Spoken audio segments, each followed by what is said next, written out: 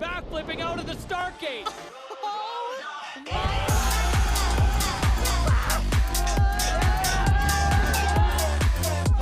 This place is erupting.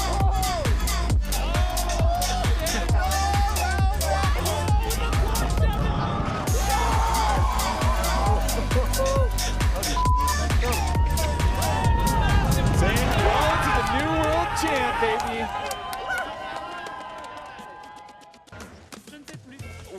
Welcome to the Freeride World Tour by Peak Performance. We are in Val Thorens, France for stop number 2 of the Freeride World Tour, the Val Thorens Pro. It is an absolute magnetic party here. Val Thorens welcoming Freeride back to France for the first time since 2018. It's been a long-awaited return, and it is firing. My name is Derek Foos. I'm here with Hadley Hammer, and we are psyched, juiced up, and ready to go. Hadley, what a face we have in front of us right now. You know it's going to be a good show when it's a powder comp, and it is a powder comp today. Oh yeah, we've had 30 centimeters of snow last night. We had 30 centimeters of snow the night before. It is stacked up and ready. The riders are on their way to the start. It is, oh man, we are so ready for this, especially you know, the return to France, seeing it be this kind of conditions for a comp. The riders are so fired up. We're going to take a look at the format that we are going to run through the entire Freeride World Tour series. The Freeride World Tour by Peak Performance is back for an adrenaline-packed 2025 season. This year, a bold new structure raises the bar. 5 events with only the top 3 results determining who advances to the FWT finals.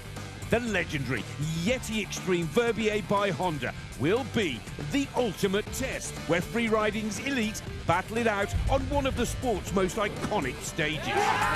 With more riders, around 60% making it to the finals, the competition promises bigger battles, bolder lines, and unforgettable moments. This is Freeride like you've never seen it before. Are you ready? Let's drop in. Well, let's drop in indeed. The Freeride World Tour traversing the globe, the best terrain, the best snow, the best riders, all stacking up to bring you the best show on Earth, on the Freeride planet. Hadley, oh my, I just like cannot contain myself right now. Yeah, you can feel the energy. I mean, what a welcome back to France this could possibly be.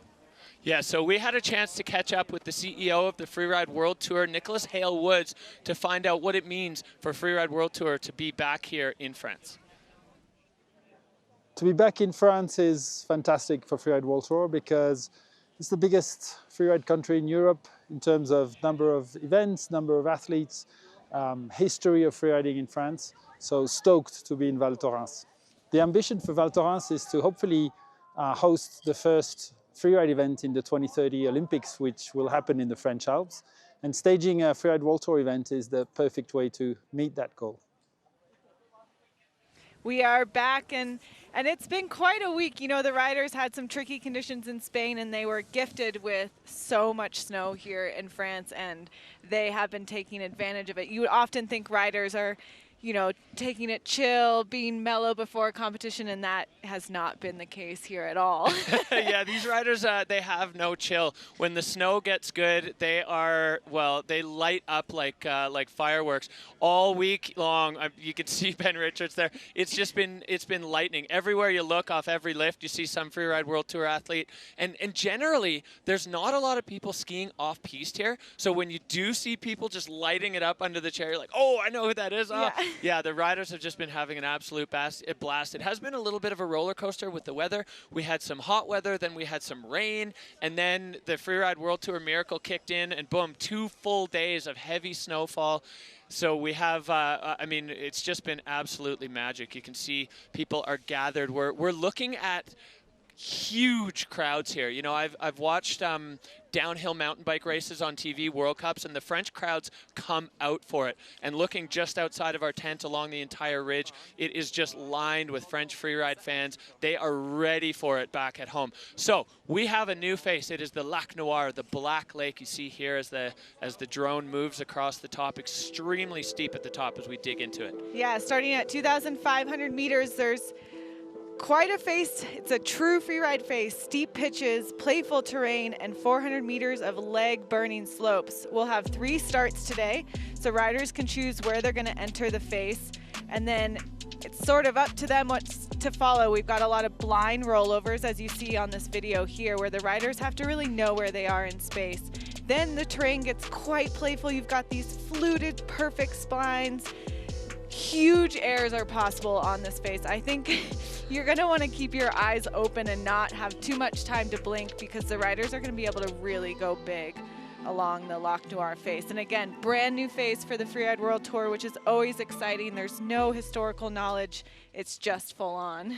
Yes, a blank canvas for the best athletes on the planet at Freeride. This thing looks so much fun. You see there the tracks that the Forerunners made. It is deep, deep, deep out there, so plans will be adjusted. We have a look here. Thomas Diet, he was a local Freeride legend, unfortunately taken from us back in 2019. He was on the Freeride World Tour, but his friends have installed the Bichon Bell. So Bichon was his nickname. This is up at the top of Saint-Caron, so when you're skiing in that big freeride terrain that Bichon loves so much, you can give the bell a ring, and you know, his spirit will echo through the valley here. It's a lovely, lovely tribute to a man that was beloved in the area. Yeah, and he might have been part of the reason we've been blessed with such good weather right now. We've got a little bit of wind.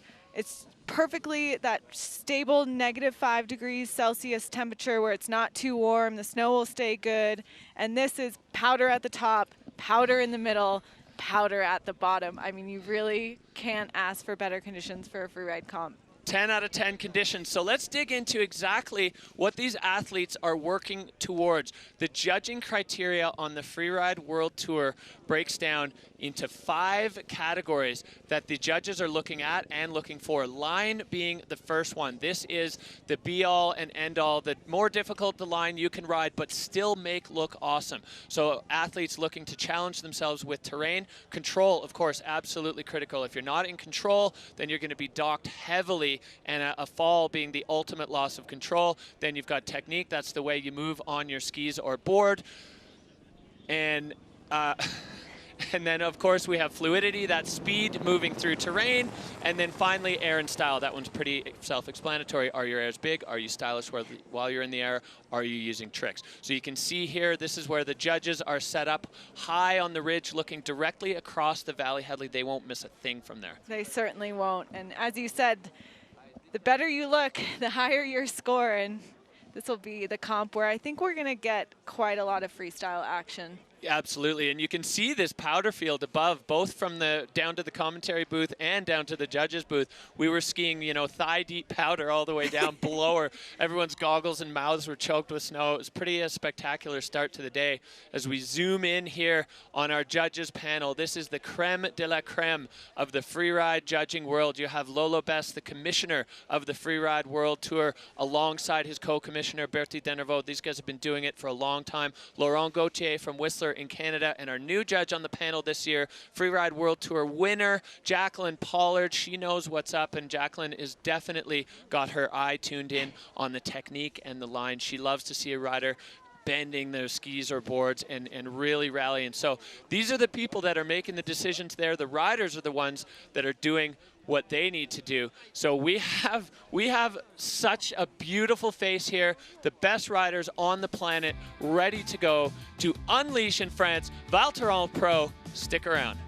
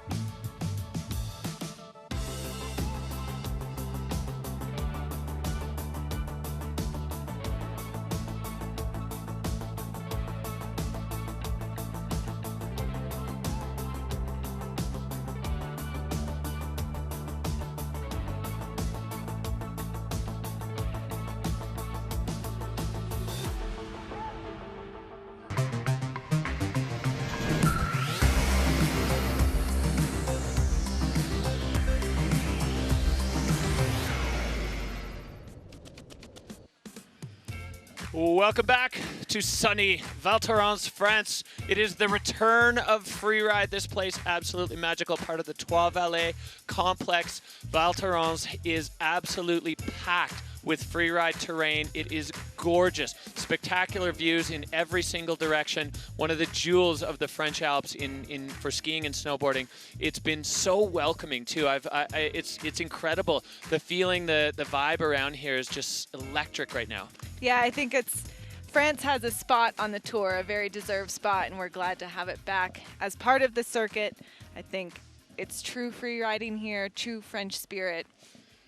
And the vibes are really, really high today. Yeah, the spirit's just incredible, and the crowd just building and building. There's so many ridges that face directly at the competition venue, so it's just going to be lined with people. I'm sure we have some portable raclette and fondue sets out here. Every valley in the area says they have the best fondue in the world, so that'll be tested out on the slopes today. As we see up top, things just building towards an incredible show. We had a chance with Lolo Best, the commissioner of the Freeride World Tour, to check in on this Lac Noir venue and dig in a little bit deeper into what makes it tick. Freeride World Tour, stage number 2. Travel last night, arrived in Val Thorens, and right now we are in the ski area and checking all the different possible venues. Snow quality is tough at the moment. We're expecting some new snow, and the challenging thing is to decide and to choose the right venue for the new snow and where would be the best places. So another 5 venues to check. This is the beginning of the day, a long one to come.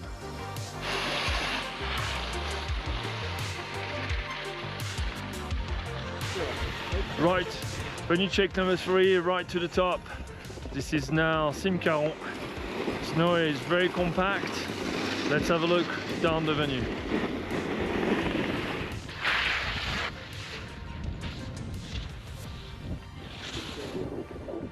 What? How are we? Alright, checking option 1, Simcaron. It's been blowing really hard from the north, so all the entrances are quite dry. The takeoffs, the jumps are quite dry. There's a bit of snow coming, but we believe there might be not enough snow to make it completable.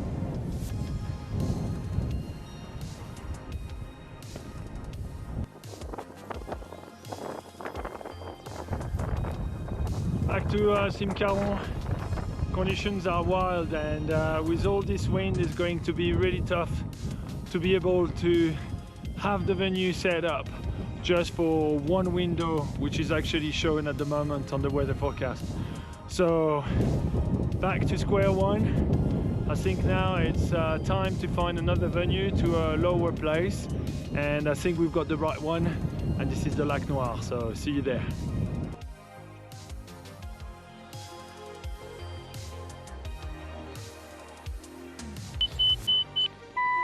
Okay, Johnny, you got your beacon? I got my beacon. Yes, okay, good to go. Awesome! We are breaking the cornices for eventually a new snow coming. And it's better to break it before they collapse in the new snow.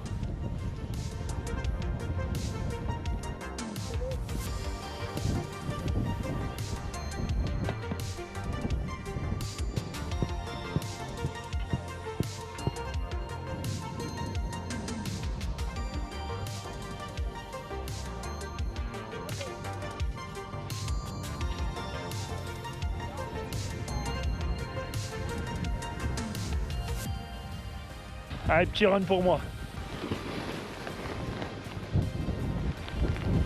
Oh, oh, oh putain. Wouhou. Et on n'est pas bien là. Oh.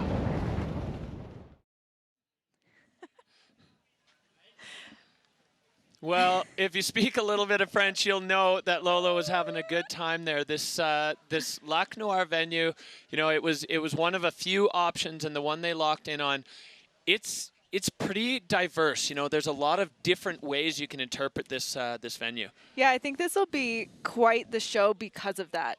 And you know, you can stay lookers left, what you're looking on the screen. We've got this really steep aspect, or you can head pretty far lookers right, and there's a lot more room to play, a lot more terrain that suits certain riders, where other riders, maybe they want to go straight into the Noir.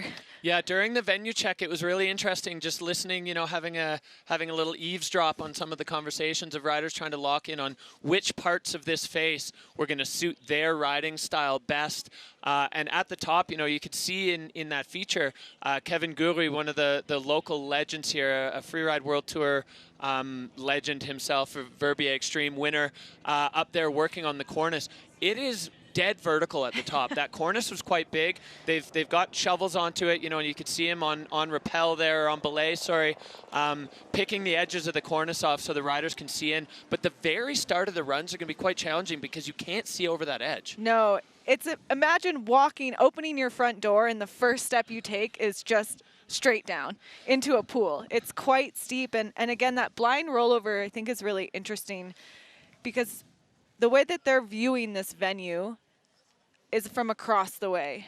And then when you get to the top, you really can't see. And finding those landmarks of, oh, where am I on this face is a real challenge. And it's also where you can kind of see the rookies they're adapting to this. They're changing how they are able to move through the venue and how to figure out where they are. Yeah, Lena Kohler had a great little chat. She said, they told me that the venues on the World Tour would be the same as on the Challengers, but this doesn't feel the same at all. This is our third Forerunner dropping out of start 2, and you can see it's just a free fall right out of the gate, straight up to speed.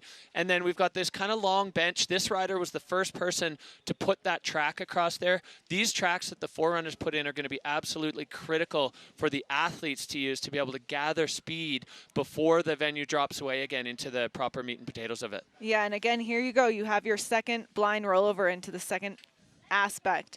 But man, oh, look at that snow.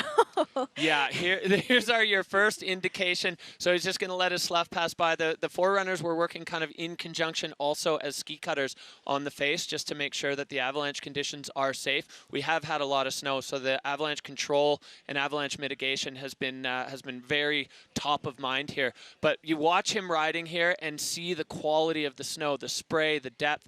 Some of these lower sections have had some slough run through, so you see there, Hadley, it's not quite as deep, but it still looks soft. It looks soft. It looks like not chunky, not set up. Like you're still going to be able to smoothly ride through this whole venue. They made the decision not to bomb it yesterday, to give the snow an opportunity to bond, to settle, put himself into the white room. I loved how he covered his face there first. Protect the lenses. Protect the lenses.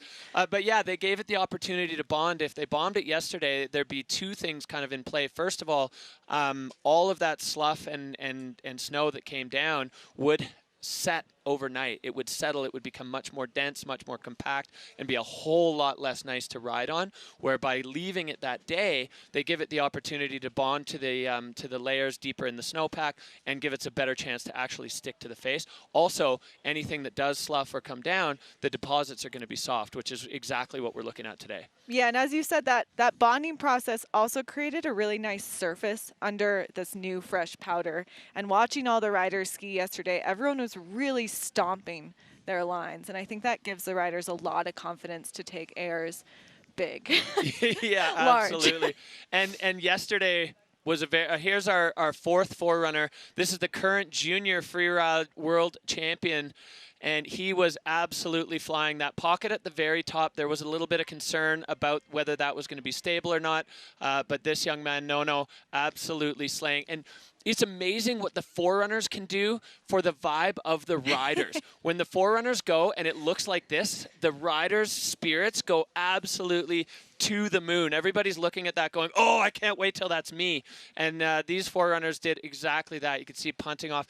I think we're going to see quite a bit of that on this lower face, some of these smaller features taking absolutely huge. Yeah, it's going to be a one. I wish we had the measurements, of like in a half pipe where you can measure how far up into space these riders are choosing to go and how far out. Yeah, you can see the forerunner here just trenching as the the approach to the finish is a little bit flatter, and he's just having an absolute time here crossing that sun shadow line. The snow is absolutely perfect. We've got sun on the face, but it's not hot. At least currently, it's staying nice and cold. So the snow quality is 10 out of 10. Yeah, this is going to be a show, and I think the riders really feeling the vibe around the inspection this morning, that last-minute pre-run inspection. You could feel the excitement, and again, like you said, you could feel the confidence growing with people. Sort of the shoulders drop, they stand a little taller, they get a little bit more excited, and I think we're in for it. Yeah, once they settle into the rhythm that this is actually going to be fun and not like a chore, I guess, something that we have to do. This is something that we get to do. You know, we've traveled around. We came from Spain where conditions were a little bit more, well, a lot more difficult, and now they're getting the payoff for their patience, which is a full-on powder comp. This is the event village down there. You can see the big mammoth, and the crowd's really starting to build. We're somewhere in the neighborhood of about 10 minutes away, I think, from our first rider, which will be Timo Roelschoven, and the crowds are just building along the ridge. You know, the comp day morning, Hadley, you went through this in your time as a Freeride World Tour athlete. The nerves jangling, the excitement building. It's, you know, it's fun being here now and getting to just look around, and almost at breakfast, I've been keeping a little notes to myself of who I think will win just based on the breakfast vibes and sort of the inspection vibes. And it's really interesting to watch certain riders. You can almost just see they're like, I got this. And they kind of stay in their own lane. At breakfast, they're like chatting and they're comfortable and calm, but they're also like in a zone starting at 6 a.m. And you watch them sort of stay in that zone, and it's quite fascinating. But it's a lot of time. I mean, these riders got up probably around 5:30, and you imagine some of them won't ski till 11:30, 12. That's hours and hours where you really have time to build in your head your nervousness or your confidence. And the trick is building that confidence. Yeah, the psychological game's such a big part of this. You know, the preparation now is done. Now it's execution time. And if the head game is strong, then the execution can be on point and the riders can go out and actually do what they planned on doing. But there's so much more that goes into it. And the morning of, it's just incredible watching all of the different riders go through their own pre-comp routines. Some of them are very talkative. Some of them are absolutely silent. Some of them go internal. Some of them go external. But they all have their process. So we are moving closer. We're going to take a look at where we sit in the overall Freeride World Tour by Peak Performance standings right now. Ross Tester holding down the top spot. He is looking cool and confident. He had a huge grin on his face this morning. He can't wait to get going. Toby Rafford and Ben Richards, that's your podium in the overall right now. As we move through, you see the cut line. Edvin Olsen just on the good side. Marcus Gogan looking in right now at the cut. And a bunch of big names, heavy hitters on the downside of that qualification line. But of course, we've only had one event. So really, everything is going to reshuffle. There's a lot of great riders on the downside that had some issues, let's say, in the last event. They're going to be looking for a little bit of retribution here at the Val Thorens Pro. That's a look down at the finish area and looking up at the Lac Noir face, Black Lake, if you will. Here's who's dropping today. We've got the ski men starting. We've got Timo right out the start gate, a rookie going for one. And then you start to see some of these older heavy hitters, Christopher Trudell, Carl Regner, they're right behind him. Maxime rounding out the top 10. These guys are gonna have such good powder. Toby Radford in the middle there. Ross Tester, our current leader, is a little bit further down in the pack. We've got Ben Richards rounding it out, Marcus Gogan away 10. The best buds are going right after each other, and the Frenchman himself is dropping 21st, Virgile Didier. Closing the show for ski men, a local. I have a feeling the French crowds are absolutely going to go bananas for their local riders today. There's a lot of French riders in the field. So here's your opportunity to get involved. The Peak Performance Fun Bet. This is Fantasy Freeride, and the Fun Bet fan favorites. 72% of you have your money on Marcus Gogan landing on the podium, Ross Tester at 46%, and Maxime Chablot, the 2022 world champ. I have a feeling this venue could really suit Maxime. He was buzzing this morning. He said he's got a line that suits his style. He's really good at the freestyle. I think he likes it when it's not extremely steep and gnarly, but the powder, he was saying he's got a huge air that only works in powder, so he was pretty happy to see the way the snow conditions have shaped up the 2022 World Champ vibing. So Peak Performance Fun Bet, that's who you have your money on, and it's not it's too late for today, but it's not too late for the season. Log on, just search up, go onto the freerideworldtour.com, find the Peak Performance Fun Bet fan page, and make your bets. There's a all expenses paid experience in Verbier on the line for the overall season winner of the Peak Performance Fun Bet. So get in, get your bets in, and tell us who you love. Do you have any fan favorites? Well, Personal favorites? I'm a fan of Freeride, so they're all my favorites. But I have made my bets, and I got my fingers crossed for all the friends. It's so hard because everyone is so good. You know, you're going through that start list, Hadley, and I'm looking at it going, oh yeah, they could win. Oh, he could win. Oh no, he's for sure gonna win. Oh no, that like every one of these riders is so talented. They're so, you know, one of the difference makers I think at this level, like everybody to a point is talented. And then when you get to the elite level, the difference becomes the work. You know, the riders that put in the work, the time in the gym, the time mentally preparing, all of those things. To me, that's the defining factor at this world-class level. Exactly, and you really see that building over the past few years. All these riders, at least compared to when I was on the tour, these riders have physical coaches, they have mental coaches, they are dialed. They have every aspect of their skiing, every aspect of their preparation really in focus and really all driven towards the Freeride World Tour. And it's so clear to see that when you watch them ski and ride, because the level is absolutely through the roof. These riders, these athletes are so driven, they're so talented, and they're taking it seriously, and they're focused. You know, everybody wants to raise that World Tour title trophy at the end of the season in Verbier, and they all know what it takes to do it. But of course, execution time is when the rubber meets the road in freeride, or the PTEX meets the snow. You can see we've got 3 different starts. Start 1 is up at the summit, start 2 a little bit down the Cornice Ridge, and start 3 miles over. Riders that are looking to go fall line out of there are choosing that start 3 because of that flat. So we are just about ready to go here with Timo Rolshoven. He is kicking out of start 3, and we are underway here in Val Thorens. It must feel so good to take those first powder tracks, and he's really got the best snow. As you see, he's lining up this first air, huge backflip, perfect stomp. That's what we knew was coming today, that great landing. Disappearing into the powder with another backflip. Timo Rolshoven, the former gymnast, and now a huge 360, connecting a little bit of a hip check there. Timo fighting for balance. He gets it back. Oh, he's got it. This guy is a cliff jumper in the summer and clearly a cliff jumper in the winter, and he's got no issue taking a huge air. Wow, connecting perfectly with that final landing just next to the rocks, and now just trenching his way through the bottom section of this face. It is a long way over to the finish area. There is a judging line across the face here, so the judges are going to be able to lock in their scores before the riders make it all the way. If we get, we've got the aerial view here. You can see how far it is. He's going to connect with that Forerunners track and then make his way all the way across the lower section of this venue. I think that was a quite an opening. I mean, he's working with Stefan Hossel, which is an insanely great coach. He's got a few different riders, and I think Timo, you really can see the work that comes out of that coaching. Yeah, Stefan Hossel, a legend of the Freeride World Tour. He's got a cliff named after him at Fieberbrunn on the Wildsloder. As you see Timo making his way through the bottom section. This is below the judging line, so we're going to have a look back at this run, Hadley. This is a way to open a freeride line. Just huge backflip, perfect 4-point landing.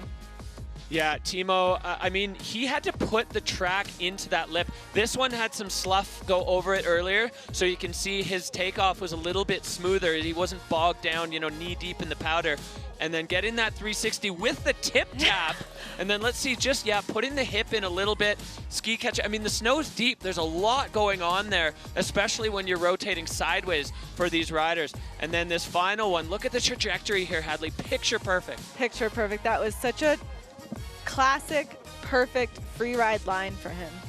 Oh yeah, well you can see dead fall line out of start 3. So the riders had a big decision to make in which start they chose to drop from. That start 3, the only option if you want to get onto that steep face, as Timo making his way through the bushes here in the lower part of the lower part, well it's not even the venue now, this is just the approach to the finish. We see our judging criteria coming in, line, control, through the roof, technique, maybe a little lower, that could be the hip check coming into play there, fluidity and air and style maxing out as Timo now into the finish. The Val Thorens Pro opening things up for the entire field here at the Freeride World Tour, and the score already ready, dropping in with an 81.33 for Timo Rolshoven. The judges loving what they saw there. So that is now the standard that the other riders are going to be looking to approach as Timo heads over to the hot seat to await the rest of the ski men's field. I mean, he had a nice 5th place finish in our first event. I think for a rookie, he's set himself up for the season well. Oh yeah, this guy is a great skier. He had a bronze medal as a junior in the Freeride Junior World Championships a couple years ago in 2023.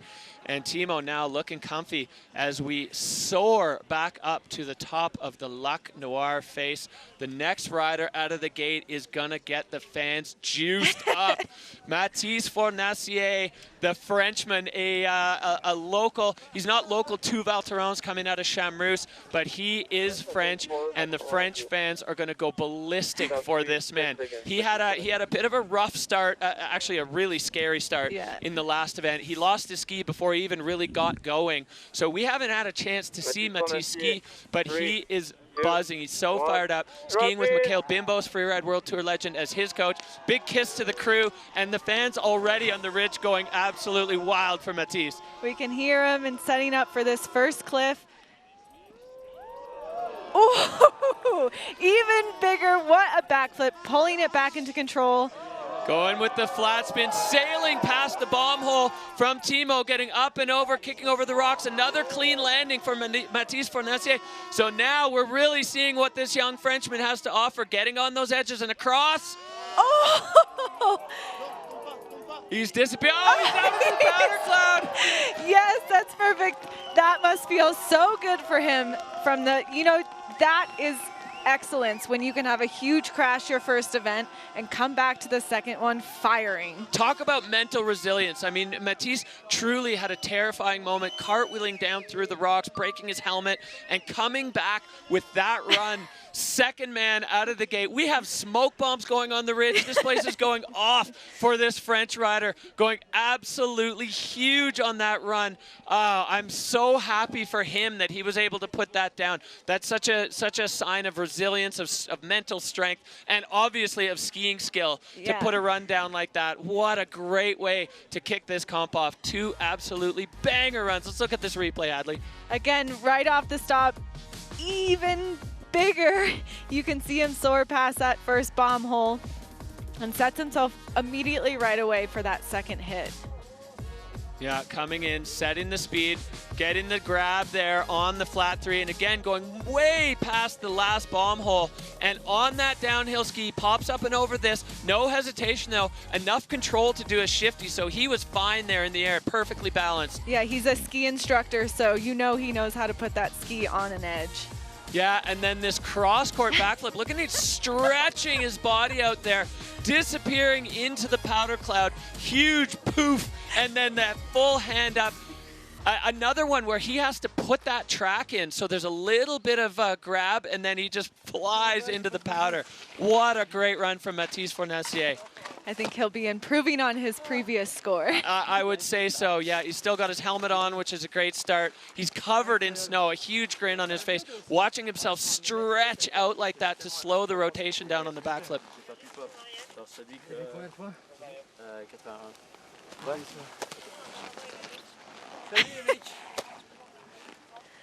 A little catch up there for the boys as the score coming in. 81.33 is the score to beat. He does with an 84, so the Frenchman goes into the hot seat in his first completed run on the Freeride World Tour, finds himself sitting pretty at the top of the pile after 2 riders. Incredible action here already at the Val Thorens Pro. France is bringing the thunder today. Vive la France!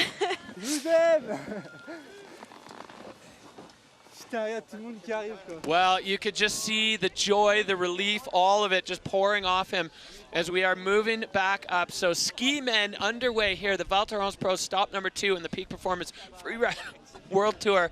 We have 3 starts, 1 far lookers left, 1 center ridge, and 1 that those 2 riders have already used. That is start number 3, which puts them directly fall line into that, I'd say, fairly freestyle-y section of the face as we are looking now at this aerial shot. I mean, that track, Hadley, that tells the whole story. It's so deep. The snow conditions absolutely perfect for the riders today. You often don't see the person in the hot seat with a pile of powder on top of their head. As we are now looking at start number 1, and it is Carl Regner Eriksson, the man from Åre, Sweden, peak performance rider. He is a standout, 8 years on the Freeride World Tour. He is, I mean, he's been here the whole time, and he is straight out of the gate and into the Noir. This is a very different character of terrain than we saw on the other side. Very much so. Everywhere you put your ski, you have to have full confidence. And the slough pouring down on both sides of Carl as he motors through that steep upper section, having to wipe his goggles to keep some vision as Carl now approaching this huge cliff up on top. Setting it, looks like, for the double. Oh, releasing quite a lot of snow, and it has to be much faster than his slough. Carl comes cooking out of there, so he released a little surface slab on the pad of that double, but safely escaping, and now just glory skiing, milking this powder down on the lower section of the face, disappearing on every turn. What you can't see is everywhere he skied, slough was following right behind him. I mean, he was just cleaning the mountain off. Yeah, the entire mountain erupting around him. I mean, there's so much snow up there. Carl is trenching down through the flats, just trying to, I'm sure some of the later riders will use this track to get a little bit of speed. You can just see how deep it is. That huge double there for Carl Regner Eriksson, opening up an entirely new section of the face with intent. That was so different from what we saw on the other side. The judges really have their work cut out for them on this face because the characteristics of different sides of the mountain are very different. Exactly, and we haven't even seen someone from start 2 yet. So I think as a judge, you're really going to have to balance all 3 sections of the mountain. Well, Carl, it's a long way down, but it looks absolutely pleasant as he is making his way through the powder, actually coming to a stop there in this deep French powder. Val Thorens, I mean, when they announced that this stop was coming back on the tour, the excitement really... All right, let's go back up to the top. Carl, right out of the gate, and he was into it instantly. I mean, this is an area where, again, you have to know where you are. There's rocks everywhere, and you see him just moving and cutting open that snow as it sloughs. I mean, look how much snow is moving around him. Yeah, there's so much powder, and then approaching the double, he lines it up, he gets his eyes on. You can see the little crack develop up there as the surface snow starts to slab away. He had to wipe his goggles again to pump off that second one, and his right foot went way deeper in the snow there than the left did, and now he has to stay in the fall line to hold the, well, basically to hold on as he passes over the slough cone. So super direct line right off the summit for Carl. Like you said, these athletes are in the gym a lot for moments like that. So line, control and technique, super high, fluidity, air and style, no tricks there for Carl. I'm not sure where in that line you could put a trick, and this really highlights the diversity of line selection on this face, where we saw Matisse and Timo go pretty full on freestyle. Every feature tricked. That one, no room for tricks. Look at the knee-deep powder in the finish corral for Carl. Couldn't see anything. There was so much snow. Everything released. I got blinded like 3-4 times. I had to like, where am I? You heard him say it, couldn't see anything. Here comes the score for Carl Regner Eriksson, 72-3-3. So the judges have in their say they want tricks on the face. He moves into third after 3 riders, and Carl saying he couldn't see anything, having to clear his goggles multiple times on that run because he was just absolutely white-roomed in the powder, going so deep in the landing, and as he said, the mountain just exploding and erupting around him, slough coming down all over the place, but we are nowhere near done. We're going back up to the top, and this looks like our first rider dropping out of start 2, the Austrian, the 2023 Freeride World Tour champion, Val Thorens, going to be dropping out of start 2, riding for Peak Performance and Scott. He is the Freeride World Tour partner sponsor's dream, hitting all the sponsors. This guy, he's a world champ. He's, again, another rider who's just jazzed to ski in these conditions, and the first rider that we're going to see push out of start 2. So center ridge, it is a huge cornice directly below him. So this is what you were talking about, Hadley. He's going to be dropping straight into it. We'll see which direction he chooses to go, riding out of St. Anton. They've had a great start down there, too, so he's been gotten pretty comfortable skiing in the powder. And this guy likes to go fast, so I think we'll see how this powder run works for him, but I believe this is going to be a quick run. So the riders coming out of start 2, if they want to access these features, a little bit more riders left. They do have to step up. There will be no dock and fluidity as Val now just getting a little pole whacking, earning himself some NAR points. You can see how overhanging that is as Val poking his nose over the void and getting things started. Here we go, straight into it. Perfect 360 transfer. Oh, yeah, Val landing just on the low side of that slough cone and connecting back in. So a hot start there for Val Thorens as he needs to get across this flat section. This is more challenging. Probably the only downside of having so much snow is this flat section before it rolls over into the zone where we saw Matisse and Timo go. It's going to just take a little bit of trench work to get over there. But Val now the ground rolling away again as we move back into it. He's entering this section, which is much steeper than it looks from here. It really shoots you straight into the center of the gut. Making another transfer with the shifty. And Val now coming into this big cliff. Lofty 360, perfect landing. Oh, Val Thorens showing exactly such perfect judgment on the rotation of that 360, knowing exactly how hard to set, which is such an incredible skill given that they have never been off that feature. They don't know how far they're going to go. Never been off, and as the first rider, again, you have no track in front of you. You have no lip. This isn't a park jump. This all has to come from sort of years of building that intuitive knowledge. Yeah, that just I'm speechless with the perfection of that coming cross court. You can see, or you could see some surface snow starting to break away. It's breaking in the form of a slab, but it's only about 10 centimeters deep, so the rider's not really fussed, and it's super soft. There's not a lot of density to that surface slab that's breaking away. Incredible run there for Val Thorens. Look at this start. Just so vertical right off the top, just a perfect acid drop. And a great transfer. He almost went too big there. He really had to hold it through that transition.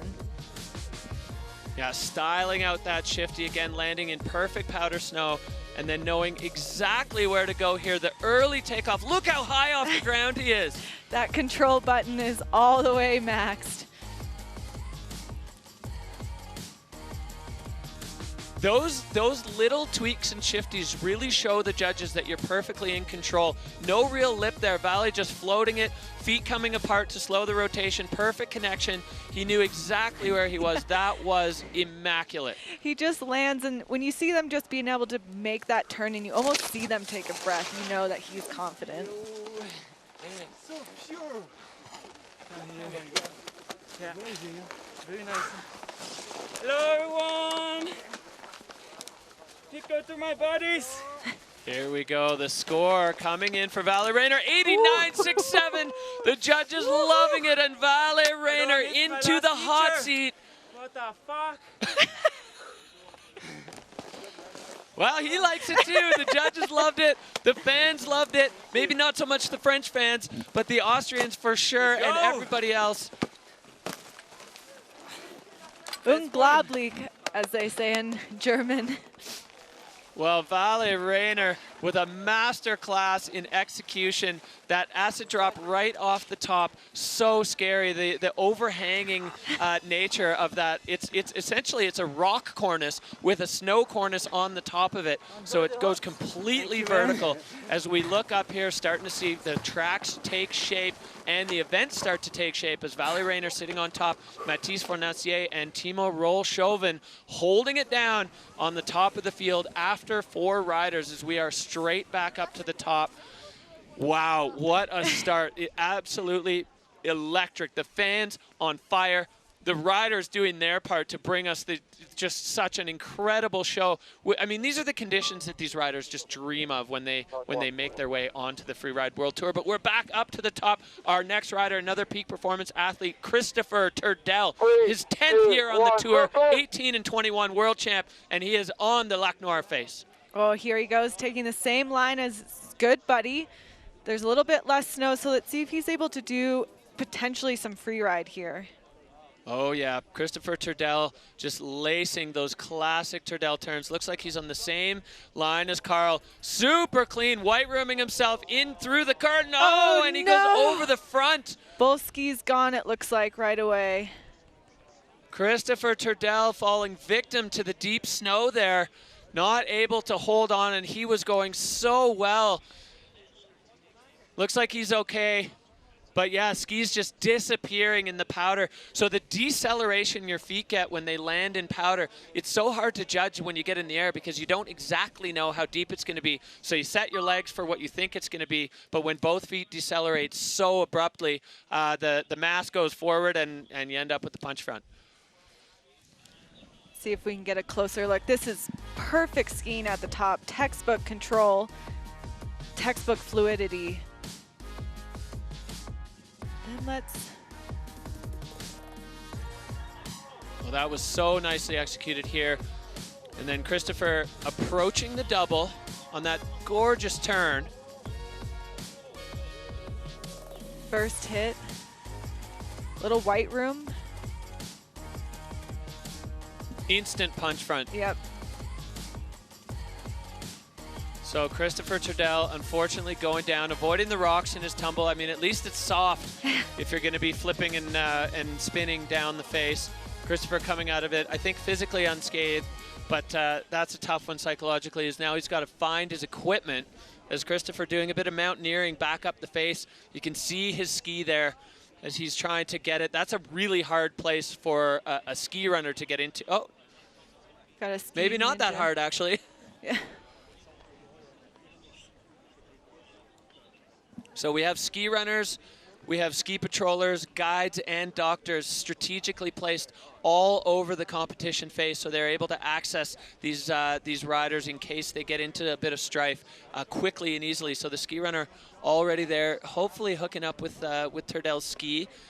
Looks like he has to do a bit of excavation there to find it. Looks like maybe a bit of a rock in the bomb hole there, Hadley. Potentially could be. So the search is on right now for Turdell's equipment, which he has left strewn above him after that punch front. Good.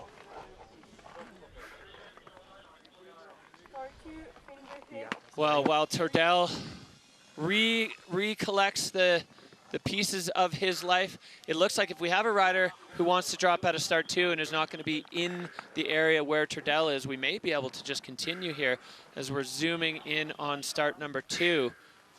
Well, those are some beautiful looking fluted spines at the top. Yeah, this venue is in immaculate condition. So that's the first athlete getting into a little bit of trouble there. As we go up to the gate here, I think this is start 2. Finn Griffith. Finn coming out of Vail, Colorado, riding for Dynastar. This is his first year on the tour. He had a pretty early crash in the first event. He was a prodigy as a junior and bomb dropping straight out of the gate to get things started with a bang. That was quick. Yeah, Finn, you know, you saw him get used to just the energy and the vibe as a rookie. I think that's always a bit overwhelming on the first few stops. Yeah, there's a lot going on here as we see Finn popping, going such perfect transition there for Finn Griffith as he is loving the powder conditions here on the Lac Noir face, looking for, you know, one of the things that's quite challenging for these rookies. Oh, a double there for Finn and a perfect landing as he picks up a whole bunch of speed down. He's riding through the slough, just trying to hold on. You don't want to do anything too aggressive there as he can use all this powder now to shed some of that speed. So Finn now coming into the lower face. That was so direct and just burying himself in the powder. I was never that great at math in school, but I believe that was under 3 turns that Finn just took. I mean, that was essentially, he pointed his skis towards the finish line. Nice playful bottom, but he really never deviated from straight down. Well, Finn, you know, he's such a great young skier. As I said, he was a prodigy as a junior. He gives a lot of credit to his coaches, Matt and Justin, for getting him through. And he's got a really cool story. You know, when in his first year in the U19 category, he said he finished like 127th. He put that result here. We're going to take a look back at the replay. Oh, look at that. I just love how they're able to control their speed in the air. Yeah, and such perfect connection with the transition there, all the way down to the bottom, but still finding a nice steep landing. And then another one just sailing off this section as a double and then picking up so much speed. Again, you see him, as Derek said, just committing to that straight line through the slough, which is a perfect idea. You never really want to put your skis sideways when you're going that fast and when the texture of the snow is changing. Yeah, perfect conditions, but also definitely some opportunities for riders to get caught up there. As we saw the replay. Sorry. Wait. Woo! Hey! Hi, Cappy. Hi, Cece. Wah! Finn Griffith finishing a Freeride World Tour run, and a 67 there for Finn Griffith, so sliding into 5th. Ooh, what a day we've got in front of us here as Finn Griffith wraps up his campaign at the Val Thorens Pro. Valley Rayner, Mathis Fournassier, and Timo Rollshoven. Those are your top 3 riders so far in ski men. You just look at this face and you want to go powder skiing. As we're back up to start 1, and this man made a huge splash in his rookie debut. It is Toby Rafford taking 2nd in Spain with a mind-bending blend of fast, aggressive skiing and future tricks. You know, this guy's living in the year 3000. Toby Rafford riding out of Sun Valley in Idaho. He's only 21 years old, a rookie on the tour, certainly not skiing like a rookie. As Toby Rafford out of the gate and straight into the air. I'm surprised he's going out of stop 1, and it makes me pretty excited to see we're about to see some freestyle action in this section. Whoa! Oh, not able to hold on to it, but also able to recover eventually. That was a massive 360. Incredibly aggressive start for Toby Rafford, and getting again into the white room, flying off this nugget on the lower section of the rider's left part of this face. Now he's just riding down through the slough deposit. He's got another little nug to toss himself off. Toby Rafford, I mean, blink and you miss it. That run, incredible. The 360 over what looked like about a kilometer of rock. Yeah. I mean, Toby's really known for this swaggy, super chill, super flexible, really interesting style, but he proved by going out of start 1 that he also has the technique, the ability to control his speed, to really lay those skis and make a proper turn. Yeah, if not control, at least direct. I mean, he was so fall line and so fast. And Toby is part of this new breed, I think, of free riders that have such a complete skill set. You know, there was some chatter before Spain, like, oh, Toby's a freestyle guy. These difficult, hard conditions aren't going to suit him. And then he showed everybody exactly how precise and technical he can be. And on this one, I mean, we'll see in the replay, but he certainly went out aggressive as we take a look back at Toby Rafford's run. Just straight right off the top. So much powder for them. And here's that just massive 360, as you said, right over rock. backslapped, wasn't able to fully ride out of it, but also was able to stay on his feet overall. One of the threads running through here is almost every one of Toby's airs, he was head deep in the snow before he took off. You can see when the snow goes up past the rider's face, and we heard it from Carl, they can't see, right? They're popping out of a curtain of powder and then finding themselves 15, 20 feet in the air. Incredibly, like it's fun, but it's also, it presents its own challenge when you can't see properly. But Toby Rafford just coming out with full aggression as he catches up with Valet at the bottom. That's free, man. I feel. Oh, it was so deep, bro. Oh. Wow. Nice one, bro. Thank you. Let's go, man. All right, well, the score dropping, that is not going to challenge Valley Rayner's score. 59.67 for Toby Rafford with, well, the biggest move we've seen so far of the day, but not quite able to hold on to it.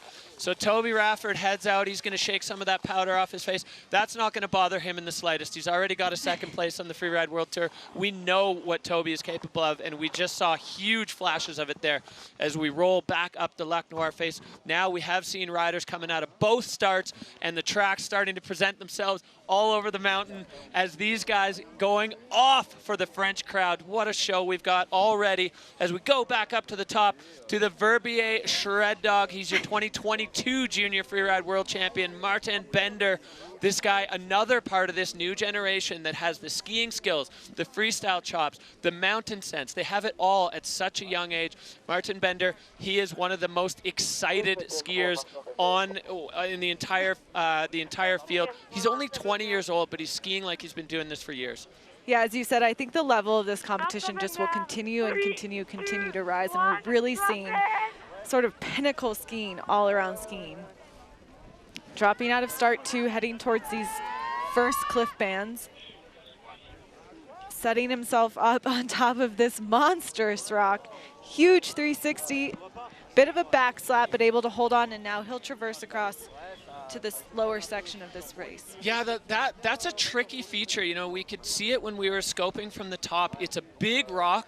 The landing is pretty flat, and the tide goes out on it quick. So the further you go, the worse it gets. But because it's so steep and the face of the rock is so vertical, it's really difficult not to go far. So you did see there a little bit of a backslap from the Swiss rider, but Bender now making his way across this powder field, just again, putting himself deep into the powder before he gets into the lower section, the meat and potatoes of his run.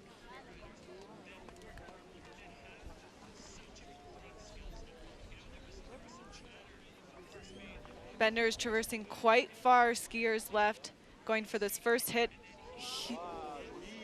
Oh, big 360 from Martin Bender, now following Valley's track, but in the other direction with another big 3 the other way. So spinning both directions there for Martin Bender, the slough pouring down, and he is not done yet. Oh, I'm dizzy just thinking about switching directions. Well, the young Swiss rider out of the Verbier Freeride team showing exactly why he was the junior world champion and earned his way pretty much directly out of juniors onto the Freeride World Tour. Tricks all over the place in both directions. Martin Bender, incredible skiing there. A little bit of an issue at the top. We'll see what the judges make of it. I mean, it was a solid backslap, but the rest of his run certainly picking things back up on the old judges' thermometer. Exactly. He's such a consistent skier, and I think to do well on the tour, consistency is key. Again, it's 6 events. You want to be pushing to your best, but you also want to make sure your best is stompable each time. I mean, just that first air, and then this one almost getting the hand drag, super corked out, going right down to the bottom of the landing. Maybe a stage, not even a stage 2 there, just a little back seat. And then this, look how high up he goes. Bender landing, that landing was perfect. Yeah, perfectly powdery too. This one is massive. Yeah, over that lower bench of rock, way down. Getting bounced a little bit, but he went so far, and then popping this one into the channel between the cliffs, another one, and actually making it into 2 there. His angle a little bit skiers left, so turning it into a double. Really, really impressive scoping from the young Swiss rider, only 20 years old. It's so incredible. The sport pyramid, you know, these riders are they're coming up at 19, 20 years old onto the tour with already so much competition savvy. Yeah, you would assume they're in their 30s at this point with how much experience they have. So fucking insane. Let's go! Let's go. Magic. So What sick. the heck? Wow, snow was so good. Insane. Insane. Yeah? No, let me stay here. Oh, c'est bon! Yeah, boy! 91.67. Oh, 91.67, a huge score for Martin Bender as he takes over the hot seat. He's got, maybe a Swiss football jersey on underneath. Wow, well, the level just keeps going up. The bar getting raised again and again by these riders. Martin, for sure, the most features we've seen anybody put together in a single run so far as he takes over the Dynastar hot seat with that incredible run and great blend of freestyle and freeride there. Yeah, he was able to, even just in the top section, again, that it's so fast, so vertical, to take 2 hits out of. I think that really helps the score.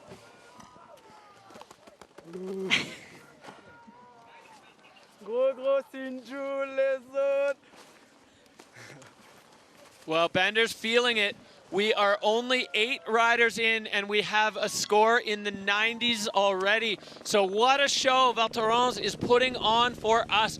Incredible action. Martin Bender at the top. Valet Rayner now down to second, and Mathis Bonacier, the local dog, out in third, holding it down for the absolutely frenetic French crowds. There's so much action already, and we're only 8 riders into the ski men's field. We still have ski women and both categories of snowboarders to go, so we are really just getting started here as the camera zooming in on start number 3. There we go. We see Bender in the hot seat. We're going to see his good buddy up there in start 3. We only had 2 full start gates, so start 3 gets those peak performance flags across the big flat section. Riders and organizers deciding that it was going to be too difficult to get there from start 2, so let's throw another start in on the top of the mountain as we're going to be looking back up at Simon Perrodin riding for Dynastar. Bender getting the selfie there for all the friends at home.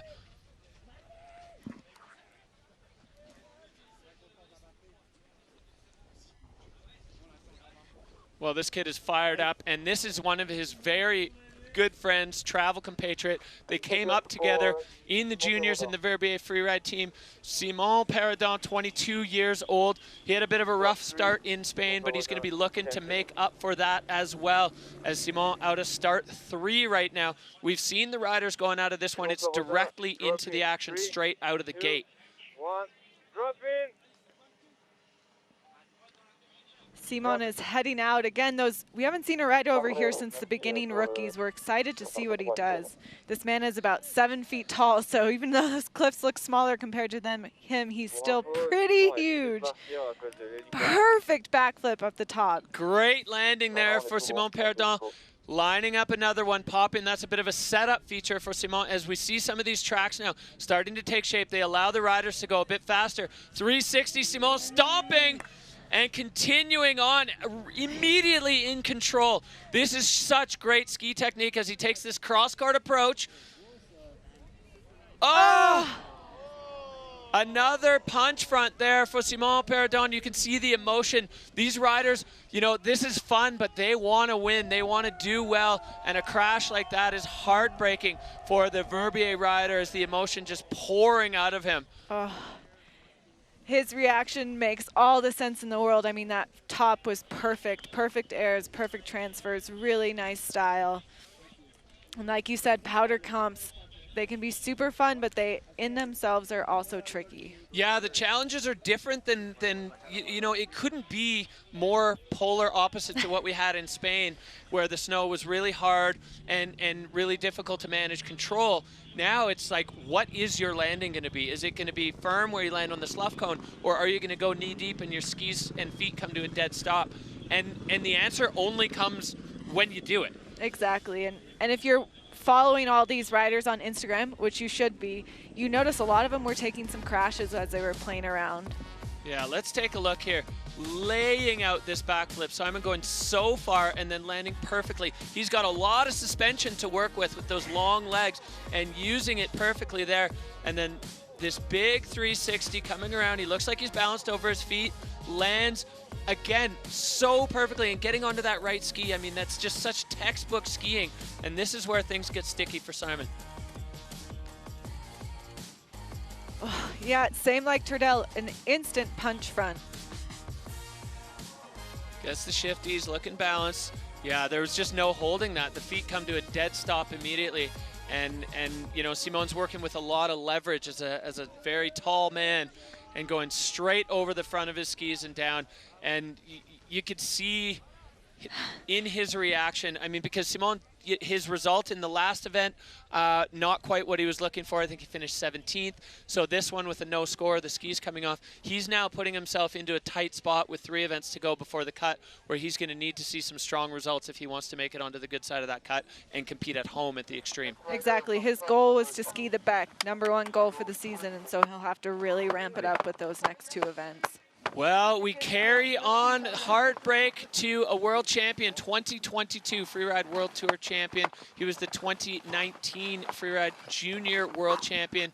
He is the current kite surfing world champion, Maxime Chablot. He was juiced at the face check this morning watching the Forerunners. He was one of the riders that just got so excited seeing the conditions. This man, I mean, he knows what to do. He knows how to win these events. He's only 23 years old, but it feels like Maxime's been around the Freeride World Tour forever because he came on so young and he came on with such a bang, winning the title in his rookie year. Chablot looking into the void now and getting it started. Perfect air off that top. That's a nice way to make use of that quick transition. He knew he had plenty of runway, take that first air, and have enough speed to make it over to the second part of the venue. Yeah, exactly. Chablot now coming up and over the rise. This is where gravity starts to work again for you instead of against you. Chablot now coming down this perfect powder field, laying out a backflip all the way to the bottom. Wow, Maxime Chablot just running out of transition there as he, I mean, the connection from the slope he was on to the lower face, he landed directly in the kink of it. That was so far. He's fine.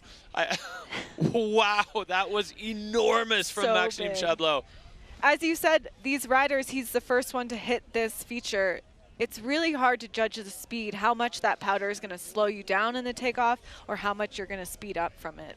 Well, and Chablot, no stranger to going big, but unfortunately the tide going out on that landing. He just went so far, and now he's just going to enjoy a glory lap. Such a great start to this run, Hadley. Perfect fall line right out of the gate. Nice landing there.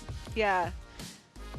And here's where, you can see from the takeoff, just massive. And as you said, he landed past the landing, past where the skis make the transition with the snow. Straight to the parking lot here. And he picked up a bunch of speed as he re-entered that track. That's where he should have landed, or where he probably would have liked to have landed, at the bottom of the transition instead of after it ends, in the kink in the terrain. So Chablot, unfortunately, splatting himself. Again, you know, we talk about powder comps being all glory, but there is this risk of honestly going too big and running out of landing.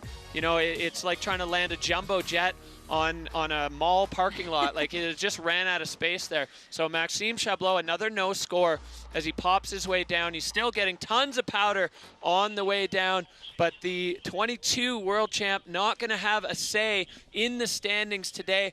And another one, you know, similar to Simon Perdon, where he had a crash in the first event. So putting himself now into a bit of a pickle for the rest of the season, where he needs some strong results to get up on the good side of the cut.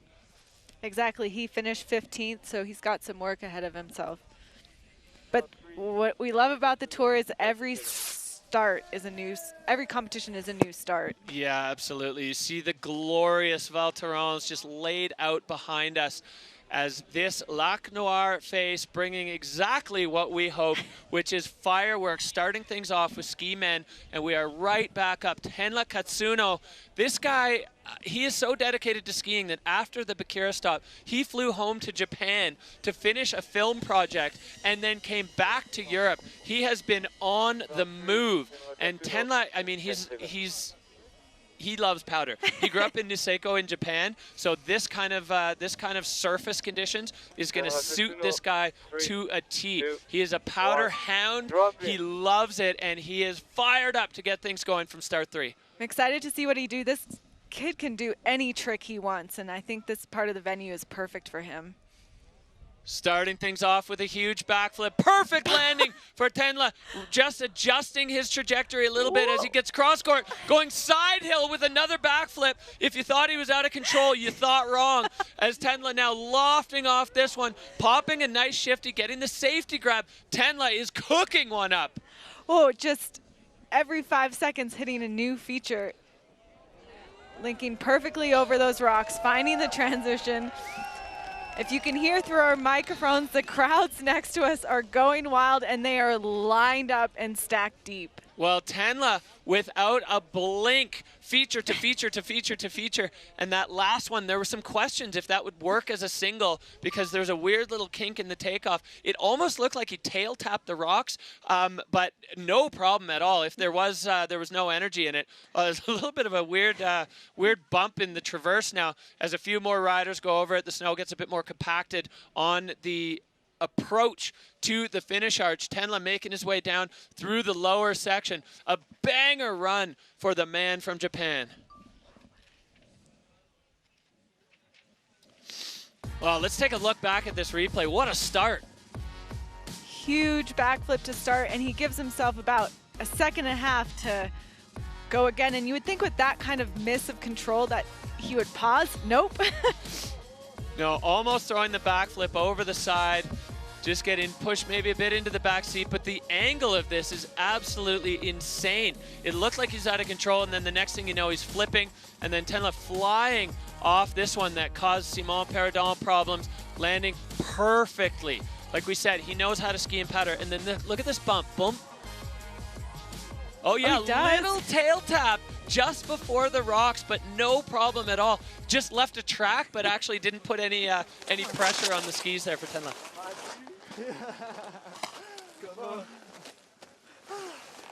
The top section was so sick. Thank you. A bit sketch, but.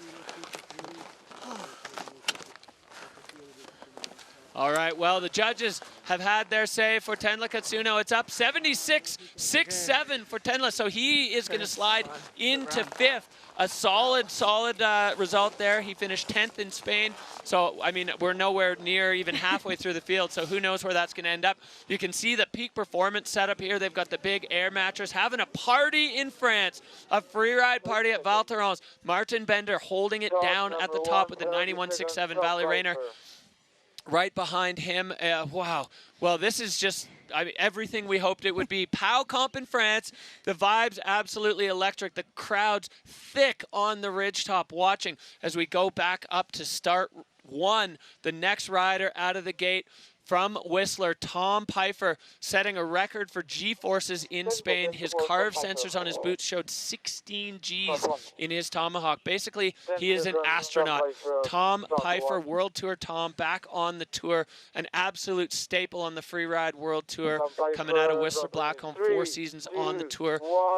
And earning his way back this year through the Challengers, Tom Pfeiffer in the Gnar. This is where he lives and breathes. The steeper it gets, the better his skiing becomes. I think he's going to lace through this. You see him just moving through this rocky terrain. Taking that as a double. Now Tom Pfeiffer approaching the area. Looks like he got, I don't know what happened. Did he lose a ski there? Yep. Yeah, his ski is gone. Oh, Tom Pfeiffer just walking out of his ski. Can't even see where it happened. Just coming to an abrupt stop. The drone looking for his ski. You could see him get really trenched in one turn. Yeah, we're as confused here as Tom is. As another one, the emotion just pouring there. Tom absolutely frustrated. The ski just deciding it didn't want to play anymore. There it is. Just right in the middle of a track. I don't know. That was weird. Maybe the replay will show us something. Tom with a really hot start. just skipping. I mean, you can see the rocks in those first landing, and they caused him no issue whatsoever. Sailing off that straight into the air again, getting a little bit out of sorts in the air, but then handling it, slowing himself down as we see the drone's eye view.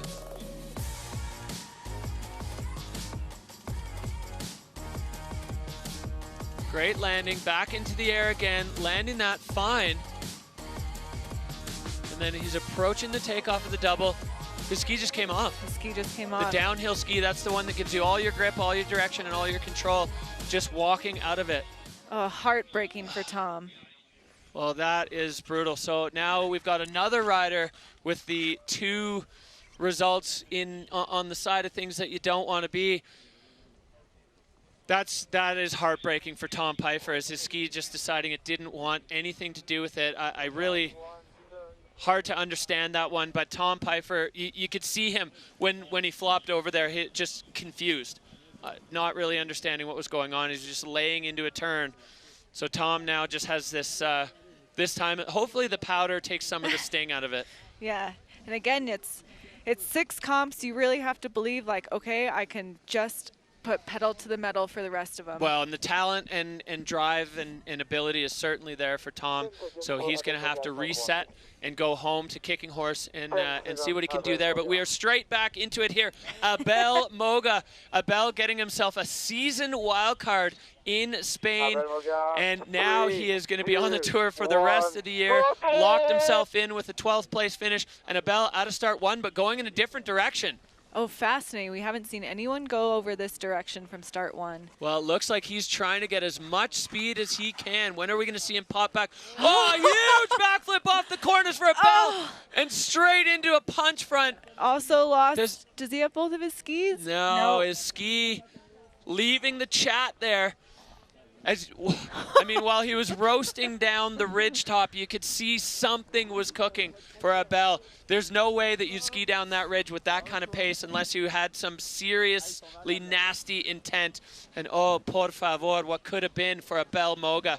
As unfortunately, yeah, the ski's gone there. So, but let's look as that backflip, enormous. He lands, it looks okay for a second, but on the first punch front, the ski deciding it was not interested in staying involved in what Abel wanted to do to it. No, but what a skill set. I mean, cornices, they are nothing to mess with. And if you're going to launch off of them, you also are going off of them completely blind. He had to really study where he was going to do that takeoff. Yeah, so blind. And his trajectory was perfect. He was over the rocks. He was clear of everything. He had transition on the landing. The snow maybe just proving to be a little bit too deep as another rider going over the tips of his skis. He's trying to direct the ski runner now to find that lost ski. The snow up there is so deep. So, you know, we had a hot start with a lot of stomped runs out of the right off the bat. Now, Lac Noir starting to bite back a little bit. There's definitely some challenges with this deep snow. Exactly. I think riders are realizing that and potentially making some adjustments as they're at the top. Yeah, I mean, ideally they're watching what their competitors are doing from the top, and they can adjust. But there's not a lot you can do when you don't know exactly the surface you're going to land on, or in this case, land in. So you set your legs and hope that it's going to work. But I think a little bit of a tails first approach in this deeper snow is going to work. But then if it's hard, you backslap. So it is a little bit of a gamble, a little bit of a roll of the dice, and it's one of the things a little bit more inconsistent. All right, we are going back to the top of start 3 with Oscar Menden, our second French rider of the day, coming out of Avoriaz, the backflip master. Oscar looking for a strong result, looking to come back. He had a 19th in the last event, and Oscar Menden now on the Lac Noir face. Backflip incoming? I believe so. He did his first freeride comp here ever, and so I think he's got some really great memories. Also, podium in a slopestyle event, so we'll see. As he shows us, he's got the tricks in the bag. Perfect backflip as Oscar with another one way past the bomb holes, landing perfect, trying to get control as he comes up and over this one, clearing the rocks. Oscar Menden with intensity as he is putting the pedal to the metal here on the Lac Noir face. He's got another big one here following the tracks that we saw, collecting 2 for the price of 1 there. And the French crowd going ballistic here for their home hero, Oscar Mandin. What a great run for the Frenchman.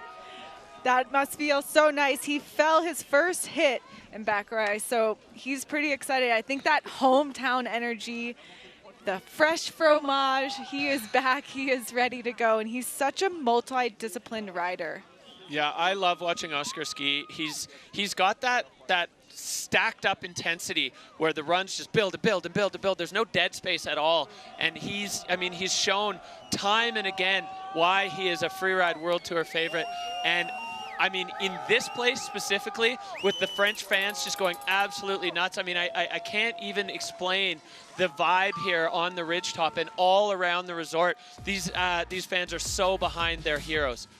Setting up perfect way to start the comp. Huge backflip. Perfect landing. Yeah, you could see the skis slow down slightly, but Oscar muscling through it. Another big backflip. And this one, he had to get onto that left ski immediately. And that little nub there, slowing him down just the right amount to give himself direction for the next one. So many features here on this run for Oscar. Just playing bingo with the mountain. And then taking that one a little bit more skiers left to turn it into a double. Direct, aggressive, fast, and fluid for Oscar Mandin, and the crowd loving it. Electric vibes here in Val Thorens. Malade. Tellement beau. Bon Dieu. Bon Dieu. Il est à la maison, lui. All right, well, the judges have had their say. Score coming in 87 for Oscar Mandin, moving him into a podium position. They loved it, so not going to bother Martin Bender there in the hot seat. Here we go. Look at this electric crowd. You can buy your favorite riders' bibs on freerideworldtour.com, so these fans have the home heroes on their bibs, going absolutely ham here for their favorite Freeride World Tour riders. Woo! Val Thorens bringing the heat. So Martin Bender, Valley Rayner, Oscar Mandin, the other hometown hero, getting bumped off the podium there. Mathis Fornacier, Timo Rochhoven rounding out the top 5. And then as we look a little further down, a whole bunch of NSs. That means no score. If your ski or snowboard comes off, then the judges give you a no score. So you will be ranked as you were up to that point. We're going back up to start 2, though, for our next rider, Edvin Olsen, the man from Åre, Sweden, raised inches from the base of the ski lift. This guy is so smooth, so stylish, and so strong. I love watching Edvin ski with a 13th under his belt so far, so he's going to want to step that up, and I have no doubt that these powder conditions are going to be catnip for the Swedish rider. Setting himself up, just hiking again. Their run doesn't start until they drop, so they're allowed to go across this cornice line until they're ready. Yeah, so he's up and over now. Edvin Olsen, he's behind the cornice ridge. We'll see popping out, airing off the cornice. Oh, beautiful. Oh, that was clean. Edvin Olsen, he's another tall rider similar to Simon Peradon, where he's got lots of travel in the suspension, just bouncing his way through the powder. I mean, this is just... It's a nice little break, and it's a chance to kind of bring the playful side into it as they move across the flats. The snow there is so deep. He's going to get back into that track now to give himself some pace as he heads into the part where it rolls over and we can get some speed up. Really strong technical skier. He can bend the ski, can enjoy some powder turns, and he can also very smooth in the air. Yeah, Edvin Olsen now picking up speed. He's got a track to work with, popping himself up and over in the air. Nice connection back with the transition. Big nose awaiting Edvin Olsen. Lofty 360, just clearing the rocks, but not able to hold on. That was close. Not maybe quite enough speed on that one for Edvin. I think so. Another ski missing. This venue is eating skis. You can see as his leg just dips so far down into the snow. It is deep in these landings. You've had a ton of slough sort of build up on top of already the 30 centimeters that fell last night. Getting the wave there from the Swedish man. So he's okay. He's just going to have to reconnect himself with his equipment. A heartbreaker for Edvin Olsen as another one putting himself into a tough spot after 2. This start was so sick. I mean, as you said earlier, Hadley, that is dead blind. You just have to trust your scoping, and you know, visual inspection makes that so difficult. And I love the way he just confidently rides. He's fairly quiet guy. So he did clear the rocks, but I think the landing maybe just a touch too flat there. Yeah. So Edvin waiting for the ski runners, maybe just going to take things into his own hands and start boot packing, wallowing more like it, up through this deep powder.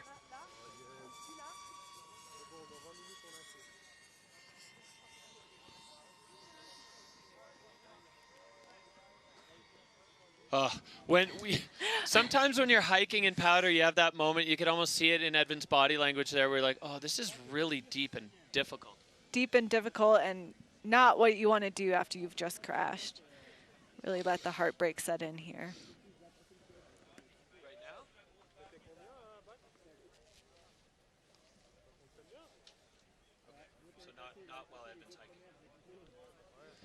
Well, we see Martin Bender. That's another big challenge that's not going to bother him in that hot seat, sitting in the beautiful sunshine. Singing songs and having a good time.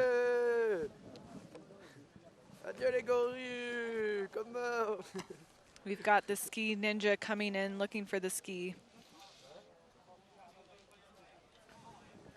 Yeah, Edvin can put his ski back on. We got people to take care of business for these riders when things get a little haywire, as we just saw for Edvin Olsen. So yeah, a bit of a mixed bag here for the riders, finding the right landings, finding the connection, and having the ability to hold on in those deep powdered landings. Definitely proving not as easy as we might have thought when we arrived here for a POW comp. Exactly. You know, unpopular opinion, I, in my comp days, loved the hard pack comp days. You knew what you were going to get, and you knew that as long as you went to the gym all summer, you could handle those landings. Yeah, there is something to be said for consistency. You know, if you know what you're getting, then you know how to set your body, set your legs for the impacts. This is a little bit more of a question mark when riders get into the air. And it was good to look back at the replay and see that Edvin, he cleared the rocks. His carry, his distance was appropriate, was the right distance for the air, just unable to keep it together in that deep snow. You can see him even just standing there without any more. All right, we're back up to the top. Ross Tester with the win in Bakir Barrett. This run was insane. Hadley, all the pieces coming together. All the pieces and all the fire. This guy was going fast and hot. 92. What? Well, he was probably the only one surprised by that score. Ross Tester, he's looking like he's going to be starting from start number 1. He will be wearing the golden bib. That is the current leader of the Freeride World Tour by Peak Performance in the ski men's category, which is where we are at right now. He's the 16th rider out of 21. So we are ticking away through the ski men's field as we look up start number 1. It is steep and gnarly up there. The French Alps providing an absolutely spectacular backdrop for this day. So Ross, he's back from the gate a little bit as he wants to take some heat into the first feature. You can see directly in front of him, there's a little ledge there, and Ross looking to get a bit of pace as he's going to push himself and slingshot out of the gate for our current leader, Ross Tester. Well, a 360 right out of the start gate, and another one. Ross Tester getting control, a little hung up on the rocks there, Hadley, as he makes his way into this extremely steep part of the face. Whew, are you entertained, or is it just me? I mean, we were wondering if that steep section would have any tricks involved, and Ross just answered us. Yeah, coming across now onto this nugget, laying out a backflip with a late 180. Yeah. Wow, what did I just see? Ross bringing full freestyle into this section. A huge long backflip there. Ross Tester. Wow, I don't even know what to make of that. I mean, it happened so quickly, spinning right out of the start gate. The backflip with the late 180, was that on purpose? For sure it was on purpose. Definitely. Ross doesn't do things by accident.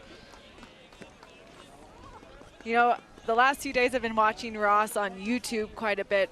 but he's been watching a lot of like Blizzard of Oz, real late 80s, 90s skiing, and I think he's so entertained by what can you do on a pair of skis. Yeah, he's always kind of testing the boundaries, he's got like an old school flavor, but with a full new school mentality. And I mean, that was just incredible. The top section alone, bang, bang, bang, right out of the start gate, 3 hits before you could blink, spinning. Well, hopefully we'll see it again, but I think both ways there. Ross Tester, again, the skill set is so complete. He has all of the aspects. Let's go back up to the top, Hadley. Oh, he would switch on the gate. Oh, man, that is a certain level of commitment. And then you see here, it's like his feet are almost on fire. He's making such quick turns. Backflip, late 180, trying to land switch, like barrel rolling out of it. So line score, absolutely max. Definitely going to be a little bit of a significant dock and control.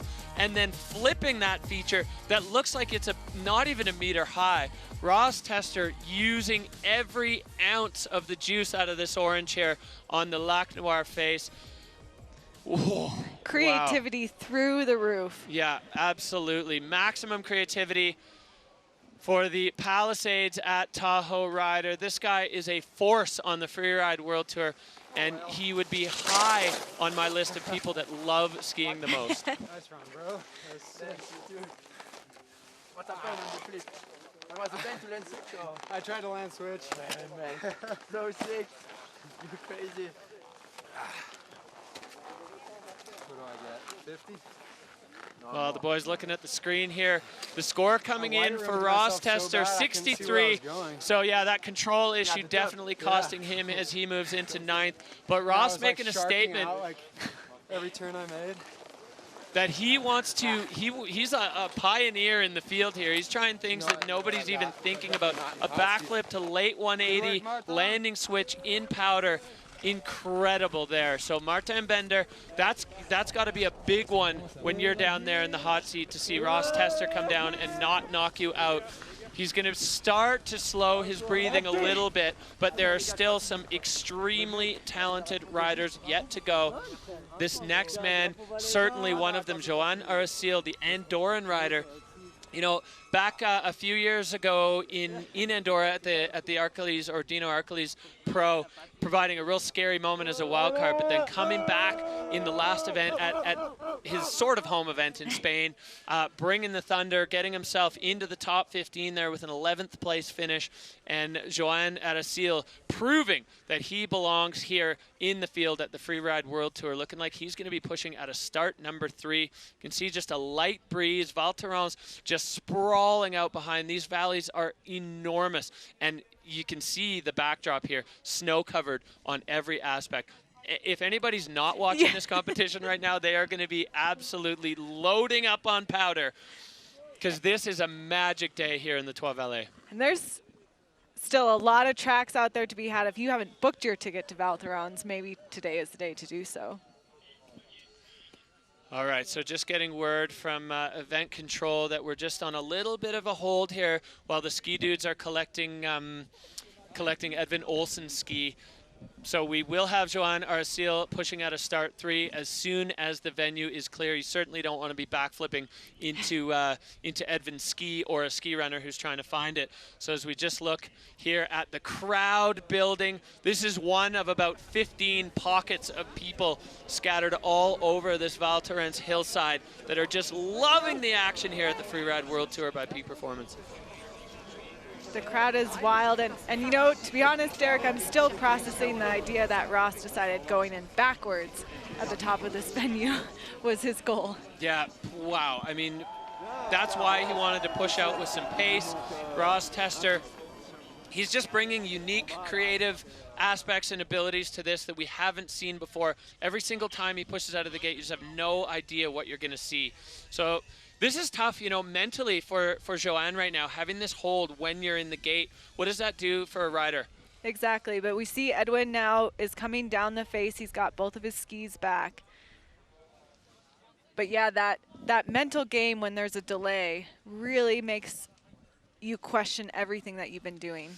sometimes it's like the question of a bit too much time to think. You know, you need to not turn your brain off, but you do need to be locked into competition mode, and you get these weird delays and gaps, and they can have an effect on an athlete. But we are locked in and ready for the Andorran rider Joan Aracil riding out of Ordino Arcalis. A strong result in stop number 1, and Joan now on the move on the Lac Noir face. Heading towards that first feature that we've seen a ton of backflips off.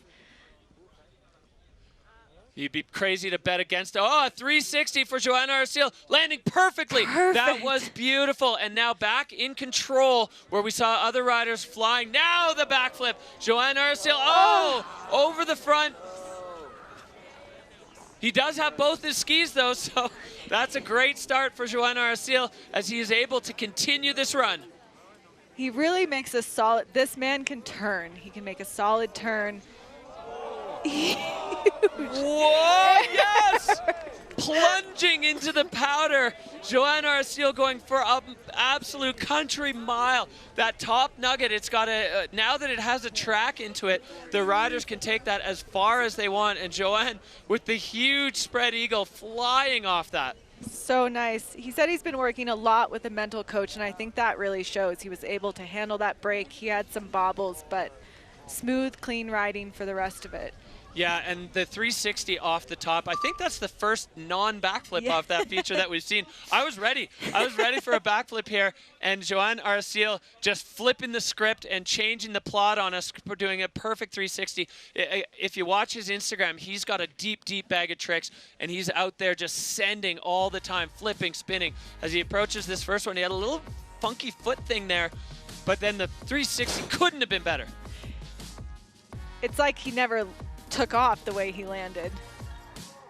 Lofty backflip, so laid out into the somersault, and no break in fluidity as he kind of got a bit sat down there. And then this one, look how far he goes.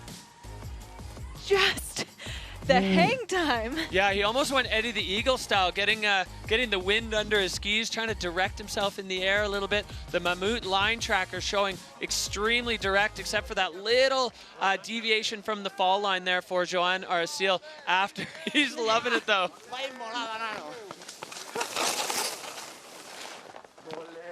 Got the big one. Yeah. Nice, dude. Oh, fuck.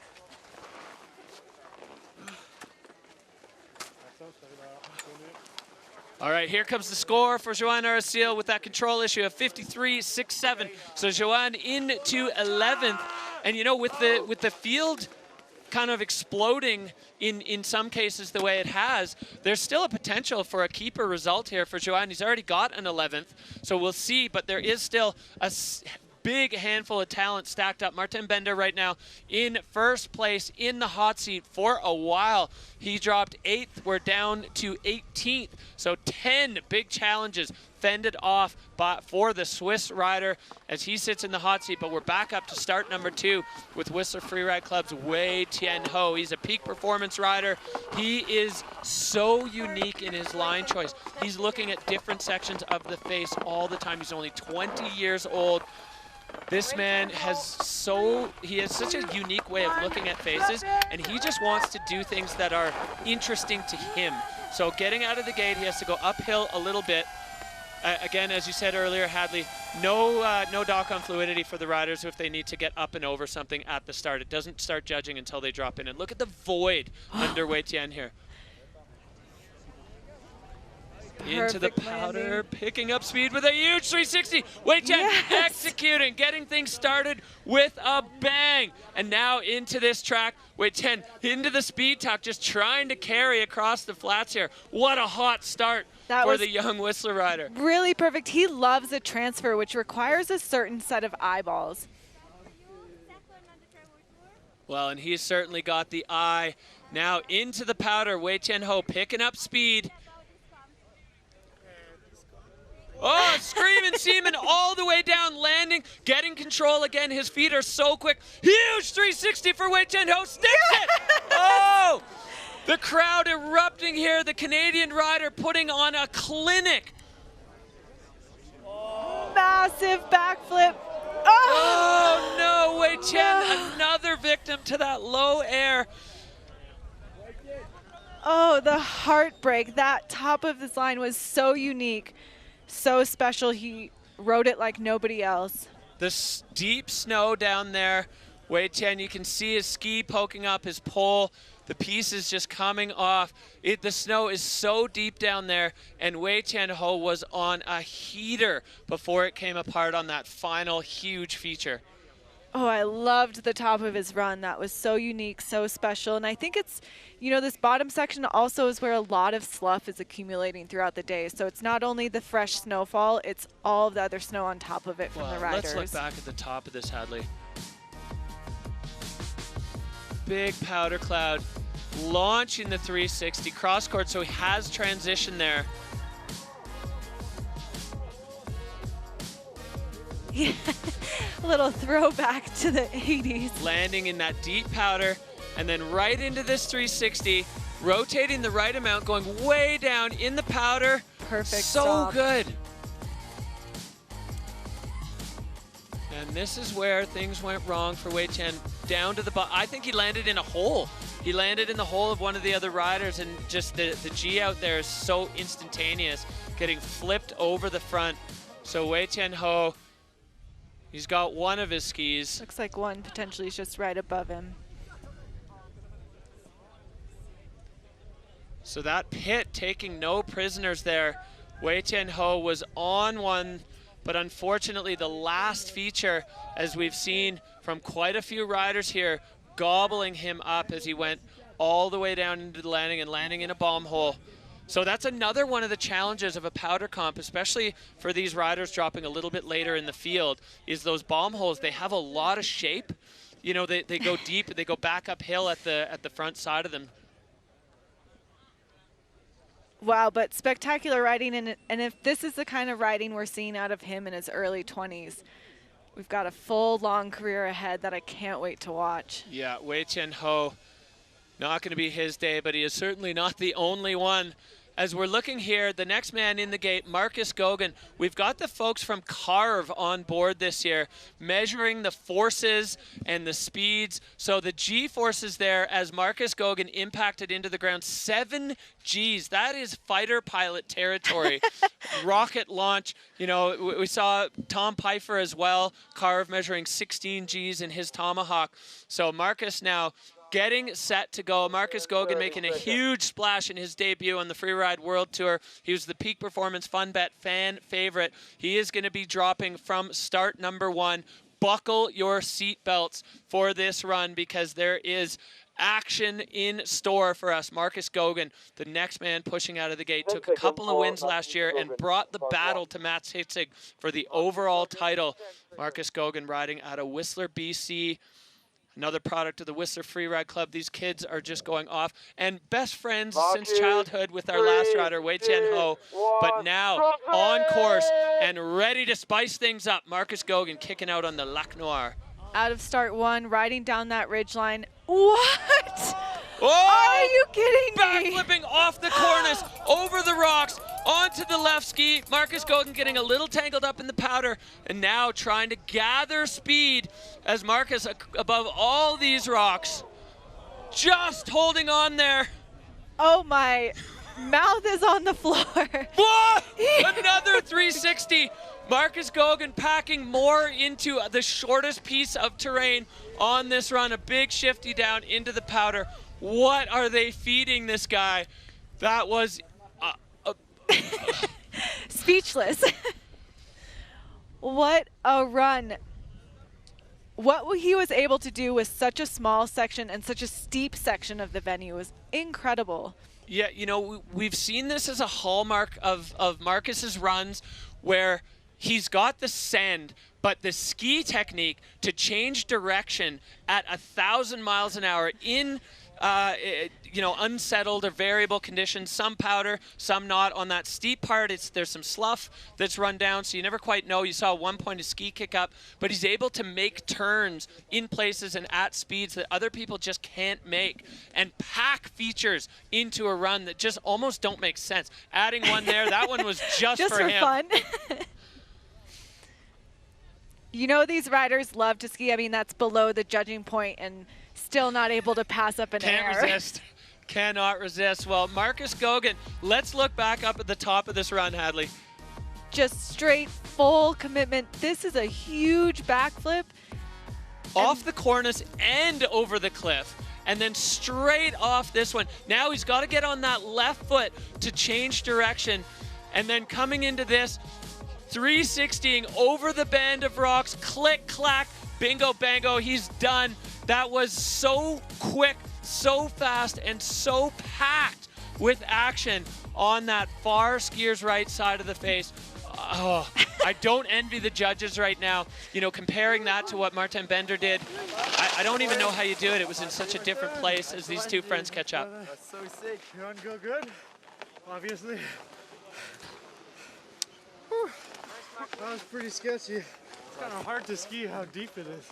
Yeah, but it was really, really steep, John. Nice line. Thanks, boss. Well, happy I landed. Not what was planned, but c'est bon. C'est bon. C'est bon. Marcus putting that elementary school French to use as we now look at the people who have things in their hands, that panel of judges. 3 of them? Yeah. Sick. Not very original, but... No. Well, I love hearing the catch-up chat after the runs. Yeah, Marcy. A little deeper in there than you thought. So we have the 2022 Junior World Champ and the 2023 Junior World Champ. Now here, waiting for the judges to have their say. So comparing the criteria, the line score, the technique, the fluidity, the air and style, definitely for both of these riders, pumping out off the top of the scale. Yeah, I fully improv'd it. It was a backup plan, plan B. What's it good? Did it feel good though? It was okay. I'm just happy I landed, honestly. Okay, well, the judges have had their say. 91.67 is the score to beat. Does not quite. 88.67. So Marcus Gogan only into third there with that run. So the judges having their say. It's not going to be enough to knock Martin Bender out of the hot seat, but still a podium position so far. But 2 riders still to go. Oscar Mundin, the Frenchman, now down into third. So Valley Rayner's run, the judges deciding had a little bit more meat on it than what we saw there from Marcus Gogan. Incredible action here in the Freeride World Tour. The Val Thorens Pro providing fireworks for the ski men as we are back up to the top, and this is another huge threat. The Kiwi, the man riding at a treble cone. He took a win last year in Fieberbrunn with one of the smoothest runs we've ever seen on the Freeride World Tour. Ben Richards, 24 years old, and he is a huge threat here to that hot seat spot of Martin Bender. Ben Richards has been having a blast in Val Thorens, and I know he's going to have a good time on this run. I can't wait. Ski Racer Taylor is 18, so he's so good at technical riding, but man, he likes to spend a lot of time in the air. Oh, the smoothness of that 360. He just makes it look so effortless, floating a lofty cross-court, exploding into the powder, and a totally different take on this feature. Wow, Ben Richards, full pin, whoa! That is textbook Ben Richards, almost never deviating from the fall line, doesn't need to slow down because he knows exactly where he's going, just enough change in direction to go where he wants to go, and then full throttle off of every feature. Like a warm knife through butter. That man is smooth. Yeah, if you had to draw a Ben Richards run, that was it. The 360 at the top, just all effortless smoothness, and Ben now just flipping into the bottom section here, making his way through these bumps, trying to stay upright through the tracks. I always am amazed by his skiing is the fact that you notice other skiers, their legs are getting thrown side to side, but watch when he lands. It's so solid and so smooth. There's no impact, there's no wobbling, there's no wiggling. It's just perfect. Yeah, and this trajectory, so nice, where other people are getting impacted in the landing. Look at the bars, control, technique, fluidity. It can't go higher. If it could, shatter through the end of it, it would, because Ben Richards executing absolutely perfectly. Oh, sick, Ron. The best flow as always. For you. So easy. Yeah, Bender giving Ben some props there for always finding the best snow. He's a POW hunter. Sexy Benji. This guy. All right, we're waiting for the score We can say hello for to the Adam. Kiwi Hello. standout. A legend in the making on the Freeride World Tour. Bender wearing the Valaisan flag of the Valais region of Switzerland. Ben representing for the Kiwi crew. Only got 2 Kiwis on the World Tour this year. And he's really continuing that A. Paul, Jackie's brother, Andrew Pollard style of just smooth transitions. Oh yeah, passing it down from Drew Tabke to Andrew Pollard, now to Ben Richards. There's always at least one rider. What's that? Yeah.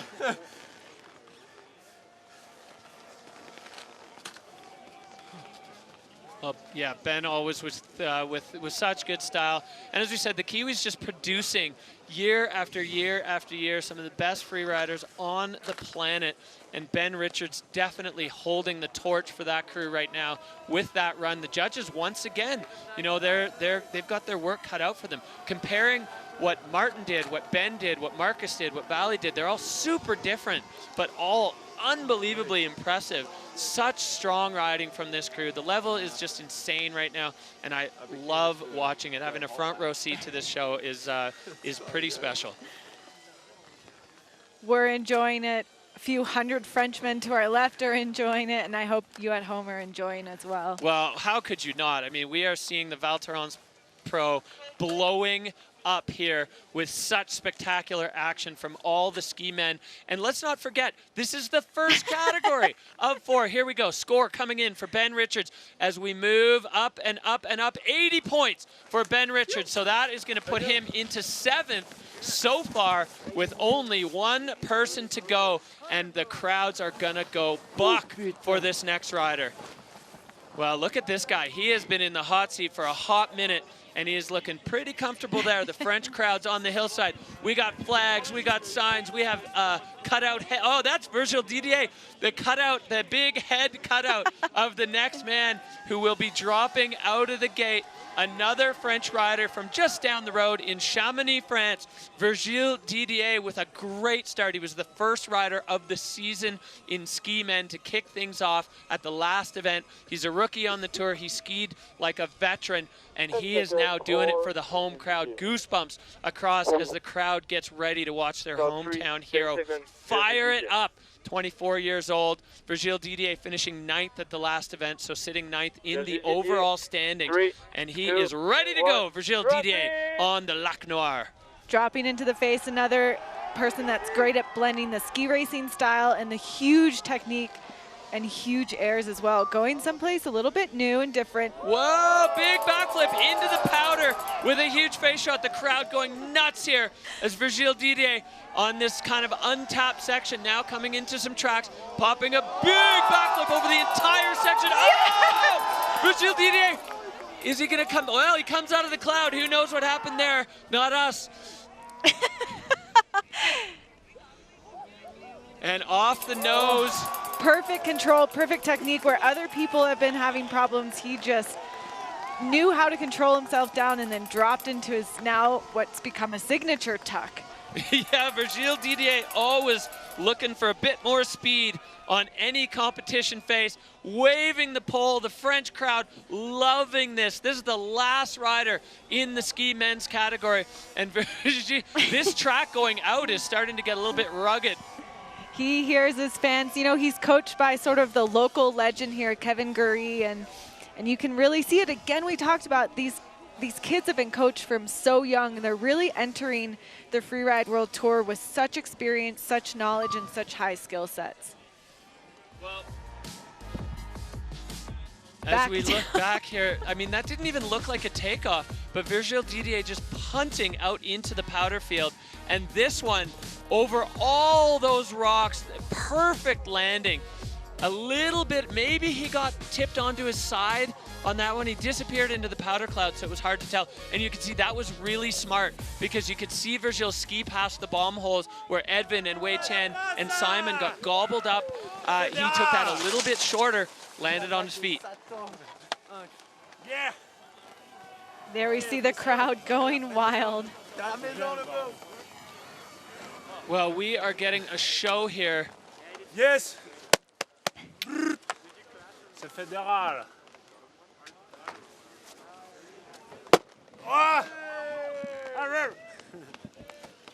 The Scott Pro Rider putting on a show for his hometown fans there. Virgile Didier, as you said, you know, he's working with Kevin Gurry. Kevin has been instrumental in getting this event off the ground. You know, putting it to first the folks at the Freeride Tour, then bringing it to the people here in Val Thorens to connect the dots and get a Freeride World Tour stop in Val Thorens, France. And huge thanks to Kevin for making that happen. He was a forerunner. He was cutting cornices. Now he's helping guide the ski runners when people go down. He is working hard, and Virgile Didier doing his part here for the hometown crowd. An enormous run for the young French rider out of Chamonix. Wow.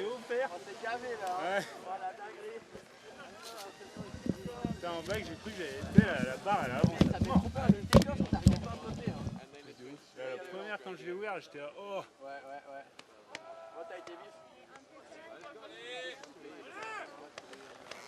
Allez, à la maison, un petit podium pour les copains. Les copains. Non, peu importe les résultats, nous on est là. On est là. He's asking the judges to put him on the podium. He's done his part. Now it's up to the judges. That was a strong run for the French rider. The crowd's electric. The vibe absolutely firing here. A powder comp in Val Thorens. The Trois Vallées providing the backdrop for this incredible show. That was the last rider in the ski men's category. So the worst Martin Bender can do is second right now. The judges have it in their hands as they're putting all the categories into play. The riders needing to meet all the criteria: line score, technique, fluidity, air and style, and so many aspects that the riders need to hit. And the catch-up chat here between them. Virgile going back to his spot. Got to stay in front of that backdrop. The Scott rider there just lighting it up. And here we go. The score, it goes up, 80.67 for Virgile Didier. It puts him into 7th, which means, and you can hear it in the background, Martin Bender has won his first Freeride World Tour competition. This was something everyone felt like was coming sometime or another. And let's take a look, Hadley, at where this leaves us for the overall, or the event scoreboard here at the Val Thorens Pro. So we've got Martin Bender, the Swiss rider, in first. Valle, the Austrian, in second. Marcus Goguen with a heater run in third. Oscar Menden, the French legend, and Matisse rounding it out in 5th.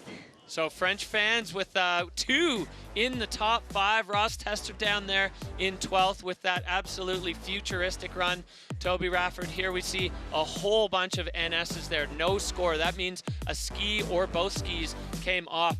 And that is a big number of no scores here, but that's one of the things that we kind of get in a powder comp. People go ballistic. Here we see our podium. Let's go! So the international who's who of freeride, Swiss, Austrian, and Canadian on the podium there. Martin Bender, Valle Rayner, and Marcus Goguen, 1, 2, 3 at the Val Thorens Pro. Incredible action here. Let's see what this has done to our overall standings now. Valle Rayner, the 23 world champ, moving into the top spot. Martin Bender taking a big jump up into 2nd overall. Ross Tester, Ben Richards, and Timo Rolshoven. That is your top 5. And we see a little bit of a shakeup here as we move down the rankings. Now, Turdell on the line, and Joanne Arasil on the outside of the window looking in as we go all the way down. A couple of riders there, Maxime Chablot and Tom Pfeiffer, with 2 crashes in a row. Tams Marvell, unfortunately, unable to compete as he's had a knee injury. But we all send our best wishes out to Tams. Cannot wait to see you back. Stay tuned.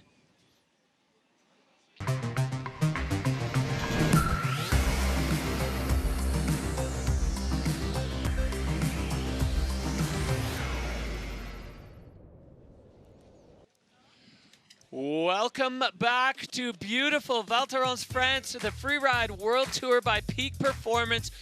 Derek Foose here, bringing you all the action with my co-host Hadley Hammer. We have been treated, Hadley, to a spectacular show so far.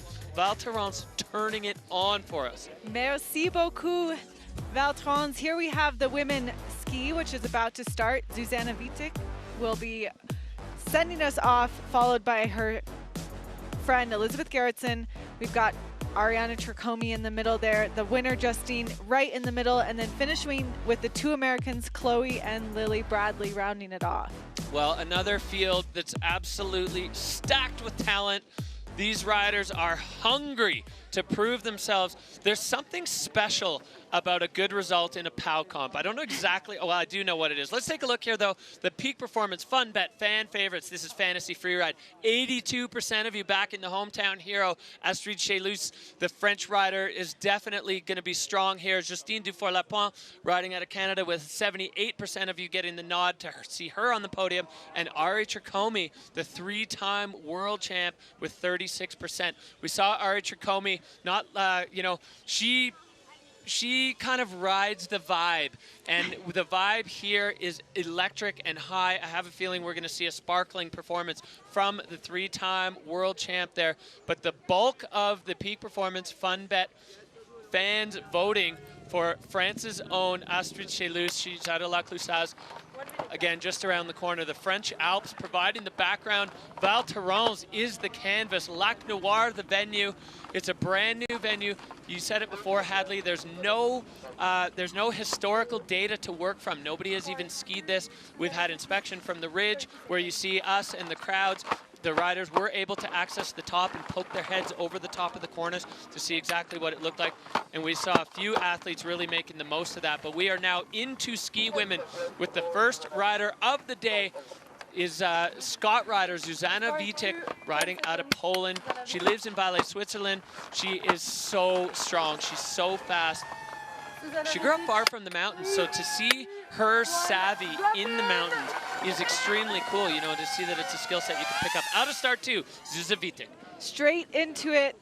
Perfect off that top cliff, full commitment. She is not afraid to send, and we've already seen this in the first 5 seconds of the competition. Oh, no. Oh, she just caught a ski in the powder.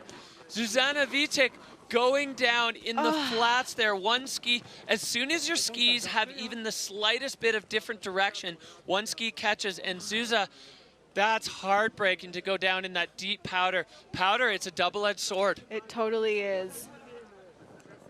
4 years on the tour, she's got good experience. She has great riding, and oh, that's heartbreaking. Well, such a full send start for Zuza, dropping out of the start gate, 1 turn, and then off that big cliff. It's like menacing standing up there, the way it drops out from underneath the riders. So Zuza now, I mean, only the Forerunners track in this section, so at least it's a nice powder surface. Even over the slough, it's nice and soft. And now a big slash turn to redirect into this lower section. She's past the judging line now, so the judges will have had, well, they'll have seen what they need to see to start putting their numbers together for Zuzana Vitek. Exactly. She had a really strong showing in back race. She has a 3rd place. You always have one comp that you get to throw away the score. I believe she'll probably pick this one and be able to just bounce right back for the next. Oh, yeah. Zuza's a veteran of the sport. She's got the mental fortitude to just put these little blips and baubles on the shelf, leave them there, and move on. As we see her just making her way. This track has definitely gotten pretty rough, and there's a few big weird dips and dives in it that bump the riders around. So Zuzana Vitek, we see her. Right, we look back here, Hadley. Yeah, the snow is just deep and heavy enough that you let one legs sort of get away from you, and it's really challenging to pull back from that. As you see, they've knocked her on control on that fluidity line, but technique is still there. She's still just such a great rider. Yeah, that's a tough one to swallow for Zuzá, falling victim to the snow being too good. As we see the MAMMUT line tracker there showing a very direct route down. Such a strong start for Zuzá. She's got a podium under her belt already with a 3rd place in Bakir-Barrett, so she's gonna just leave that one behind her as she makes her way. And the emotion, I mean, these riders, they care so much, right? They want to be standing on that podium at the end of the day with the French crowd cheering for them and the smoke bombs going off, the flags and everything. I mean, this is a competition. They are going for the win, each and every one of these riders. You're not at the Freeride World Tour if you don't believe that you can win. Yeah, confidence is everything, and that was just a bobble, a bump in the road for Zuzana Vitek, 38.33. The judges had that one ready to go, and she knows. She's the emotions clear with her body language and on her face there for Zuzana Vitek.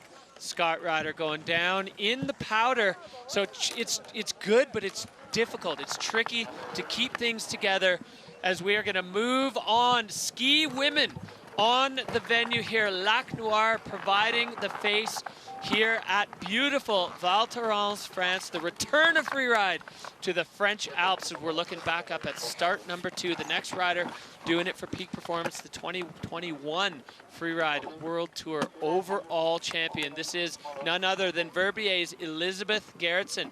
That's start number 2. You can see the angles, even at this perspective, don't show how vertical it is out of the start. It is a free fall into the face right out of that pyramid start for these Freeride World Tour athletes.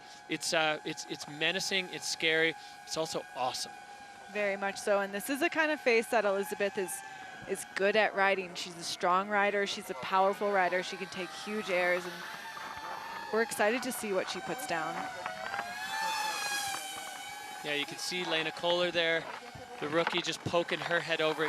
It's completely vertical, about 2 meters in front of that start gate. So you're looking from the start gate, basically at the finish corral, everything else just dropping away as we're getting set here for the run of the 2021 Freeride World Tour champion, Elizabeth Gerritsen, opting to take last year off and then getting the call up for the wild card super last minute, sitting in 9th right now after a thunderous crash in Bakira, going full throttle, absolutely pinned, as is her style. There's no brakes on this car.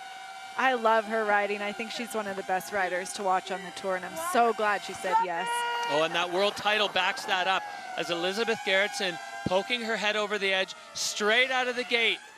Into that first perfectly huge air, riding out clean and smooth. Oh, and getting into this immaculate powder face. I'll tell you what, and this is pretty characteristic for these tour riders. Elizabeth enjoying powder skiing. She's, you know, growing up in Verbier, she's had her fair share of pow riding. Coming down now into the lower section, it rolls away, so riders just getting a glimpse of where they need to go.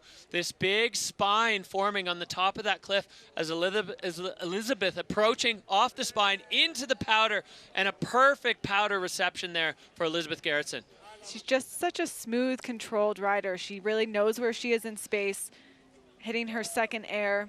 Deep, again, the landing so perfect. Now she moves across, and you can see the features stacking up underneath her, getting her bearings, moving across right off the nose. Elizabeth Gerritsen exploding into the POW, the Peak Performance rider, putting the puzzle together here. It's not easy to find your way. This lower section of the Lac Noir face, it's completely convex. So you could see each time it rolled away, she'd crane her neck a little bit, trying to make sure she's in the right place, because the riders have only looked at this from across the valley. They haven't stood on any of these features. So locking in the confidence to actually know where you're going is so critical. It's such an art, and again, what a cliff looks like from the other side is rock, and from the top it's just a mound of snow.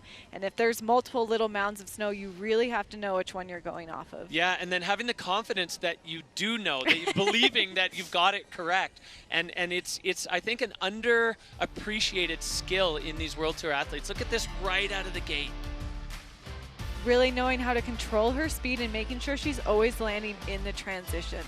So the judging bars pumping as that air, that's a big one. It's a little flat there, but the snow providing the cushioning that Elizabeth needed to slow down enough and to connect with that landing.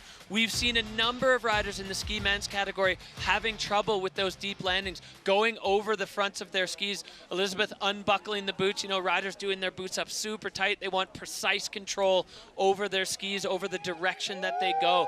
So Elizabeth Gerritsen getting the cheers from the homies at the bottom and a big smile.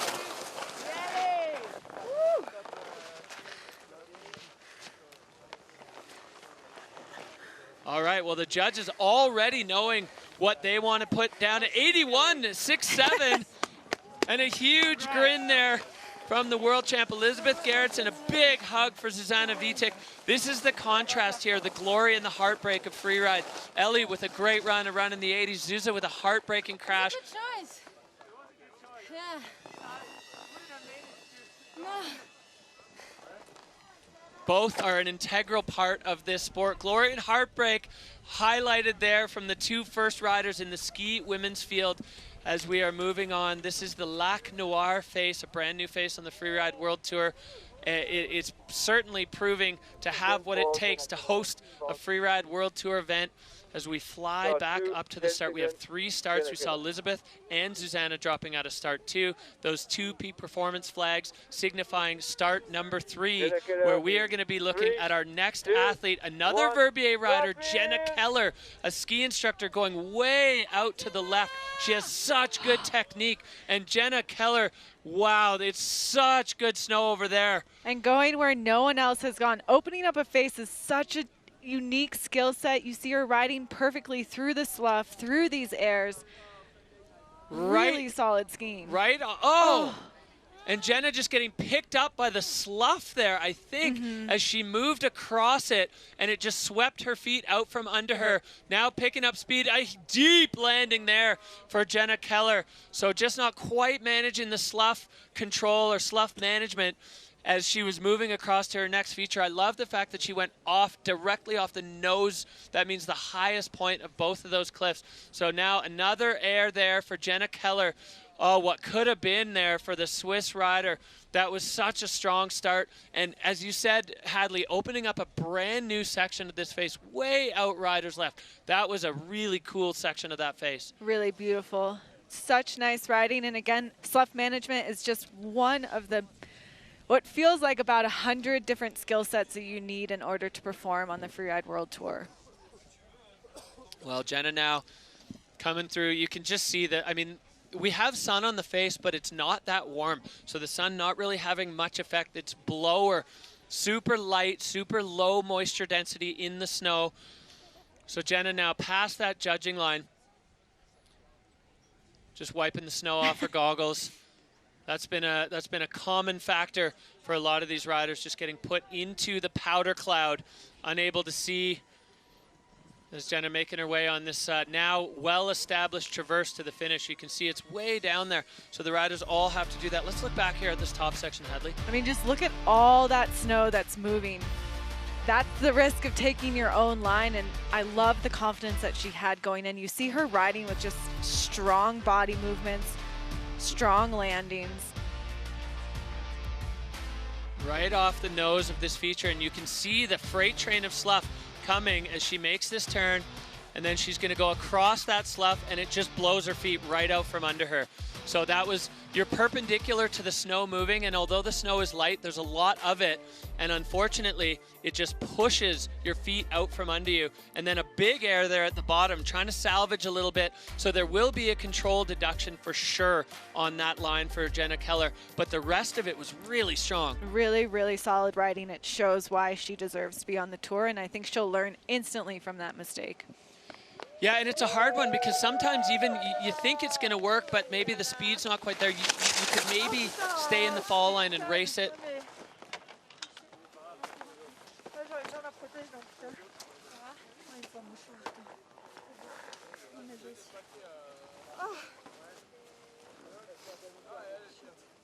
All right, a 56 coming in. Jenna the nosebleed in there, so she must have gone down pretty hard when, I don't know which one that was on. She might have kneed herself in the face on the last one.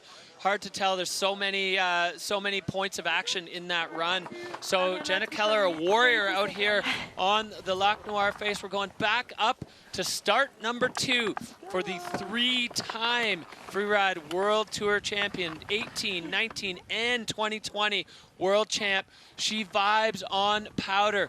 She needs to feel good, to ski good, and Ari Chircomi was all smiles. We had a great powder run down to the face check this morning, and she was buzzing. So look for Ari Chircomi now. Ariana, riding out of Italy, to light it up here.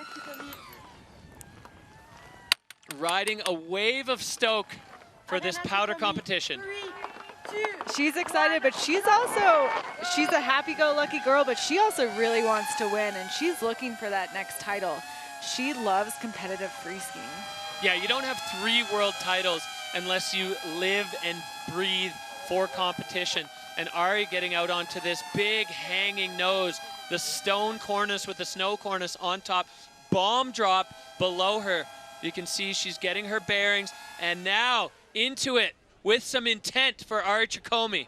And straight into that transfer like way 10, such a nice full commitment and really making use of that short amount of landing space that you have by going cross court. Yeah, aggressive start now for the 3-time world champ as she makes her way across. She's got these tracks to work with, so she's able to hold a little bit more speed than we saw other riders manage on this section, as now she's coming into the guts of the Lac Noir face, cruising down through some of these slough piles that we've seen stacking up from other riders moving through this section of the face. Enjoying some snow, but quickly lining herself up for her next air. 360. Holding on, first woman to do a 360 in a comp, and that's become her signature. Absolutely, trademark for Ari Chircomi. Ticking off another big feature there as Ari Chircomi. Now this section has quite a few more tracks, but even the tracks, they're not compressed or compacted because the snow is nice and soft.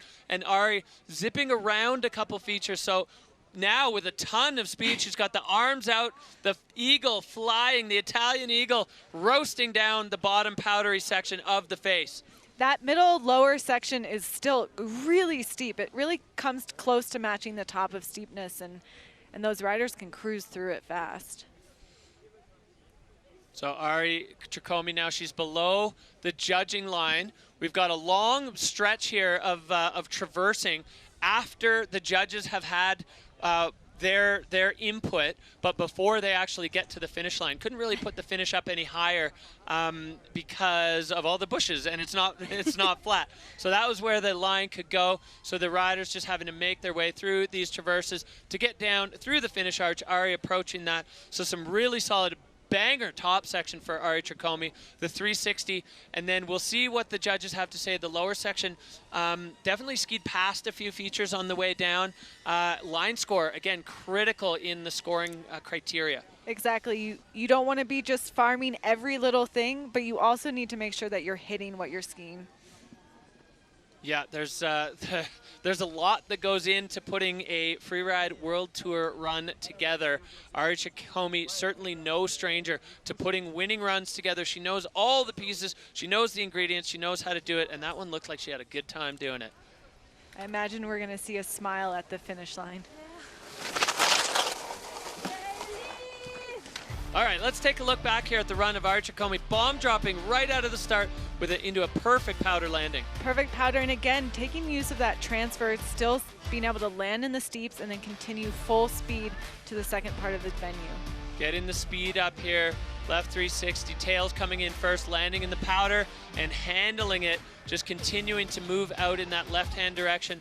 Then right off the nose of that, you see the slough just pouring off as Ariana takes off and then pinning it through that middle section, not messing with any of those lower pieces of terrain that caused some of the ski men so much trouble.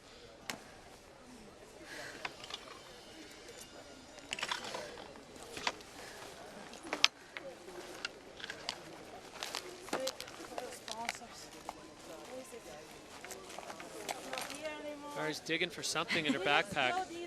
She got her lunch in there. Ah.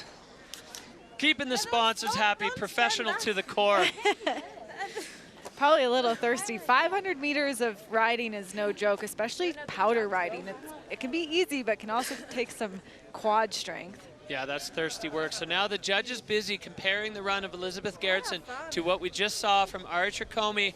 And just underneath, so Elizabeth Gerritsen holds on to the big threat there from the three-time world champion, Ari Trikomi, moving herself into second. So a big start here, heavy hitters all the way down this start list. Elizabeth Gerritsen, Ari Trikomi, Jenna Keller holding on to third spot right now as we move on back up to start 2 to our current Freeride World Tour leader and 2023 world champion, two-time Olympic medalist. This woman has so many things on the trophy case. She rides out of Mont-Saint-Sauveur. Montreal, Quebec is her home. She doesn't live in the mountains, but the peak performance rider straight out of the gate and into the heart of her run. I really think she's exactly for that reason, one of the most exciting female riders to watch right now. She's so good at being a competitive athlete. She knows the mindset, she knows the technique. She just sticks with what she knows in herself. Yeah, and Justine this morning said she just wanted to keep it nice and simple. She wanted to ski something she would be able to easily find. So following the track of Elizabeth Gerritsen there off a slightly different trajectory, powder landing again. This section proving popular here with the ski women. It looks so nice to ski. So Justine Dufour-Lapont approaching this little nose here, popping off it with a backflip. Justine holding it out. It's becoming her trademark. She's got the freestyle, her skiing on point. Another feature here for Justine. And connecting again perfectly. This is why this woman is wearing the golden bib, why she holds a world title from one season in the Freeride World Tour. And look at the body language there, the joy and the stoke of executing exactly the plan. She has such great spirit. She's always smiling, she's always happy, she's excited to be here. And at the same time, she takes it super seriously. She's one of those skiers that has complete knowledge of this whole phase. Yeah, when you look at her line preparation, you know, drawn on a photo, she's got 16 different lines going all over the place. This morning, after we saw the Forerunner, she locked in on that one, and she said, I want it to be simple. I don't want to feel like I might get lost. I want an easy one to find, and this was so aggressive right out of the start. Slightly different trajectory than we saw Elizabeth and Zuza take, which is smart because she's able to find a fresh landing, and then this approach right off the nose of that one again, different spot than Elizabeth, and this is wow.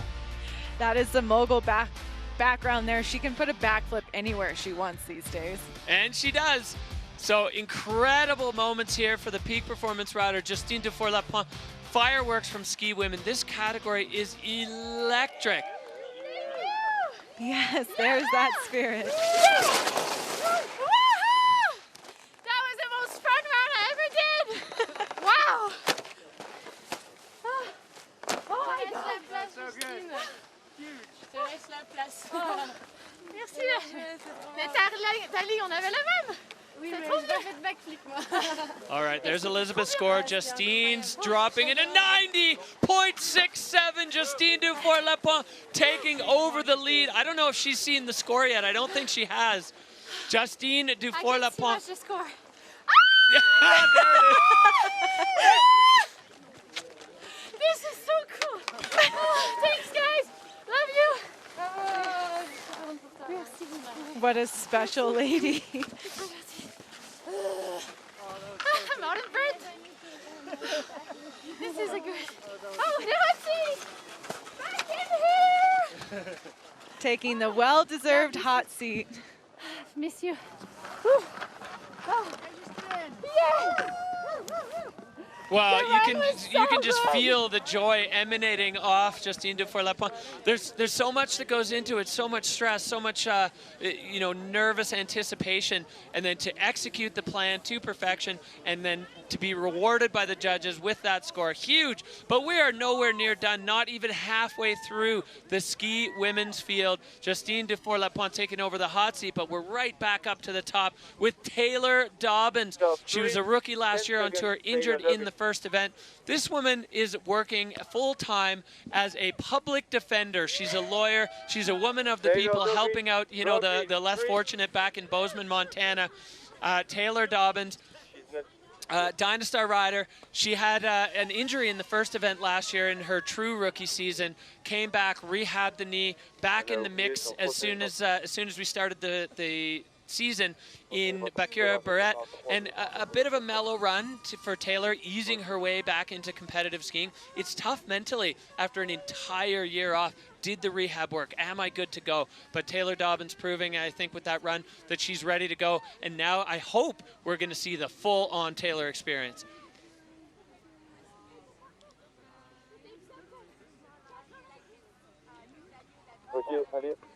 Taylor prepping herself out. I mean, she's a lawyer. She knows how to do her prep. 3, 2, 1. Drop in. She's just getting her mouth guard in, we heard from the starter. So now Taylor Dobbins kicking out of the gate and getting things firing. The Dynastar rider going way out into the powder and getting a fresh turn there to start off her campaign with some aggression off this first feature and into the powder. You can see how deep that snow is on that side of the venue. Not too many tracks over there. Setting herself up for that massive middle air. Oh yeah, Taylor taking that full speed, no hesitation, skiing through her powder cloud, and now navigating this section, trying to just find the next feature for Taylor Dobbins now, moving across this big slough cone. This section is much steeper than it looks on camera, and she's making quick work of it, going through this chute and setting herself up for this next quite peppery little section. Yeah, this section has a lot of obstacles. Taylor off the nose, just next to the rock, so finding the exact right trajectory for that feature. Taylor Dobbins going way out to the skier's left into that untapped zone. It hasn't seen a lot of action, which is beneficial for the rider because the less tracks it has, the smoother it's going to be, but then you're gambling on the snow being what you think it's going to be on the landing. Exactly, but she took a different line choice creative and really made sure she was making use of that bottom third. And now you'll see Taylor taking the long way home like all the riders, making their way through the start gate, or to the, my apologies, to the finish line. Yeah, Taylor now past the judges line. So as we've said, there's a line where the judges will stop judging and they can now do their calculations while the riders are making their way through. So this first air, popping up and over the rocks for Taylor Dobbins. Enjoying some of those fresh powder turns, like right on that panel into the second air. Yeah, no hesitation on that one. Connecting with the landing. Nice, consistent. Sometimes the slough landing gives you a little bit more of a consistent line, and then popping right through the middle of that exit feature, getting herself out into the powder. You can see on the judges' bars fluidity a little bit down. Taylor moving maybe a bit back and forth across the face to kind of find, you know, the connection between from feature to feature. But Taylor Dobbins now, well, she's got to get her way through the bushes and over to the finish line. You can see the French Alps just stretching out behind the big FWT finish. Val Thorens providing an electric atmosphere for the first stop in France for the Freeride World Tour since I think the last time we were in France you were competing in it, Hadley. It was, yeah, it was when it was in Chamonix, and now I live here, so maybe some of these riders will also take a similar trajectory, enjoying the life of France, getting a taste of it, and then deciding to fully commit.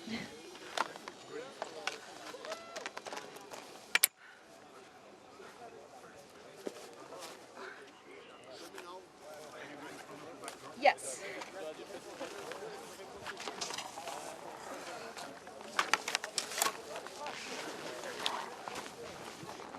All right, well, Taylor collecting herself, getting herself into the backdrop, and the score coming in, a 71 for Taylor Dobbins. So she moves into fourth here in this powerful ski women's field.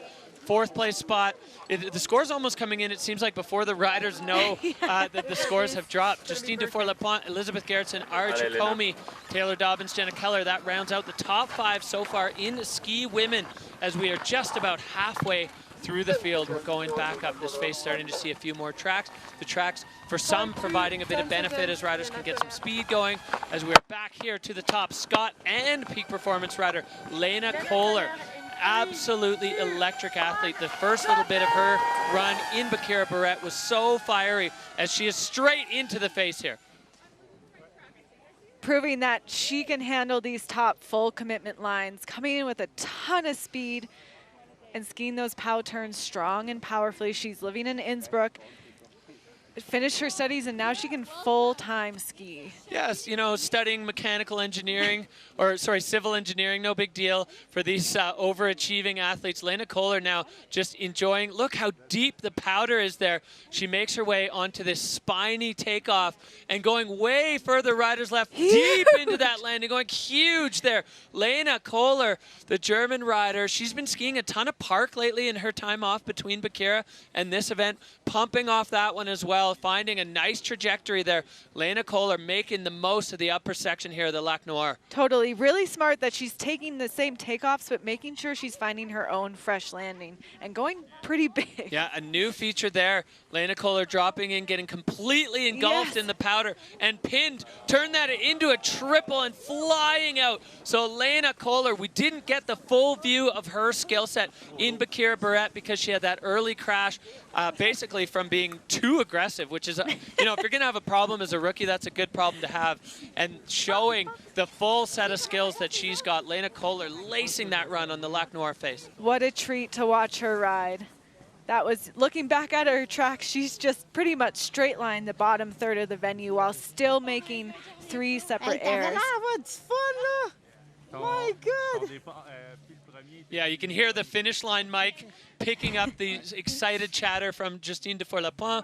A great run there from the peak performance athlete, rookie riding, as you said, out of Innsbruck, but a German rider, Lena Kohler. Incredible action here from ski women as we look back at the top of this run. You can see her strong technique, strong commitment at the top. That landing caused not a single issue.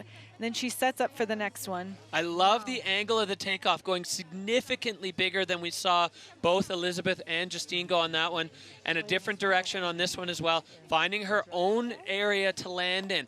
The bomb holes can prove to be tricky. We saw that earlier with Wei Tianho. And if you land in a hole of compressed snow, it's going to buck you. So Lena Kohler proving to be with some veteran trajectory savvy there for the young German rider. Oh, wow, this competition has just been magic. Ski women, as always, just providing an incredible insight into the level that we are at in competitive freeride right now. It's really cool to see how much it's progressed. I think women riders have always been capable of skiing at the limits, but as they've gotten all better together and all pushed each other together, that level just rises and rises and rises. Well, and when you stand at the top and you watch everybody else go so hard, you're not going to do anything else, right? You're going to do the same. You're going to go as hard as you can, give it everything you've got to put yourself in the mix. 84.33, Lena Kohler taking over second spot from Elizabeth Gerritsen. So we got peak performance 1, 2, 3 right now. The sponsors are going to be happy with that. Lena with a big hug for Justine. A big challenge fended off there from Dufour-Lapointe, from the rookie out of Germany. Lena Kohler, Elizabeth Gerritsen now into third, and the 3-time world champ Ariana Tricome into 4th place. We are seeing everything we hoped we would see from the ski women's field here. Back up to the top, Scott athlete riding out of Kirkwood, California, Molly Armanino. She is an electric skier. She skis fast, she skis hard, always looking for the biggest airs on the face. Such a great spirit, but you know, keep saying this, a rider that just loves to ski straight out of the gate for Molly Armanino. Full into that committing technical section. Again, she took her own takeoff, own landing into the POW, heading where a little bit further. Maybe she just wants some extra snow turns. I think she's just hungry for the powder. Molly Armanino fiending for these great conditions here as she's now coming over. You can see how convex it is and how totally blind the view is from the rider's perspective. She's got a couple of tracks here left by the other women. Fast footwork there. Another different angle on that one, and Molly Armanino going aggressive, full throttle speed here for Molly. she's going full on. She was disappointed in the last comp, and I think she wasn't going to make that same mistake of not committing to her line, and she was ready for this. Yeah, taking a different approach on that, more of a snow to snow than over the rocks, but finding another little nugget there. Molly going so deep in the snow, she's got a feature below her, tweaking a little grab there even into the slough cone as she moves across this lower section of the face. Molly certainly taking advantage of the fresh snow on this run. Oh, that was fast skiing for Molly Armanino. It's such a long way down here, but she made probably the speediest run we've seen from the ski women so far. Full throttle, full intensity for Molly Armanino, as now she's staying out of the old tracks, whacking the bushes and making her way through the lower section. Even this part, just holding on to that intensity, popping now back into the traverse track to make her way across to the finish area. Val Thorens Pro coming at you live here from France for the first time in a long time. We're into ski women, and Molly Armanino having her say for a podium spot here in the Val Thorens Pro. Again, full commitment at the top, taking her own line, a little bit more skiers left, riding in fast. You can see this area is starting to get a little bit more rocky and broken up, but no problem for Molly, finding her own landing. Yeah, getting a little grab on that one. So slightly different angles, slightly different trajectories. You see she had to adjust her feet there on the approach into that landing. The MAMMUT line tracker showing Molly's version of the run on the face here. So many features packed in. Molly Armanino doing it for the people of Lake Tahoe, Kirkwood, California, her home resort.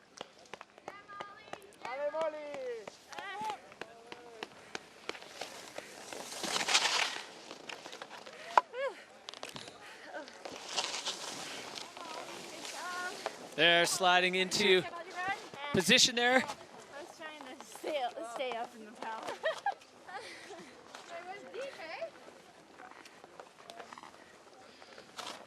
All right, now we see the score of Justine and the score of Molly popping into a 73.33. So I think the line score really having a factor in that. There are a few of the features that Molly took at a slightly different angle, less over the rocks, more over the snow, maybe a little bit smaller. So Molly Armanino, her day done and dusted here at the Val Thorens Pro Freeride World Tour by Peak Performance. Lena Kohler in second, Elizabeth Gerritsen in third, and Justine Dufour-Lapointe with that huge backflip, linking it all together, sitting in the hot seat. Ski women. Woo-wee, what a show. We are getting Freeride's, I'm going to say, triumphant return to France. It's been incredible so far, and we're not even halfway through the day. Back up to the top, Britta Winans riding out of Palisades, Lake Tahoe. Electric performance on the Challengers last year. This is her first season on the Freeride World Tour, suffering a shoulder injury in the Bakira Barrett Pro. So we'll see, is Britta going to take it mellow and just put a safe run down? Well, she's on course now, and we're going to find out. Britta's a strong skier. I've been talking to her the last few days of her strategy for this one. She is injured, but she's still able to ski. She's going to ski smart, but also take a creative line down and not pass up the airs. Well, yeah, and Britta, I mean, aggression just runs through her veins in skiing, so she just needs to get to the bottom, be safe and be sensible, and get her way through this event. Britta Winans with that trademark arcing turn, enjoying these powder conditions that we've got on display in Val Thorens. You can see the slough just running down. Britta picking up the little couloir between the two rock sections, as she now has a couple of tracks to follow. Britta Winans lining up above this rocky section. Showing that mental strength. When you're injured, it's such a gamble of what to do, and she knew rookie season she had to give it her all. She wanted to stay on the tour, and I think she just proved how mentally strong she is. She's unfortunately a little too experienced with injuries, but I think she's now learning how to work with them. Yeah, 2 injuries. Significant to her knees, one high school, one early in her university career, and then dislocating her shoulder in the Bakira Barrett Pro. But a smart run from Britta Winans. She just needs to put a result under her belt and give herself time to heal, have that shoulder locked in and ready to go for the next event. But not too shabby of skiing for being injured. No, I like that. She's got a pretty robust brace on. So Britta Winans just showing what she's got, and we know this woman capable of some of the most electric runs in freeride as we look back up here at the replay. You can see starting off taking a little bit of the smaller approach, but then getting ready for that second air, which was decent sized and perfect landing. Yeah, and you can see just trying to hold that one arm kind of still. Doesn't want to put it through too much mobility test here on the face. So Britta Winans, smart skiing, and we are going to see her hopefully back to full strength, full throttle upcoming as we move through the global trek that is the Freeride World Tour by Peak Performance.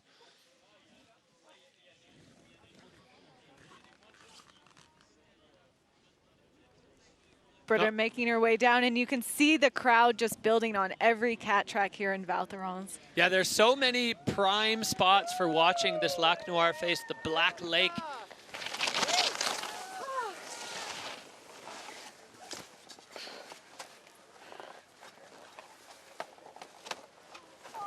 You did it! A big hug from Justine.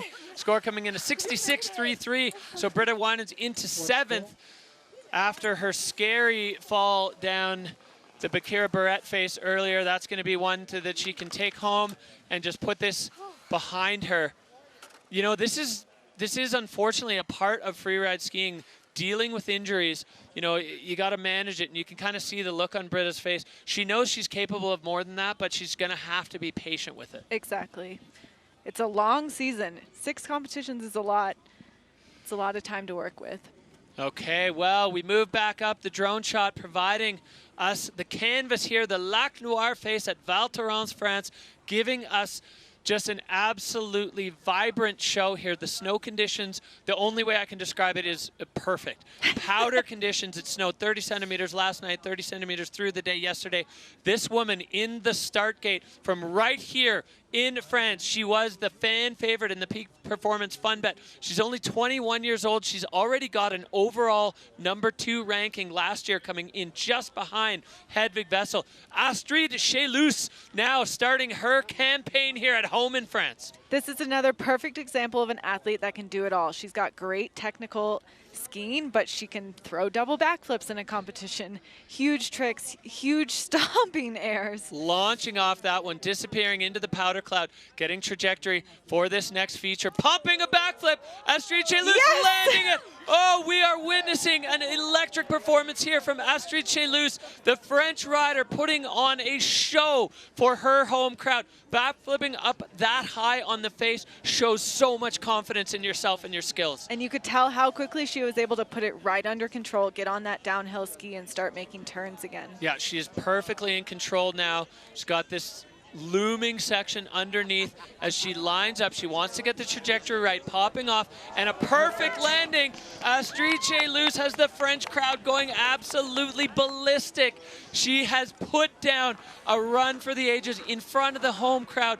That was magical from the French rider. With only 2 years on the tour, she's just showing a level of experience that's really unmatched. You can really tell how well these junior world championships, she is a junior world champion, and you can tell that that early experience in her career just really paying off. Well, and the diverse skill set. Her turns are picture perfect. Her mountain savvy is locked in. The freestyle game, well, you just saw it. Backflip at the top of the face, unleashing all of the skills and putting together the puzzle pieces to put that run together. Astrid Chelus showing that she is here to play. She came second last year. A world title is in her sights. She's sitting second overall coming into this event. So with Justine sitting in the hot seat, you know, we're setting up for a season-long battle between these two riders, and of course many more riders in the field that want to have their say in it. But wow, what a run from Astrid. Yeah, let's take a look at the line again. This is a perfect setup air. It's going massive, but knowing that she's making that quick transfer over to the second air for this huge backflip. Laying it out way down, landing perfectly, and then straight onto that left foot, because she needs to angle herself properly to get on top of this thing, and taking it right off the top ropes, knowing exactly where she's going. There's a rock in that landing. If you angle it wrong, you're going to pay. Astrid Chelus showing she knows exactly where she's going. The MAMMUT line tracker, nothing but fall line there. The Frenchies loving it here. The Peak Performance hangout zone. We got the big air mattress. It is a party in Val Thorens, a free ride party. And Astrid Chelus is the life of this party right now.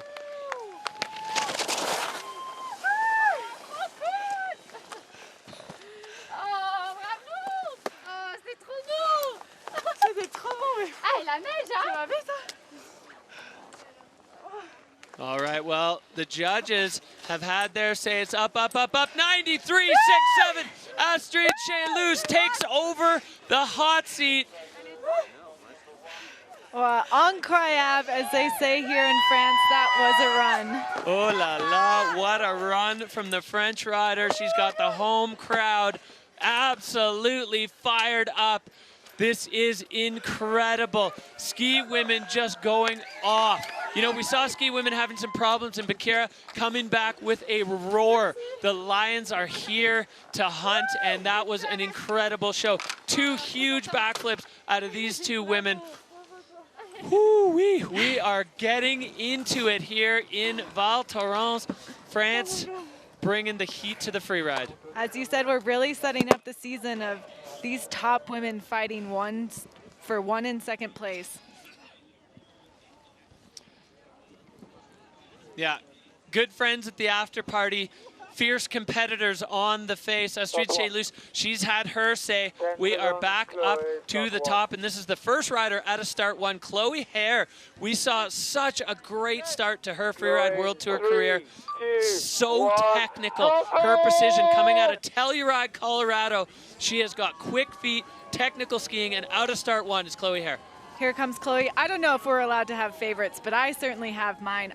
Chloe points her skis towards rocks. If you watched her GoPro run in Spain, she just knows how to handle pepper. Such a nice run through that double. Oh, and just getting G'd out in the transition.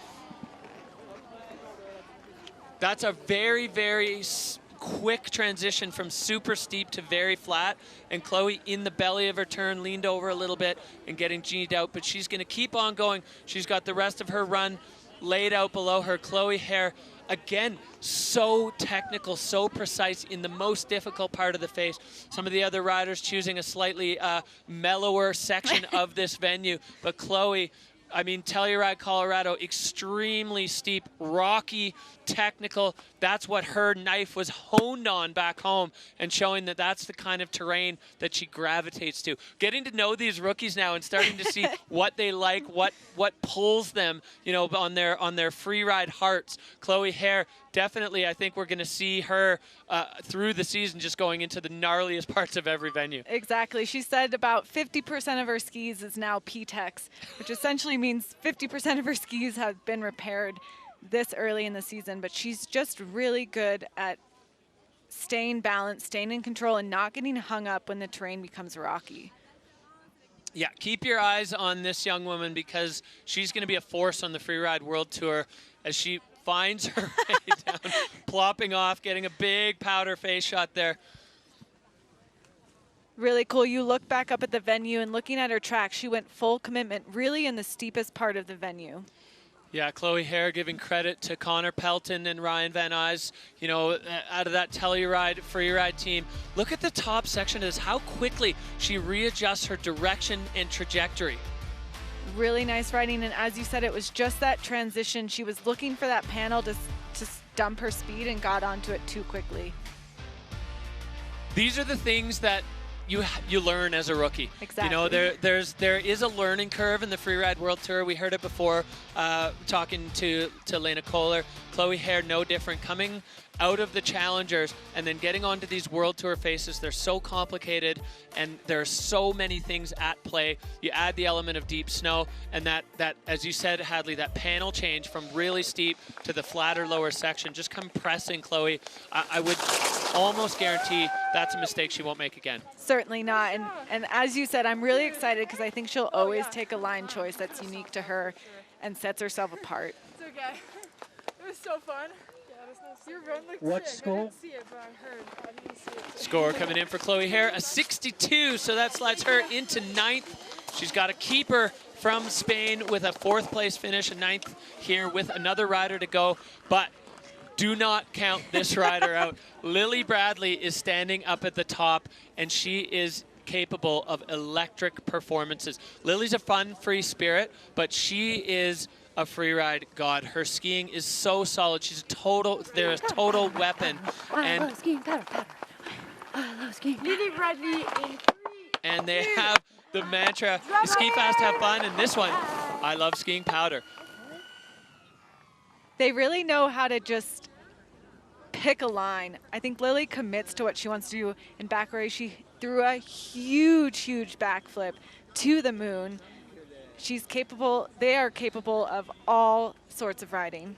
Yeah, full weapon on skis. Lily Bradley had a potentially winning run going in Bakira and then punted, as you said, the backflip to the moon. And now they are into the heart of this. There's a nice little nugget underneath. Lily Bradley popping off there, adding that trademark style. So cool, so calm, so collective. It's like nothing shakes them. Adding a totally different angle on this one. And Lily finding transition there, finding a fresh powder landing. Oh, no! Getting caught up in the powder. Oh, they were on another banger run. So once again, the double-edged sword of a powder competition raising its head as they go down in that deep deposited snow. Able to come back for it, but that's a heartbreaker, just so deep in some of those places.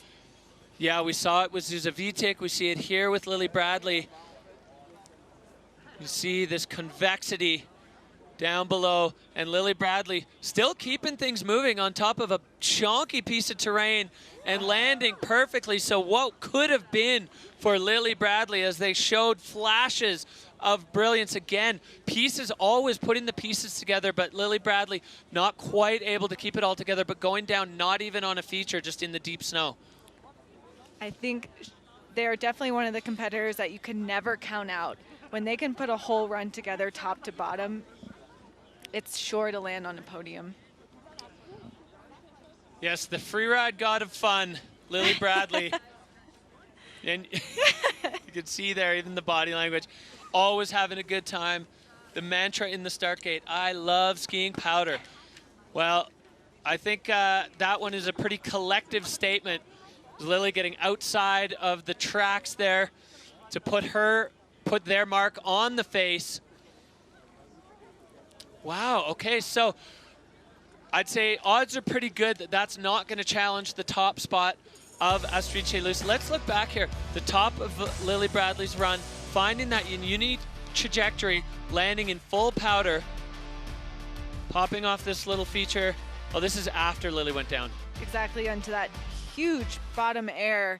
Really creative. No one was going there. Really smart, because she knew they were the last skier of the day and that they were going to want to find some fresh landings.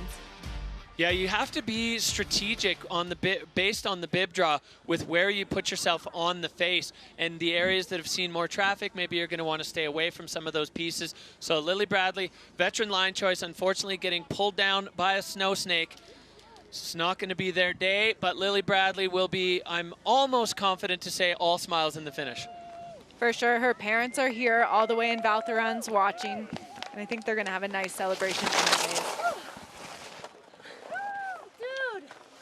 Mega backflip. So sick.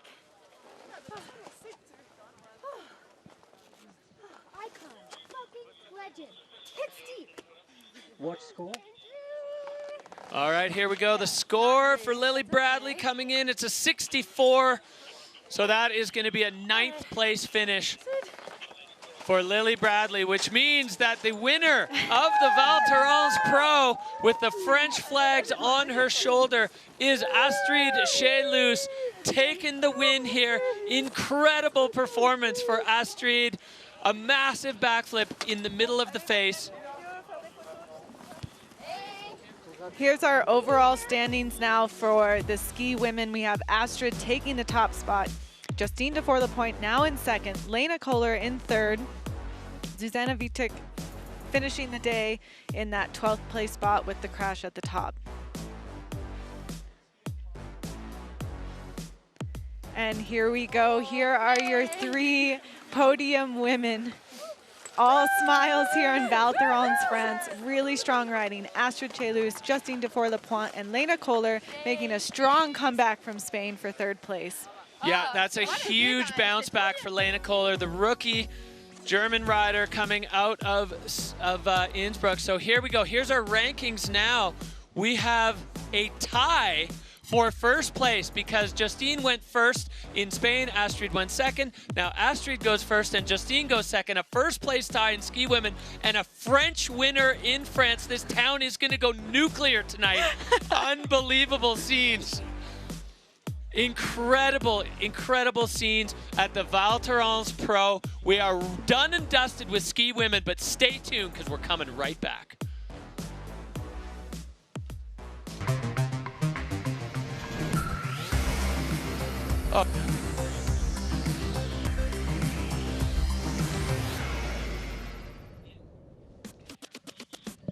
Welcome back to the Val Thorens Pro. Here in France, it's the Freeride World Tour by Peak Performance. Val Thorens, part of the Trois Vallées complex, one of the, well, the biggest ski resort on the planet. And it is providing the backdrop for the Freeride World Tour stop number 2. The fans fired up. Hadley, Hammer, and myself fired up. We are firing. We got the start list here. Snowboard women, the next group to drop. Ooh, here we go. We've got the French standing strong here. Estelle coming in 1st. We've got the current leader, Noémie Aki, going in 4th place. But then the return of Marion Hardy for her wild card competition season, finishing off rounding out the group, coming in. And here's our Peak Performance Fun Bet favorites. We have Anna Martinez, the French rider, at 75%, Nuria at 56%, and last year's strong rider, Erin, at 55%. Peak Performance Fun Bet fan favorites. That's your opportunity to dive in fantasy freeride. Tell us who you think is going to win. It's not too late. Big prizes up for grabs in the Peak Performance Fun Bet. This is Val Thorens, France. This place is enormous. It's covered in powder. If you live in the area and you decided to stay home and watch from home, or you had to go to work, close your laptop, put your tools down, and get out here, because this is an unbelievable day in Val Thorens. The return of freeride to France, long awaited, and proving why this is a stop on the Freeride World Tour. The Lac Noir face. We're done with the skiers. It is on to snowboarding, and we are ready to kick things off here. Another big show in store. Snowboard women starting things off for the sideways sliding folks. Estelle Rizzolio doing it for the home crowd. She is so strong. She's got, I mean, her mindset, the way I've described it, is full send, full throttle. Riding out of Chamonix, just around the corner. Hadley, about a 2-hour drive. About a 2.5-hour drive, not too far from home. This rider wins or crashes.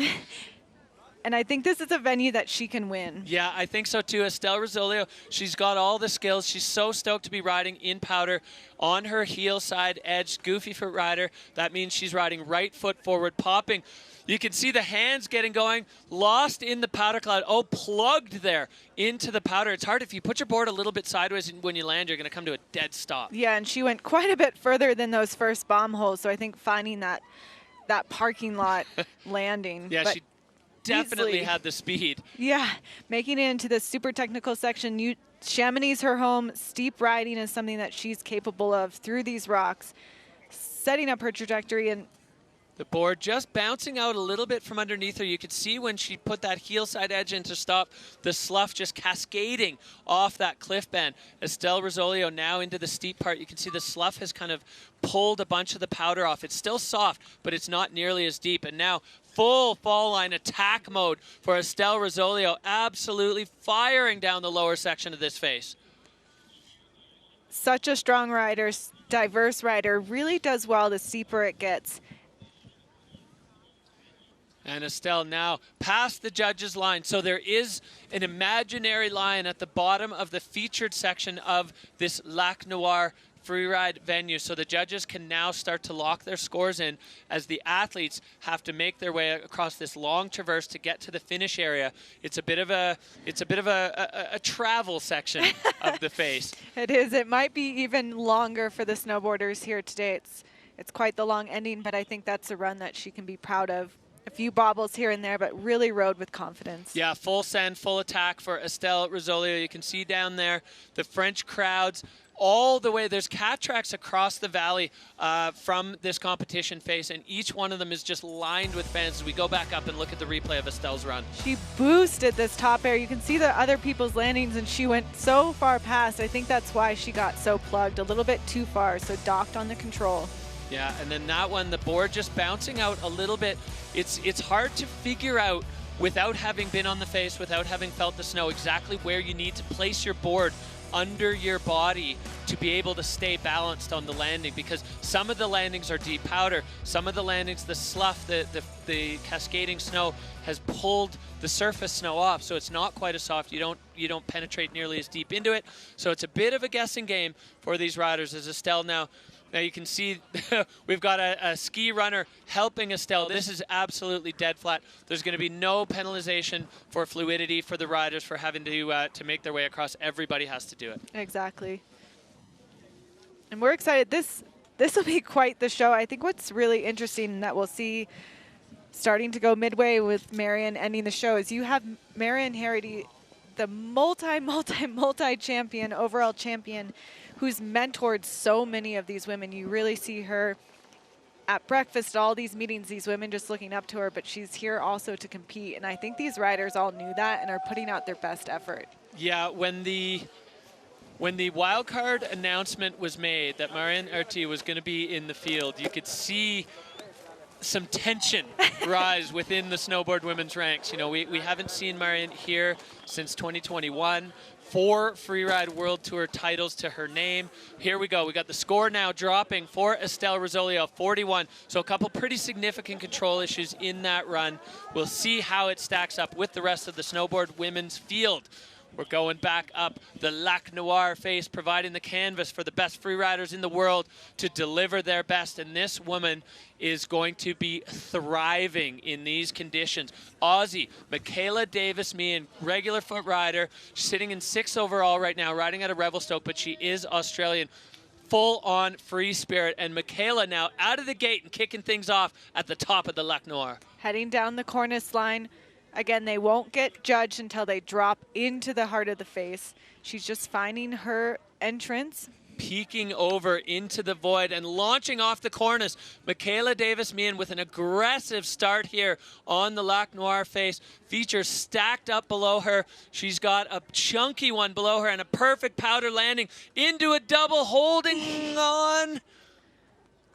Plugged again. So the deep snow providing a challenge here for skiers and snowboarders alike. Hard to keep momentum going. That was an aggressive start there for Michaela. Really aggressive start. She didn't have a great first competition, and I think she wanted to remind everyone that she's here, she knows how to ride, and she wants to win. Oh, yeah, big time. And Michaela Davis-Meehan, you know, riding out of Revelstoke for the bulk of the season when she's not on the Freeride World Tour. No stranger to powder, but definitely getting caught up on the second feature in that double. And now there's plenty more stacked up under the feet of Michaela. She's here where the ski women all ventured towards, heading up into this next section.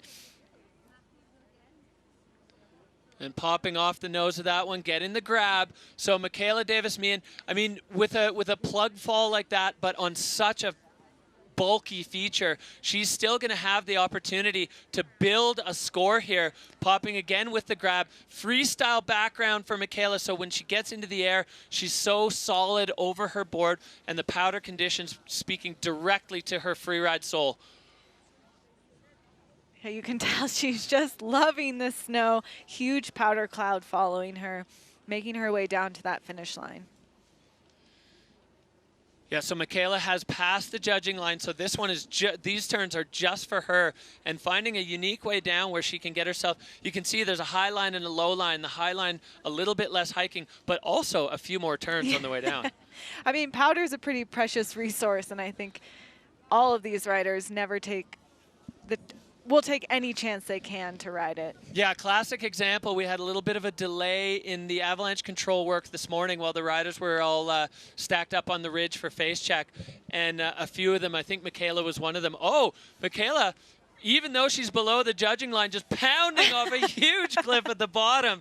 That was for the soul, Michaela Davis-Meehan. So asking if it would be okay if while we waited for the avalanche control, they took another lap. Our lap down to the commentary booth this morning, spectacular. We got to ski fresh French powder, just about as delicious as a fresh French croissant. We can re-see her line, really cool, strong, aggressive double, but just a little too much. There is not enough actual transition at that top section. Yeah, the transition runs out quick. I like that one. She was able to get the grab. So we'll see if she's able to salvage a score. And then the bottom of her run going full submarine mode into that delicious, refreshing French champagne. Here we've got the MAMMUT line tracker of Michaela. You can see she really took advantage of that top section. This is the first rider we've seen really go from start 1 all the way over to where most people are dropping start 2. Taking a really creative top section that no one had before her. Yeah, with a heavy chunk of terrain bitten off. That double was huge. That's the biggest thing we've seen any of the snowboard women take on this season. For sure, nobody going that big in Spain on those rough conditions. So Michaela into full send mode. Watch score. So score dropping for the Aussie rider, a 61.67. So some seriously good pieces of that run. Unfortunate with the big control issue off the double, but the judges showing the potential of that run with a 62-pointer. Michaela Davis-Meehan. Yes, sir. So that's too much power. Words you thought you'd never hear from a free rider. A bit too much power. It's so deep up there, and we've seen again the double-edged sword of the powder. We're going back up here to the reigning Freeride World Tour champion. This is Erin Sauvé riding out of Red Mountain.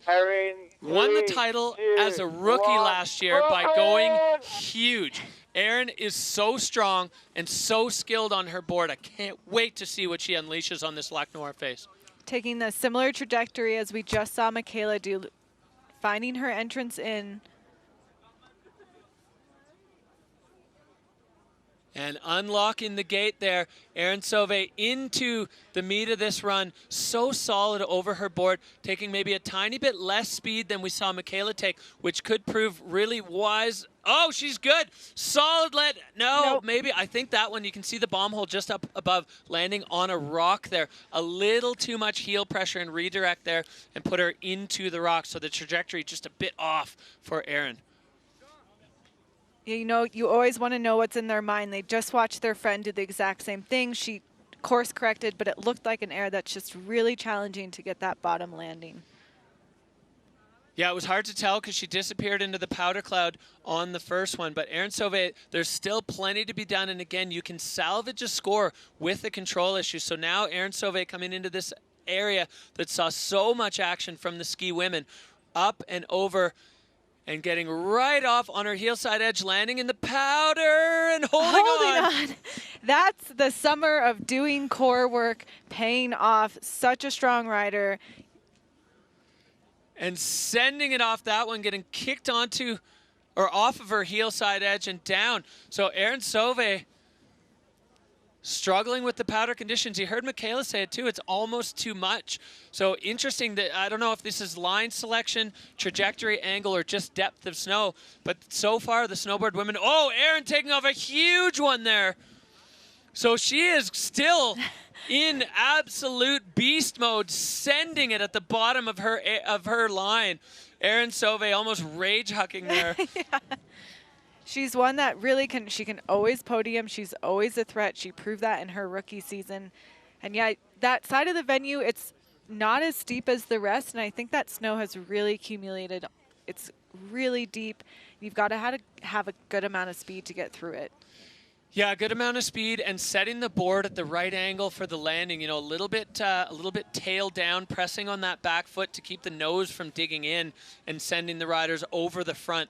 It's such a delicate balance. But Erin Sauvé is now on her way on this long traverse towards the finish. It gets a little bumpy here as we're going to look back at the top of Erin's run.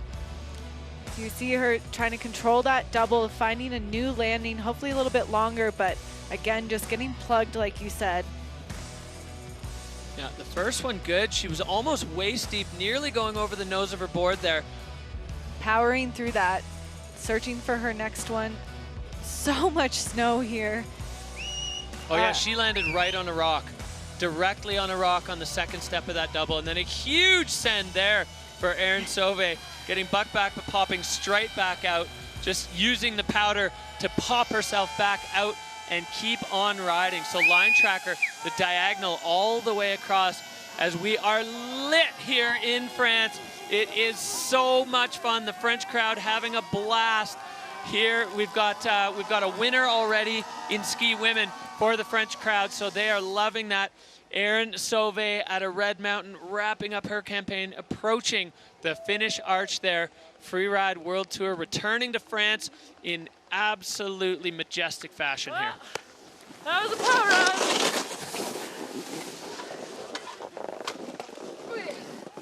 Hey! Hey! Oh boy. Bit of pound there, bud. Bit of bail in there, bud. Oh well, that was sick. They probably have my score. I can't see anything.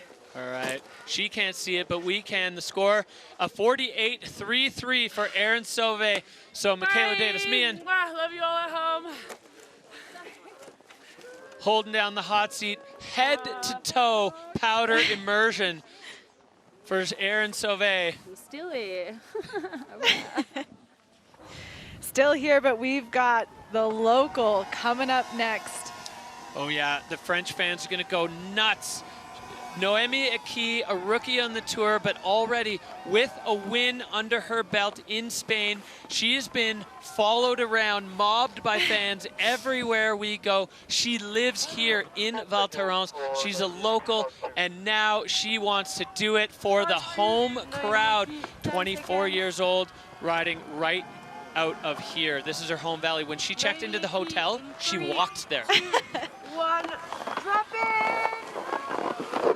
Noémie out of start gate number 2 and just pointing the board straight down, straight into it. Yeah, full airdrop for Noémie Aki, and right off of her first and second feature, lining them up. The crowd here to our left is firing. Such strong commitment. This woman is so strong. She is always fully on her board, fully over it, fully on her feet. Yeah, we gotta wonder if she's feeling the pressure of that home crowd, of performing in front of her home fans. It certainly doesn't look like it, as she has the pedal down, flying. Noémie Aki going so fast through that section, and now still picking up more speed. There's multiple features stacked up below her, as Noémie now sending in and stomping again. This girl is on fire. She has her work that she did all summer. She's in the gym, but she also spent the last 5 months in New Zealand. She is riding a lot, and it shows in this full commitment to the fall line. What a run for the rookie, riding with absolute veteran confidence down this face. Never even a moment of hesitation. Another one with the grab. Noémie Aki blasting through this. The crowd is going bananas for her. She's already got a win. I mean, for sure, no control issues. This is going to be a hot score for Noémie Aki. You know, you never know. Once you come in as a rookie and you place first in that first competition, that's its own set of pressure. That pressure to have that target on your back is different as an athlete. Everyone's kind of got their eyes on you. The media attention ramps up a bit, and how you control that and then turn it into a run like this just shows how strong she is. So strong physically and mentally to be able to put a run like that down in front of the home crowd. You can see the signs, the flags are waving. We got the Virgile Didier fan club. Let's look back at this run. super strong off the top. I mean, she came out of that start gate with the board pointing straight to the finish line and never really deviated. Yeah, and just freight training off that one, going in almost up to her neck. Huge. Enjoying the powder turns too in between each of her airs. Yeah, and that one absolutely gorgeous. There's not another track in sight where she takes off or lands.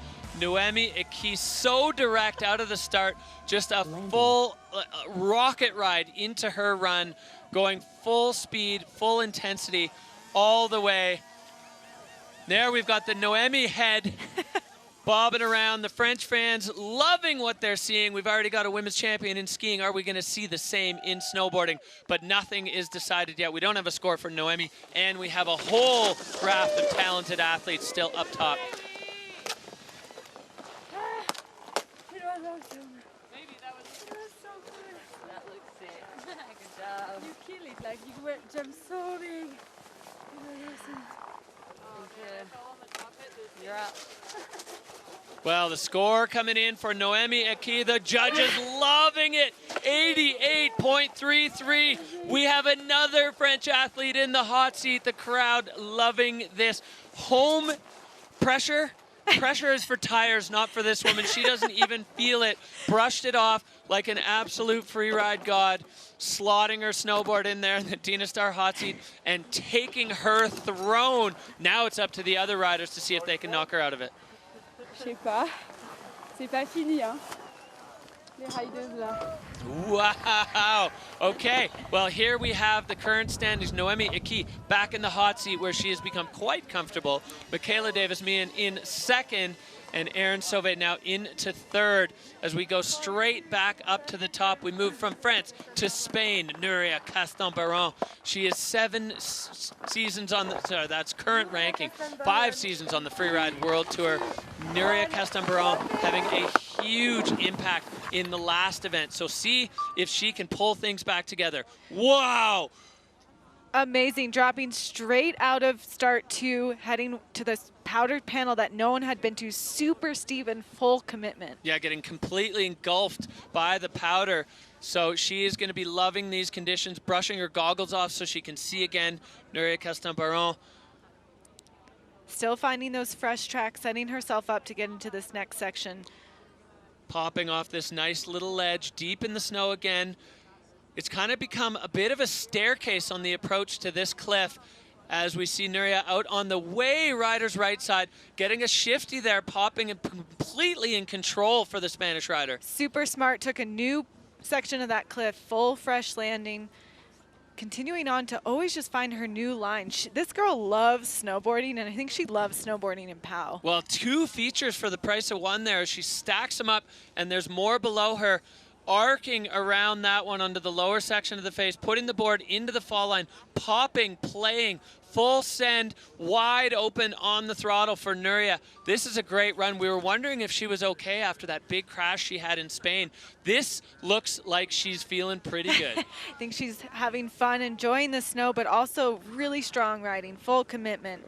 She was going for it. I think she wanted to remind everyone who she was.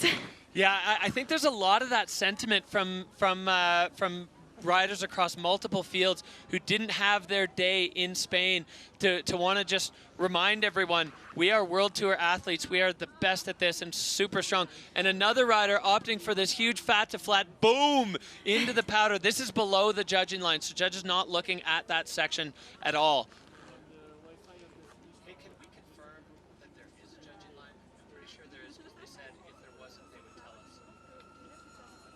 Nuria coming into the finish line. Let's look at that top section again. Full commitment on the heel edge and going into that fresh snow, making super technical turns and able to ride through that no problem, holding her speed. And then again, her entire line, she took similar line, but always made sure she was going off of a different feature, finding fresh landings. Yeah, and I love the intensity here. No speed check, just direction for Nuria. And then, I mean, she's not the tallest of riders. She went in pretty much up to her ears in the powder off that one. That landing is dead flat, but the snow deep enough for these riders to handle it. The MAMMUT line tracker showing that direct attack approach for Nuria Castan-Baron, the Spanish rider. Now, is it going to be enough to knock the local, the hometown hero out of the hot seat. Anxious moments there, you can see. She doesn't look fully comfortable yet. Noemi definitely a little worried by that one, that clean run from Nuria. And look at the sky above. We've been blessed with blue skies, great weather here, perfect temperature in Val Thorens. Yeah, spectacular day. The air temperature staying cold enough that the snow quality is excellent. It's light. A big thanks to Mom and Dad back home in Spain.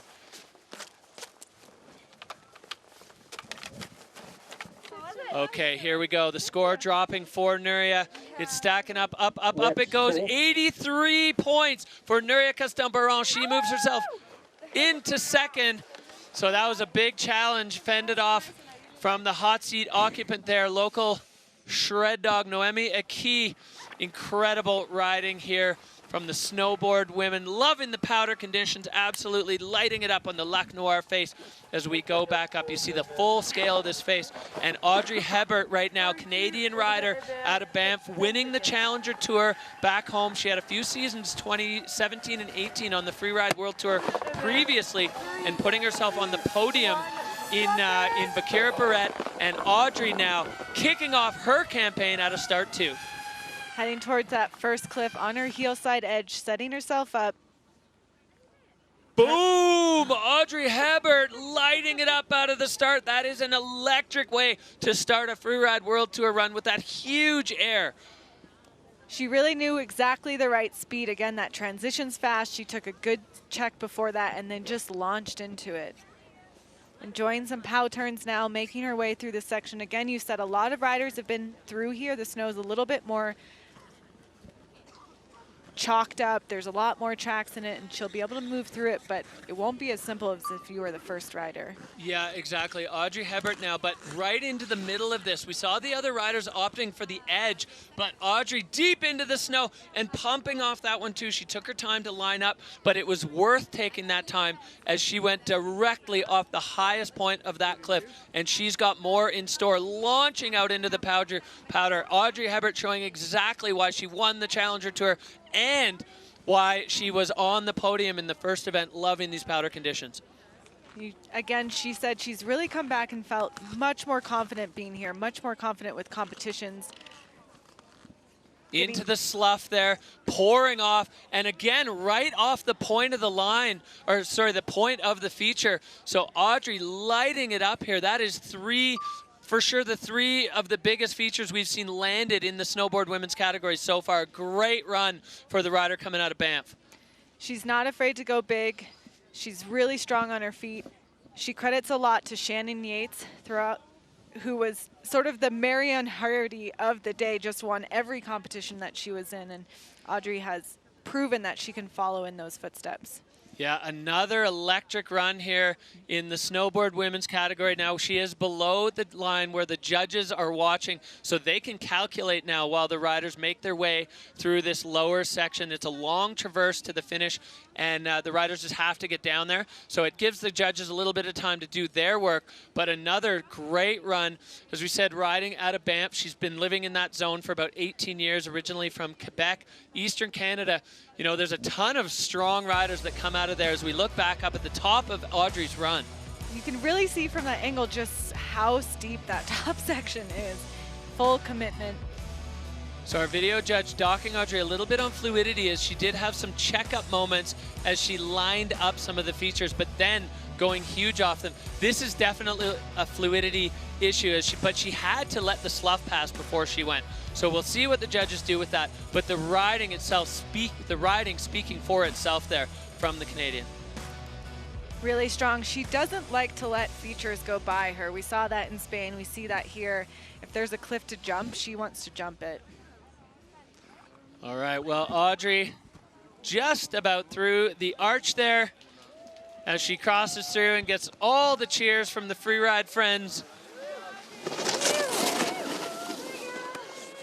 The snow just packed on her helmet. So many moments where the snow is overhead, flying in the air. These riders having a blast here at Val Thorens. The Lac Noir face providing Incredible moments for Freeride. We see the score of Noemi Aki. Audrey's score coming in with a 74.67. So getting a ding on fluidity there for sure as Audrey moves herself into third. Noemi Aki with another serious challenge fended off there from Audrey. Wow, well, we are moving through the snowboard women's category, lightning fast. These women just blasting down this venue. Noemi Aki holding it down for the home team as we have another hometown hero, not quite as local, but from just around the corner in Chamonix. Last year finishing, last event finishing second to her good friend Noemi. Now Anna Martinez wanting to do it for the home crowd, their friends, but she would love nothing more than to knock her good friend off the hot seat. Taking that direct line, working through the powder, just easily transitioning between that heel edge. Looks like a little bit of a control issue at the top, but finding her way through, taking that bottom air. Yeah, a slight struggle there for Anna Martinez, but now into the low powder. You can see her pressing on that back foot to push the nose of the snowboard up out of the snow. If you don't do that, that nose bogs and you go over the front.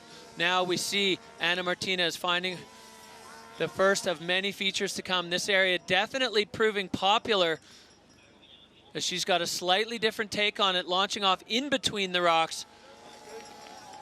Sailing through again, another rider, super strong, really takes that off-season training really seriously as she lines up these other airs. You just see how confident that strength translates into confidence on her board. Yeah, Anna Martinez is so physically strong, you know, physical and mental strength, the combination required for the Freeride World Tour, finishing second in the last event. Going to be looking to better that, popping, getting a little bit of a grab there, and just absolutely glorious powder here in Val Thorens for the French rider out of Chamonix, popping herself up and out past the judges' line. Now she's just going to have to make her way through this long traverse towards, it's way down there. You can see the finish line way in the background. Yeah, Anna's been really focused and serious this year. She came out strong saying she wants to take the title, and it's certainly something that she has in her capabilities. Oh yeah, every single one of these riders has the skill set to do it. Sometimes it just comes down to whose day is it. The execution is everything. We look back at the top where we see Anna having a little bit of struggle to get over to that feature. Yeah, it's such a short, steep section that control is difficult to achieve. Yeah, and then lining up in between the rocks, maybe rather than right off the nose, Anna Martinez, and then just slashing and playing in the powder. Conditions absolutely glorious here in Val Thorens. The return of Freeride to France. These riders just having an absolute time on this face.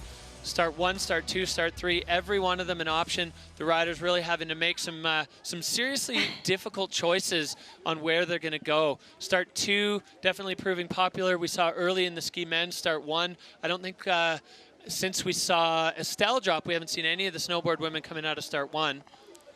No, and even start 3 has been a little vacant for a while, which is, it's always an interesting strategy, especially if you're in a category that's running a bit later. For sure, strategy is such a big part of this.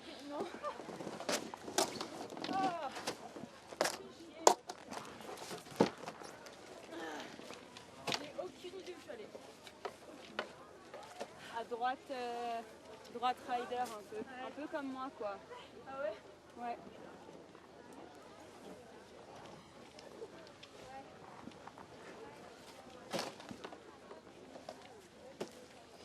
Par contre, t'as méga bien ridé. Hein. Bah en fait, vu que je faisais rien, j'étais en mode bah va tout droit. Ouais. Je sais pas. Ouais, je sais pas ce que ça va donner.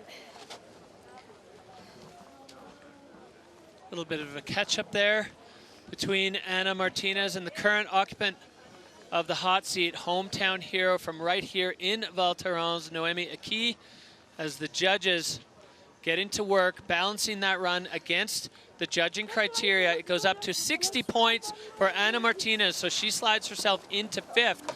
And with only one rider to go, we are guaranteed to have a French rider on the podium, at least one. But guess what? Up at the top, there's another French rider, and this is heavy. The last time she took to the stage on the Freeride World Tour, it was to lock in her 4th Freeride World Tour title. In Fieberbrunn, she put it away.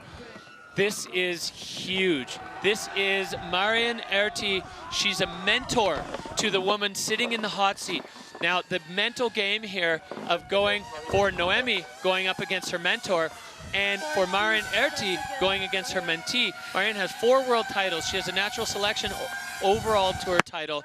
She's back in the start gate for the first time, and look at how intense she is. A border cross pole start for Marion Erti right out of the gate and into it. Dropping in onto her toe side edge, lining up that first clip that's gotten quite a bit of traffic, being really smart about the speed and control. Coming out of it, no problem. Huge powder clouds. Fastest rider we've seen so far. Yeah, no hesitation off that first big drop. Only one we've seen take that one on is Audrey Hebert, and now Marion Erti. This is the score she has to beat if she wants to beat her protege. Marion, with full intensity. She has got so much speed. You can just see it ramping up as she moves down right off the nose again, disappearing into the snow, but such control of her board. The queen is back, and she is showing exactly why she has those 4 titles. You know, Marion does so much for women's snowboarding, but this reminds everyone that she's still the top. Oh, and look at this. She's got a big feature underneath her, moving over on the heel side edge, locking in on her angle. Right off the top, Marion Erti landing that one perfectly. Again, the crowd is going absolutely bananas out here. We have a French woman sitting in the hot seat. We have a French snowboard royalty on the face, popping with the grab. Marion Erti showing exactly why she has 4 world titles under her belt. Incredible moments here at the Freeride World Tour. Wow, monstre bon. That riding was perfect. She's such a strong competitor. She's such a strong snowboarder. She's just the greatest. Yeah, that was incredible. The biggest features we've seen taken on at full speed, full intensity. Marion, she's not done though. Clouding herself out, popping off that lower feature. That one was just for her. Marion Erti, the French snowboard god, proving why she is the queen of freeride. Just full send straight off the top. She really is such a technician. The judging criteria is pretty much maxed out as much as you could. Probably would go through the screen if it was possible. No issues, no landing no bobbles, no wiggles. She rode that whole thing with strength. Yeah, and taking on the biggest parts of every feature she approached. This one, she had to line it up to make sure she didn't land on rocks, getting the angle exactly right. And you can see her lay the tail of the board in first so it stays up and out of the powder instead of burying the nose. That is veteran riding. She knows exactly how to do it regardless of the snow conditions and putting it perfectly precise on that one. The crowd loves it. We are seeing the return of the queen. I cannot wait to see what the judges do with that. I bet everyone's sweating a little bit, but particularly the woman in the hot seat. Yeah, and you know, I don't want to speak for anyone, but if you're Noemi and the only person that beats you is Marion, that's something you can be extremely proud of.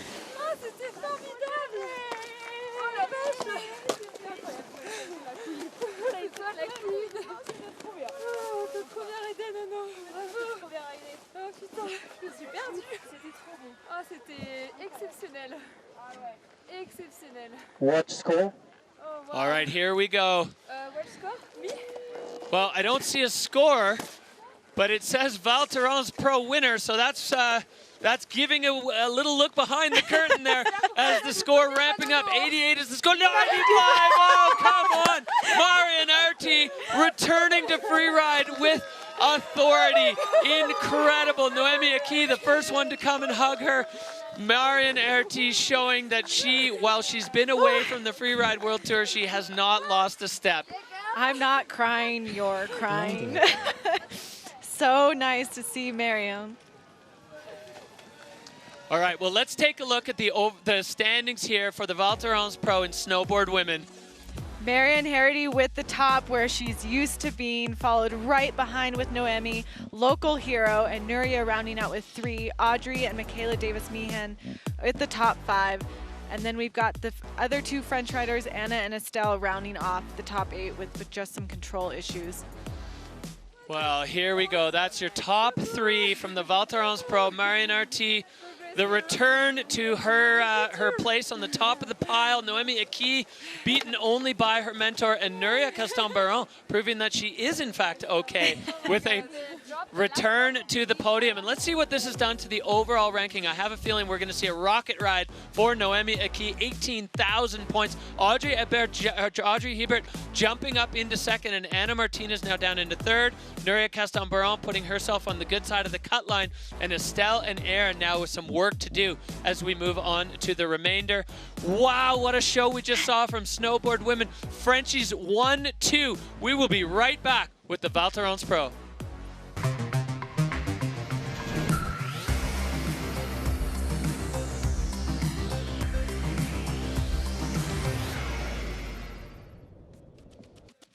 Woo! Val Thorens Pro bringing the thunder here from France. It's the Freeride World Tour by Peak Performance, and we are live with snowboard men. Val Thorens has gotten dumped on in the last few days. 30 centimeters last night, 30 centimeters the day before. I'm Derek Boos here with Hadley Hammer, keeping you up to date with all of the action. And action we have seen, Hadley, unbelievable so far here. Let's see who we got in snowboard men. So we've got the final category, snowboard men. Michael Mon really likes to start off first versus his last start from the Spain comp. We've got Enzo Nilo, French rider, right there in the middle. We've got the current leader chasing his 4th world title, Victor De La Rue in 8th, and Conrad Nevin going for 12th place to round it out.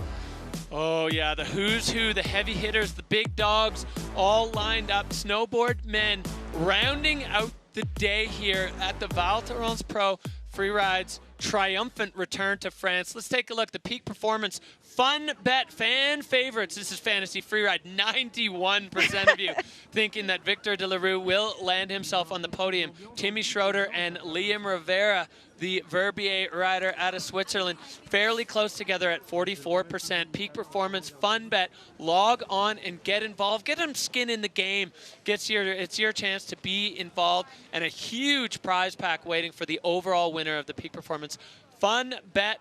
Incredible action here in Val Thorens, France. We have seen ski men, ski women, and snowboard women light it up on this face, and we are nowhere near done. Michael Mon will be the first man to drop out of the gate, sitting in 9th place overall. He had a pretty big crash right off the start in Bakira, but he's going to be looking to make up for that. He smashed his board on a rock this morning freeriding, so hopefully his equipment is going to hold up for him. Michael Mon, he is capable of winning runs. We've seen him take multiple wins on the Freeride World Tour. A technician, a mountain goat. He's so precise with his board placement. Mike, now we see him, he's going to be coming out of start 2. There are 3 starts. If you're just joining us here for Snowboard Men, start 1, furthest lookers left. Start 2 in the middle of the ridge. It's a bomb drop onto the face, and then start 3 a little bit more out to the lookers right. So Michael opting for that start 2. You don't necessarily see it from this angle, but it's a cornice straight out of the gate. So the riders fully have to just drop straight into the intensity. And Michael Mon, he's hungry for a little bit of redemption after the last one. He's got 2 wins. He's always a podium threat. And Michael Mon is on the Lac Noir face. Going again, like you said, straight into it, toe side, lining up for this first cliff. It's huge and the transition is quick, so you got to get that speed right, which proves no problem for Michael Mon, coming out hot and cooking. Michael Mon, we're just getting word that he got his 2nd backup board delivered from the hotel up here to the face. So he is riding on solid equipment, which is a huge, huge benefit for any athlete. Michael Mon pinned here. Now he gets into this lower section of the face where it totally rolls away. The vision is difficult here as Michael Mon approaching. He's got this spine feature right off the end, perfect landing for Michael Mann. Airing over that bottom rock easily with no problem, no control issues, enjoying some powder turns in the middle, and setting himself up for this next feature with a huge 360. Backside 3 for Michael Mann, connecting perfectly with the transition. So a great start here for snowboard men, as plenty more in store. Michael Mann getting himself into this billy goat section on the heel side, popping off his heel side edge into a double. Yes, full commitment. Those double lines are, you just can't turn. You've got to just dive down into the landing. Oh, and just clouding himself deep in this champagne powder. A product of France. Wow, this run, snowboard men, I mean, we've seen it with all 3 categories before, and I know we're in store for it, but Michael Mann, you can see this just pumping his fist there. He's so happy. These riders, they got to ride a few laps earlier in the day before we started, and he came down. I mean, he had smashed his board on the rocks, but just grinning ear to ear, like, how about these conditions? Loving the French powder for Michael Mann. And it really put him into that mindset to recover from his first competition. You know, he had that huge crash at a comp that he's used to winning, and so to see how well he comes back, you can see this confidence, this backside 3. He's here to win, he's here to ride strong, and he's here to show that he can make that switch from being in last place to back on the podium. Oh, that double was immaculate. It was so perfect, so precise, and then boom. Gosh, it makes you want to snowboard.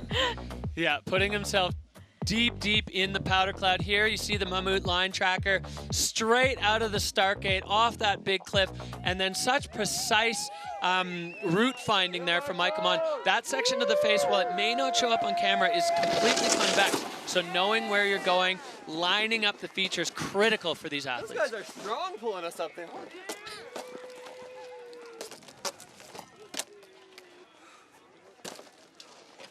Oh, I broke a second one. Okay, well, the bar is set. The score for Michael Mann, an 83. That is a big score. The judges loving what they saw First from place, believe it or not. Big Mike. He's riding out of Denver these days. What a great way to start off the snowboard men's category. First run with a new board, and I just took that one out too. Well, they're tools, not jewels. Michael Mann using the board to protect his feet from the rocks out here. And, you know, it's interesting as we get through the day here, some of the rocks are gone, they're buried, but some of them are just covered over by this fluffy powder. So you have to have done your homework of where the rocks were before. But we're straight back up to start 2. The next man in the gate, Cody Bramwell, one of the most talented snowboarders we have on the Freeride World Tour. Always electric, always fireworks, as Cody Bramwell out and directly into it in start 2. On his toe side edge, taking that air massive and in full speed and heading towards the riders right of the venue. Hasn't made a single speed check yet, needing all the speed to get across the flats. Little nose butter there in the powder. Perfect timing as it starts to roll away again. Cody Bramwell, you can see the terrain start to pitch down as he lines up this feature that saw plenty of action earlier. Lofty backflip. Oh, no! Cody Bramwell all the way to the bottom and then getting caught up. I think that was the bomb hole that we saw from earlier on in the day. The nose of his board just going under the snow and grabbing. Such a little quick transition there between steep and flat and then back to steep, but he's still riding, he's still searching for these big airs. Nice 3, a bit of a back slap there. And Cody Bramwell now just pointed out, full rocket ride out the bottom of the venue. Such a talented rider. Nose butter there, pressing down into the powder. You can't help it. This is such playful terrain, and Cody Bramwell, one of the strongest snowboarders on the Freeride World Tour. It's so hard to put these runs together, and another rider kind of getting a little bit caught up in this deep snow. Cody lives in Greece, so I imagine that powder is especially unique for him and sacred, and he's clearly showing in his run that he's taking every opportunity to take as many turns in it as possible. Well, let's take a look back here. Cody Bramwell lobbing the backflip all the way to the bottom of the transition. He landed it, but it was the connection from steep to flat that gobbled him up. Another backside three, another probably bit of a control issue on the landing again, wheeling out of it, but really showing that he's a playful, versatile rider. Yeah, you could see the board just flexing and bending in the landing of that back three there. Different spots have different textures of snow, and that one definitely been a little bit peeled by the slough running down from riders riding a little bit more on the rider's left side. So MAMMUT line tracker there showing what we saw. Didn't have the camera mic on there for Michael Mon, but I think he just had his mind blown by Cody Bramwell's full throttle approach, as is his trademark. Cody Bramwell.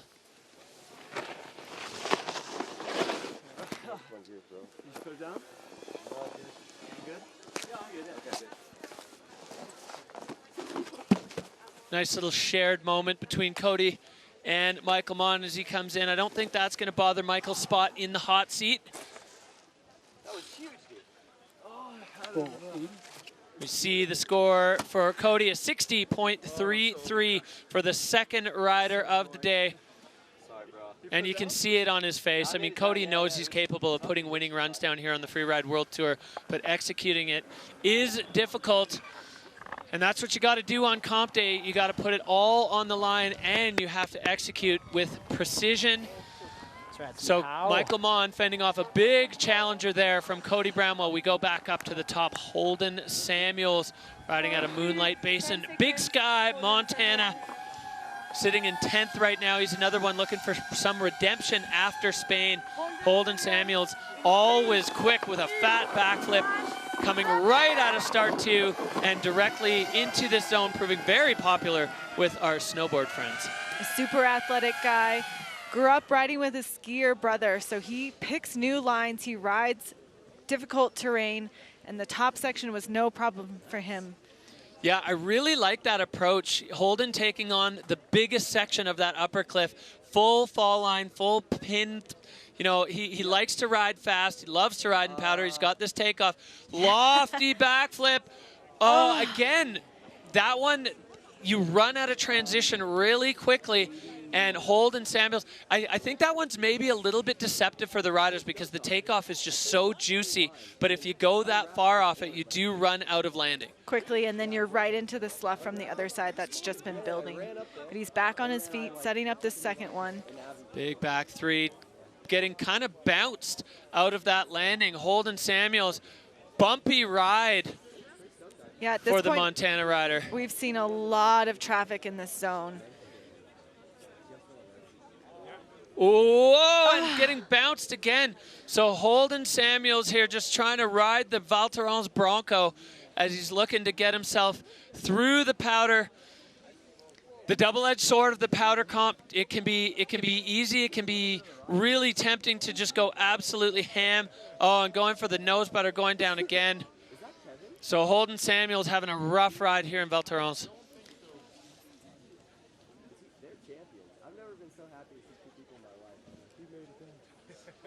But still some powder turns to be had for Holden.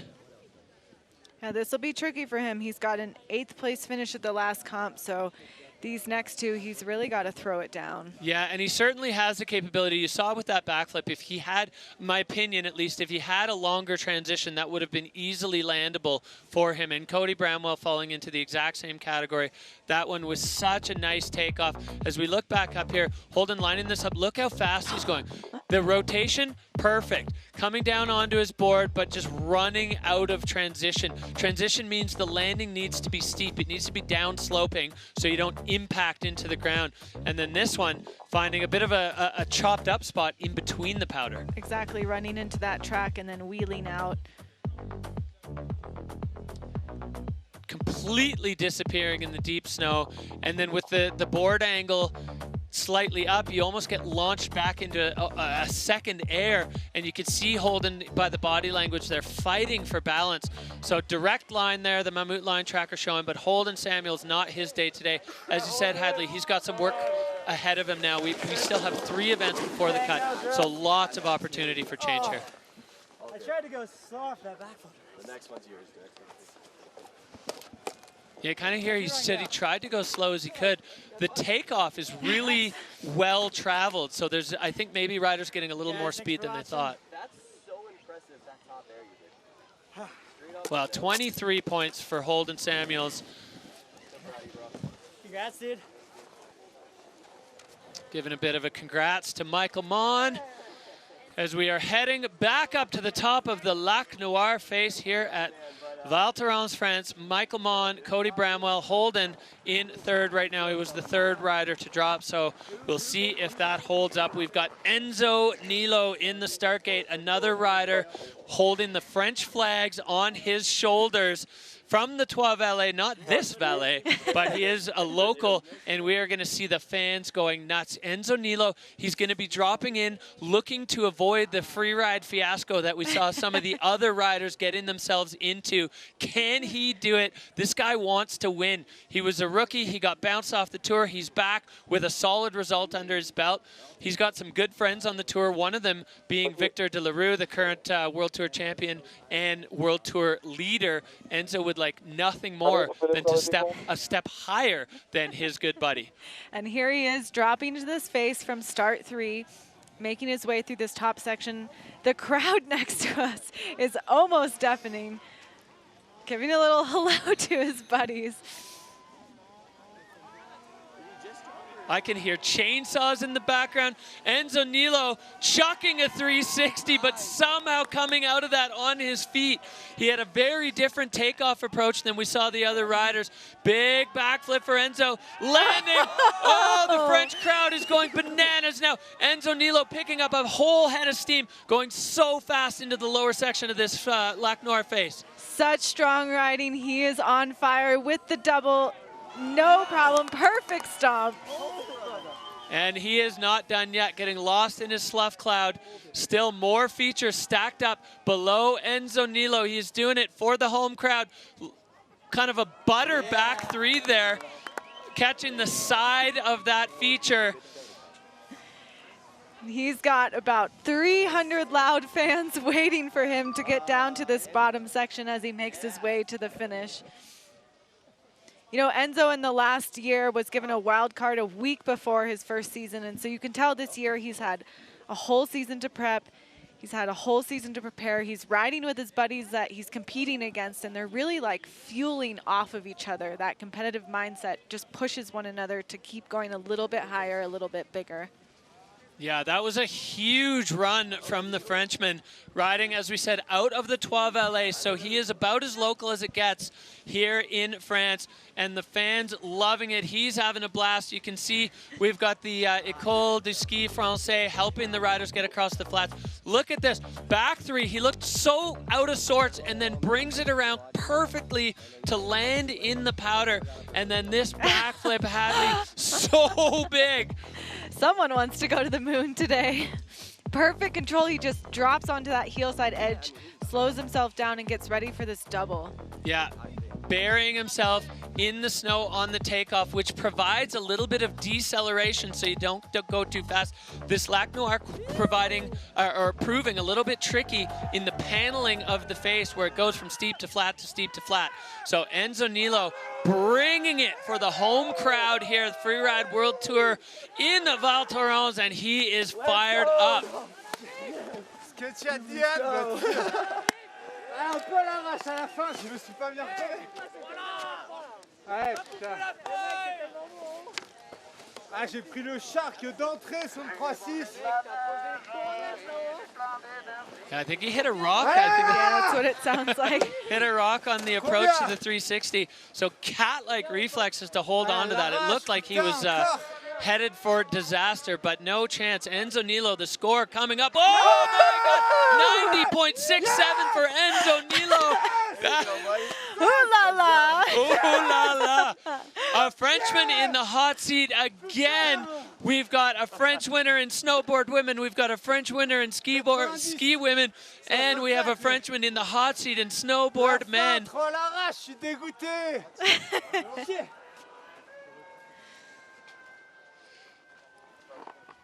That's Enzo's first run in the 90s on the Freeride World Tour, and absolutely well-deserved. So Michael Mon sliding down into second. Cody Bramwell now into third as we are into it with snowboard men here at the Freeride World Tour. The Val Thorens Pro, Remy Benamo. Rennie coming out of Zinal in Switzerland, a tiny little village in the mountains, and he is just born and bred for snowboarding. He absolutely loves it. Always a smile on his face as he pushes out of start 2 to start his campaign. Here he comes into this first section, lining up his board. Oh, huge 360. Whoa, backside 3 for Remy Benamo as he makes his way across the avalanche debris clean. That's always a bit of a hold your breath moment as there's some big cornice chunks from the control work done this morning. So a hot start for the Swiss rider. Lining up this section, he's a quiet guy, but his riding style is loud and speaks for himself.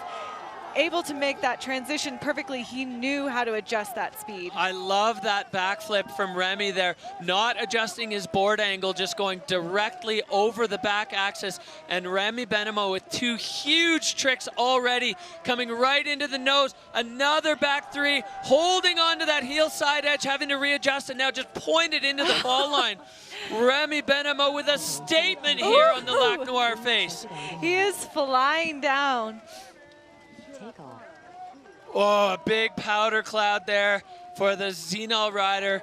The Swiss flags on his shoulder. He doesn't want to let the French neighbors have all the fun here. Strong, aggressive riding out of the Swiss man. He said his goal, his childhood dream was just to qualify for the Tour, and I think he should adjust that a bit to maybe podium in winning the Tour. He's such a good rider. Oh, that was a huge run from Remy.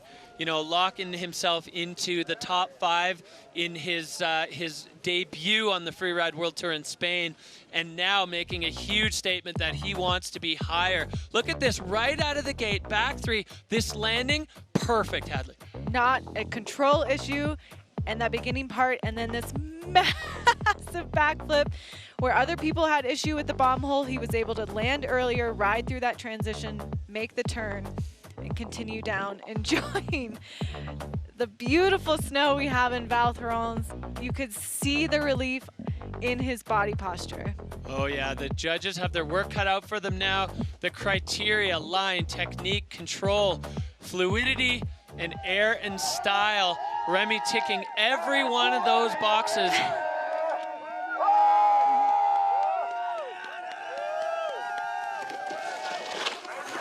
Sounds like a few Swissies coming across the border into France to cheer on.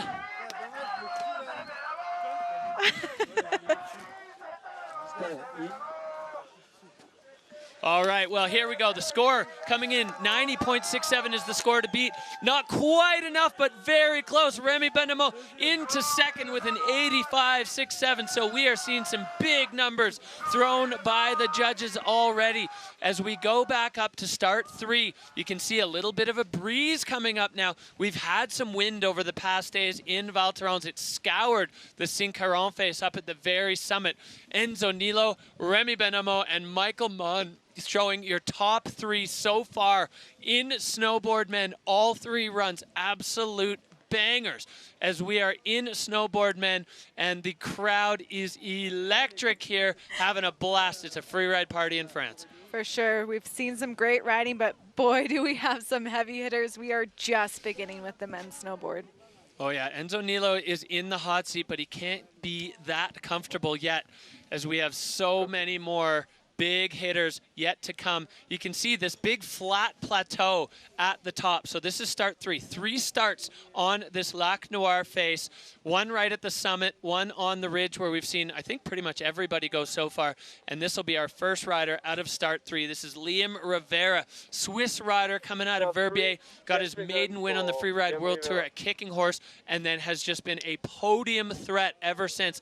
Liam Rivera putting in the work, sitting in 10th right now. He's going to want to bump that ranking way up with a good performance here in Val Thorens. Liam Rivera now on the Lac Noir face. He's going to want to, and he's totally capable of getting on that podium. Such a strong rider, really committed to the fall line, able to do anything with wherever he puts his snowboard. All right, well, let's see what Liam has in store. Throwing the backflip, landing, oh, and just getting tossed by that snow. That one seen quite a bit of traffic and looked like he hit a bit of a hard spot. Liam Rivera now front three with the shifty. Oh, perfect landing for Liam. Found that perfect patch of compressed snow and continuing to ride all the way through, making up for that top section, moving down into this double. Bam, bam, Liam Rivera, oh, and Liam getting tossed. The heel side edge, hard to hold on when you're moving away from it like that. Trajectory going one way and your body going the other. But Liam Rivera not done. He's got the nose of this in his sights with another big 360 and landing that one perfect. That's a real run of contrast. We have some of the most exciting moments we've seen so far in freeride men, but with some pretty significant control issues sprinkled in. This is when the judges really have to do quite a bit of work. Liam's just going to make his way down to the finish line. One of the riders that, you know, he always has a target on his back. Coming in with your rookie season and getting a 3rd overall is really a statement that you then will be chased. Yeah, and he's so strong on his board. He's such a technical rider. It feels like there's something in the air in Verbier, but both ski and snowboard, the riders that place churns out are just so solid on their board, and they've got that great blend of free ride and freestyle that they can put together and spice up the stew. Here's that big backflip that just caused him some issue. Yeah, he just bounced on the landing. He found the one spot that wasn't soft, and then the revert shifty 360 landing so well, so perfectly. And I love this one, getting down on the heel side edge and the front 360, so you're totally blind for the back half of the rotation, just hoping it's all gonna work out. You can see the hand gestures there. He was hyped on that one. As you said, a line of contrast, and I'm really curious to see what the judges do with the control issues. Yeah, I mean, they were there. They were real. So the judges, they don't miss that kind of stuff. And especially with the heat that we're seeing already in snowboard men, they got to be, you know, they have to be on point with those docks for control. You see it for sure. And that big bouncing front flip off the enormous back flip at the start. They're going to note that for sure, and it's going to be reflected in the score. We'll see what the score is for Liam, but the rest of that run was so solid.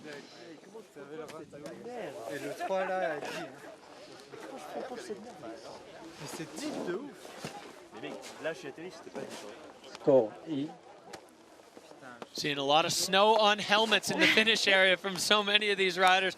Riding powder all the way down as we're anxiously waiting here for the score of Liam Rivera to pop up. There we go. It's coming in. 90.67 is the number to beat. That's a 60-point run for Liam Rivera. So that's going to be good enough for 5th so far in snowboard men. As we said, run of contrast, and oh, what could have been with that one with some huge moves there by Liam Rivera. Exactly, but the judges, this is the pinnacle performance. They're expecting perfection out of these runs. Perfection is what's demanded, and certainly these riders capable of delivering it, as we've seen. So Enzo Nilo sitting now in the hot seat. Remy Benamo and Michael Mon, 1, 2, 3 in snowboard men at the Val Thorens Pro Freeride World Tour by Peak Performance. Stop number 2, back up to the top with Truckee, California's Tilden Woolley. Tilden lighting it up at the top in Bakira with one of the most creative lines we saw. A back 3 in a section that no other snowboard even looked at. Tilden is so talented on his board. We had our breath held for that run as he's hopping up to this overhanging section. There's not going to be any docks for fluidity until the riders are into the face. And now Tilden entering. Look at the slough pouring down underneath him. The fact that his heel side edge is in and his back is touching the snow shows how steep that is. Spinning 360, yes. Perfect for Tilden Woolley. Wow, what a great start. This guy is a rookie, but he doesn't ride like one, and I think he's a lot more at home in this snow than he was in what we saw in Spain. Yeah, exactly, but man, his Spain just had a heartbreaker of a finish, but this guy shows that he can come out of the top, come out with a trick, strong riding as we can see, beautiful turns, and able to really link these features together. Yeah, a bit of a bumpy area on the face. Tilden plopping off that one, turns it into a double landing, getting the tail of his board down to make sure he doesn't go over the front like we've seen some of the other riders struggle with. making his way through, avoiding some of these features. I think, you know, whoa, here we go, lining himself up to the same cliff that I believe we saw Marion hit. Perfect landing. He knew with that 10th place finish, he needed to stay on his feet for this one. Yeah, he needed a banger there, and it was interesting watching them there from the shot we had. Looked like he was avoiding it, but he was really actually lining up the next one. It's sometimes hard to tell the perspective from the rider's eye view versus the commentator's view, but Tilden definitely putting a statement down after his opening run in Spain that he is here to play and he is looking for a spot on the podium. That start, I mean, it took him a sec to get lined up and locked in at the top, but then opening it up with that huge 360.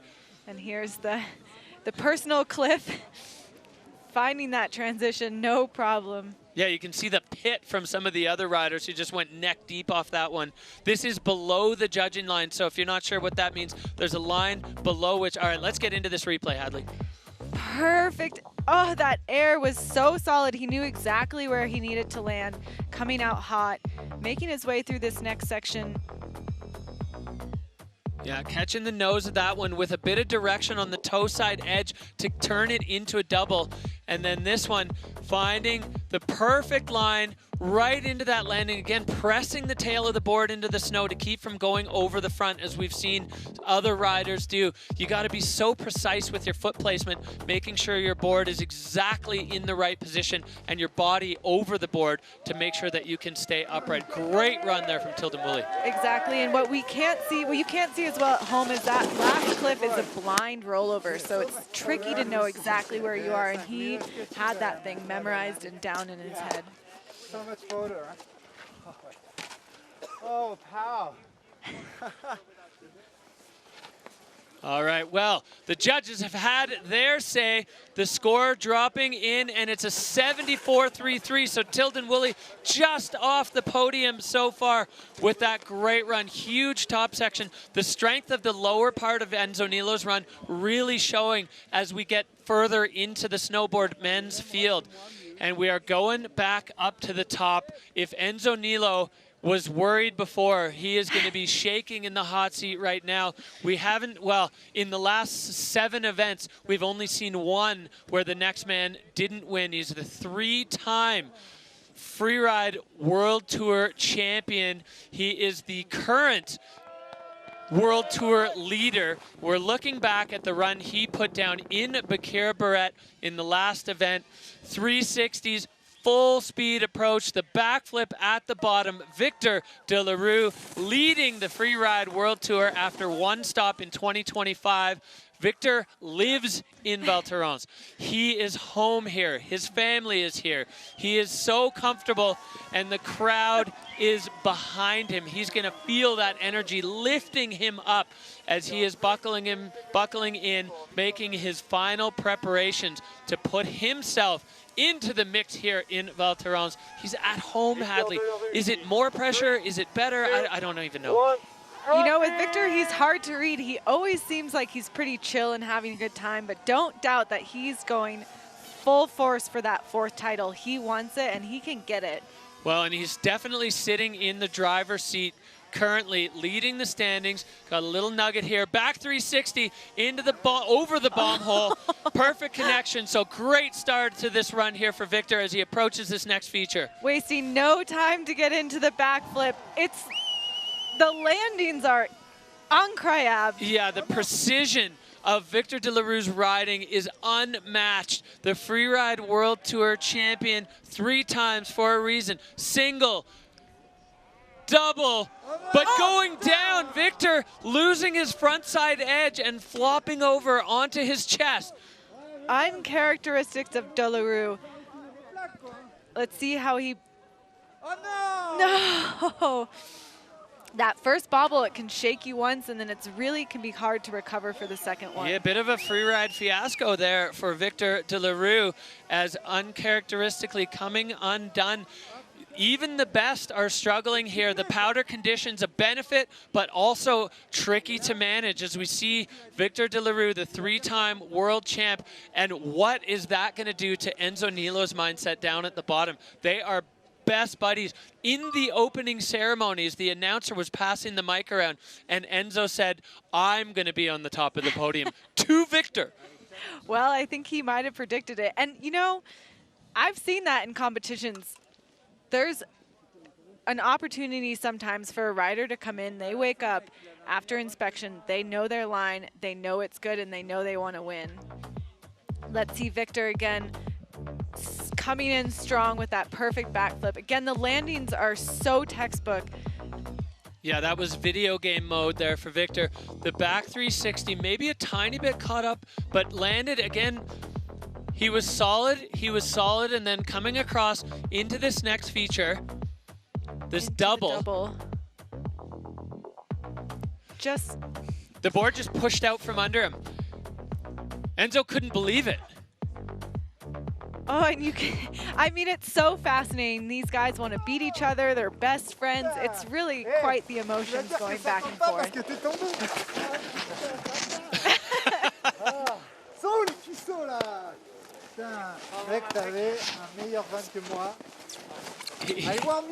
Asking Victor, where are your legs? Well, I mean, this is the glory and heartbreak of freeride. I mean, Victor de la Rue certainly capable, as we saw with both the backflip and the 360, of perfection on these faces. But it's not one thing. It stacks up all the way down. Oh la la, indeed. C'était parfait, j'étais là, il va me guillotiner.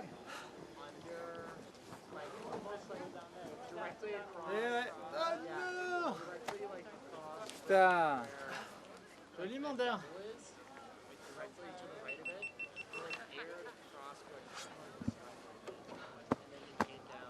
Waiting for the score. Also, the four guys on top, you know, they've known that the guy in first has gone down, the big champion, and I think it gives them a little bit of fire.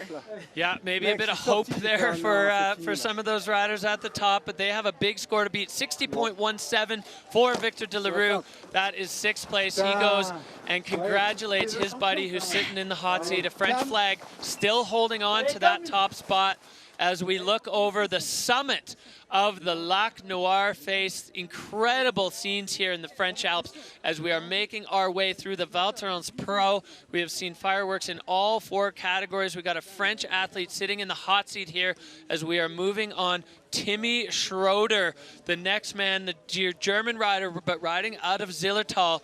This guy is capable of putting down a winning run in any conditions on any face. He's a great free spirit, but man, he is hungry here on the Freeride World Tour, and we've seen some of the wildest, most exciting moments in freeride delivered from Tim Schroeder as he is out of start 1. Coming into the steep section, the first rider to come out of the first start gate. Navigating the top, taking a huge air. It's super committed. You only have rocks below you in this section. Wow. I think he was blinded there. He made that frontside carve and put himself into a powder cloud, and his angle definitely not the right direction. We see Timmy gathering himself. Hopefully we get the wave or the head tap. I mean, he's up. Oh yeah, he's looking back up just to see what happened there. Yeah, okay. There's the wave. All right, Timmy Schroeder is all right. That was a scary moment there. So the visual inspection, and then you combine that with these powder conditions. When you make a big aggressive turn in the powder, the snow flies up in the air, and this snow is light, low density, fluffy snow. And it makes it impossible to see. We saw it in ski. I think he's missing his GoPro. Maybe the drone can find it. That GoPro is deep in the Val Thorens snowpack now.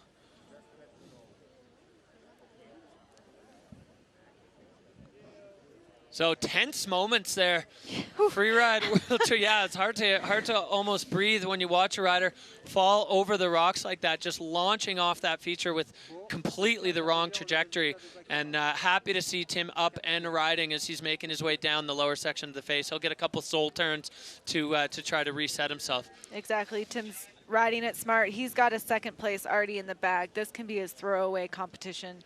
He's just getting himself down safe after what was probably a pretty scary moment for him as well. Yeah, for sure. Scary for him, scary for us. I'm sure scary for Timmy's friends and family at home watching that. But now just a couple of arching soul powder turns.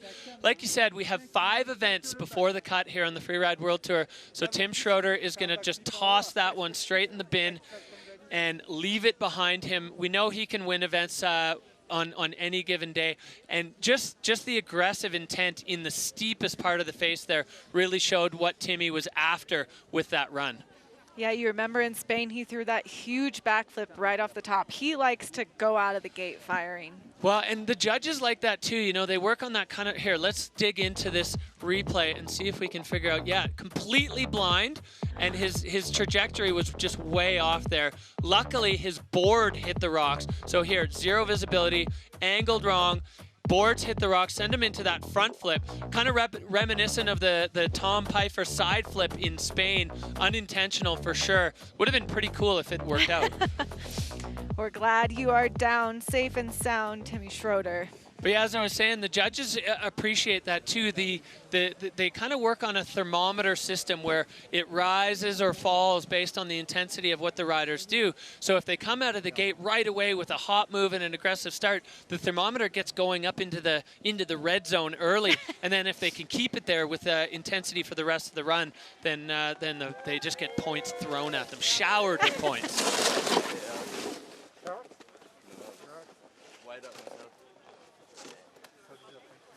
Yeah, that looks like the confirmation. He just got totally white-rimmed about that. Checking the board. Looks like it handled it. Make it good. Score of 10.67 coming in. Alles gut. Telling his mommy's okay. That's good. Freeride parents, one of the most stressful jobs in the snow sports world. Watching your kids do this is definitely stomach in your throat. But we are continuing on. We have another hometown hero, another French rider in the mix. This is Camille Armand, riding out of Chamonix, France, part of the 3 Amigos, Les Trois Amis, the Victor, Enzo, Camille squad, working on the Freeride Fiasco project with Alex Heitler. They're putting out some incredible content. This guy is a serious threat for the podium. One of the best backflips in the game. Camille Armand, the French crowd is behind him, lifting him up. He's dropping out of start 3. You can see the breeze is picking up out there as Camille Armand pushing out of the gate from start 3. Riding with the heart. The crowd to us is just firing as he looks to set up his first air. Yeah, approaching this top feature. And a lofty backflip for Camille Armand, but getting bucked in the bomb hole. Not able to hold it. This is one of the challenges for the later riders. Big backside 3 cross court. Yeah, challenges for the later riders, Hadley, with bomb holes and tracks and things. There's a lot to navigate for these guys. Looks like he's searching for something fresh, though. Huge air, doubling that, or singling what some people have taken as a double with that cliff. Making his way out hot. Yeah, full speed approach for Camille Armand. Unfortunate on that first there. Backflips are his bread and butter. But the bomb holes, it's really hard when you're above and it's blind to know exactly where they are to be able to line yourself up to avoid them. Exactly. It looked like he was trying to adjust his trajectory, but then you also, the first riders are going to take the best line. They're looking for the best transition. So the further back you are, you're kind of left with the scraps. Camille Armand making his way down to the crowd. In his home country of France, they still love him here. Oh, they sure do. And with Enzo Nilo sitting in the hot seat with only 2 riders to go, we are guaranteed a Frenchman on the podium as we look back here at this backflip of Camille's. Yeah, that first bomb hole was just impossible to ride through. But he shows that. Getting this big cross-court back three and landing in such deep snow there. The snow has been piling up here in Val Thorens. And then I love this aggressive fall line approach. Perfect landing for Kemi, bouncing out and then getting the heel side edge in just enough to control the speed before he redirects himself over those little nuggets of rock. So much good about that run. Extremely unfortunate that the first feature didn't work out. Mec, t'as fait le run d'enculé, t'as pas fait le backflip. Putain! C'est toi qui fait plaisir, Mammmut. Ouais, un peu à l'arrache, mais... Ah! Les gars, qu'est-ce que vous faites? Moi, je suis jamais sur le podium, normalement. Je sais pas ce que vous branlez, quoi. Ça nous a fumé, c'est bien, la brique. Bravo, la brique. Ah! Putain! J'ai chopé un char côté coffre. Mais mec, moi, là, je sais pas si la board, elle est pas repeinte, là, aussi. Mais j'ai pensé à vous, en l'air, hein. Score coming in for Kemi Armand.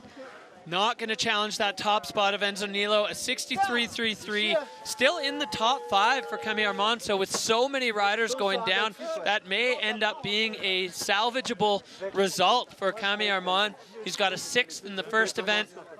Now he's looking at somewhere in the top 7 in stop number 2. Enzo Nilo, Remy Benamo, and Michael Mon. That is your top 3 with rookie Tilden Woolley sitting in 4th right now. We only have 2 riders left, but both of them big threats. This man, Jonathan Penfield, riding out of Squamish, BC, out of Whistler Blackcomb, sitting 3rd overall. Always a threat. He's such a technician on the board. He's so smooth, always with the calm demeanor, but as soon as he kicks out of the start gate, fireworks. Exactly. Ooh, and going someplace new. This is the only person we saw go over this way was Jenna. Yeah, and she definitely proved. Oh, look at that landing. He is on a film line here. Back 3, Jonathan Penfield. It's so steep over there, handling this like an absolute veteran. Look at where he is on this face, popping out of that last feature with the grab, and now on the toe side edge, just looking to get across this slough field. There is still more below Jonathan Penfield. He's only about halfway down. Well, just sending fluff left to right. Big double there. Oh, and Jonathan bouncing. Unfortunately, that slough cone proving a little bit more dense in the snow. So John Penfield, but he's still got more to come. Lobbing a front 3 now, so he's spun both ways, getting a little hooked up there, but not going down.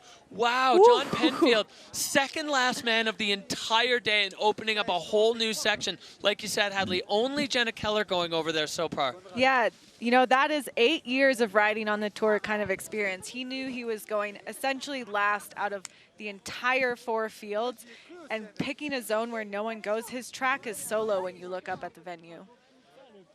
Oh, and that was close to perfection for John Powell. Jonathan Penfield, he's got a unique eye for lines. He's always kind of poking around in different sections and finding features that he feels can work that other people don't even see. He's got that scientist's eye for the venue. And that side of the face, honestly, watching him ride, it's kind of surprising that it didn't see more action because it's good over there. It looks good. It really looks like a classic Alaskan film line over there.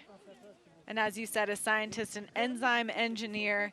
Those enzymes were flowing down the mountain. Let's check the replay. Straight off the top with such a strong, perfectly landed 360.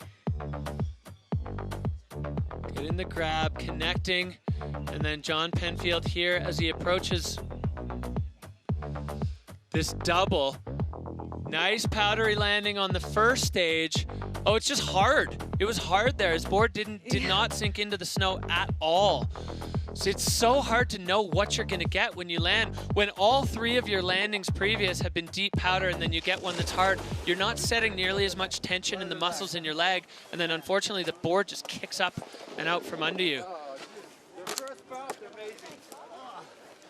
Yeah, the sit down killed me. So definitely going to be a big ding on control for Jonathan Penfield, but a very respectable score there as he moves into 4th, 77.67. So just bumping Tilden Woolley out of the 4th spot, but still holding on in the top 5. So Jonathan Penfield, while it's not, I mean, that was a what might have been, because that was certainly in contention to challenge Enzo Nilo's position on the top of the pile. So John Penfield coming close there, but with a third already and a guaranteed top 5 in the field today, a solid result for John Powell. As we go back up, New Zealand's own Conrad Niven. He's one of the coolest guys on the tour, riding out of Aspen, Colorado, where he's working as a snowboard instructor, buttermilk specifically. He had a good run going in the last event, kicking off the day, and now Conrad Niven getting things going. He's got to do a little toe side hop to get up into the entry of his line. Yeah, as you said, another heartbreaker from the first event. Had such a strong run and then just kind of a random crash at the bottom. So let's hope, you know, he started first last time. This time he's starting last. And this big overhanging buttress of rock at the very top, Conrad eyeing it up as he gets his board set. There's not going to be any docks for fluidity until the riders start. Not that they're going to dock them once they start, but until they drop in, the judging doesn't start. And this is a precarious position for Conrad as he drops in on the toe side edge with aggression. Sending it in full gas, full heat, coming out, wheeling through, keeping that tip of the board out of the snow. Yeah, I love that tail press move for the snowboarders when they just push on the tail, bend the board up, and elevate the nose of the board out of the powder so they can just keep accelerating. And he's moving quickly into this section, taking that first air in, setting himself up for the next. Yeah, this blade proving popular, going all the way down, but going down on his heels. Oh, popping out of the powder. Nothing happened.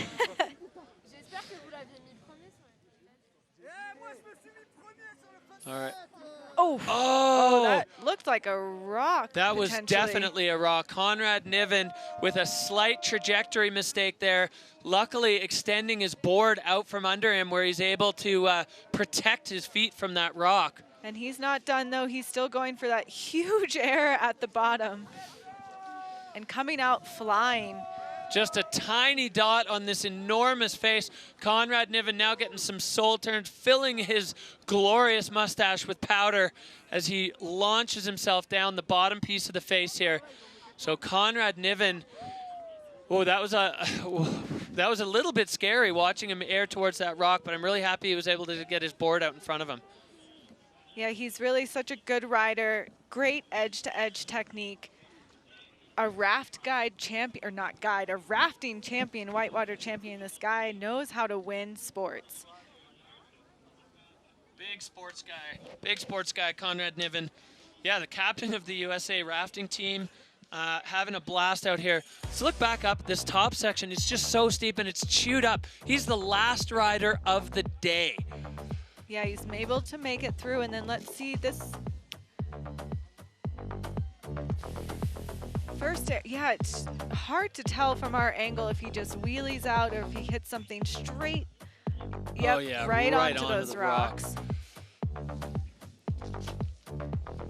But he didn't want it to stop him. He's still going, making his way through and down to the finish line. The last one to paint his tracks down this incredible face that, again, like you said, is a real venue that should consistently be on the tour. Yeah, that was absolutely spectacular.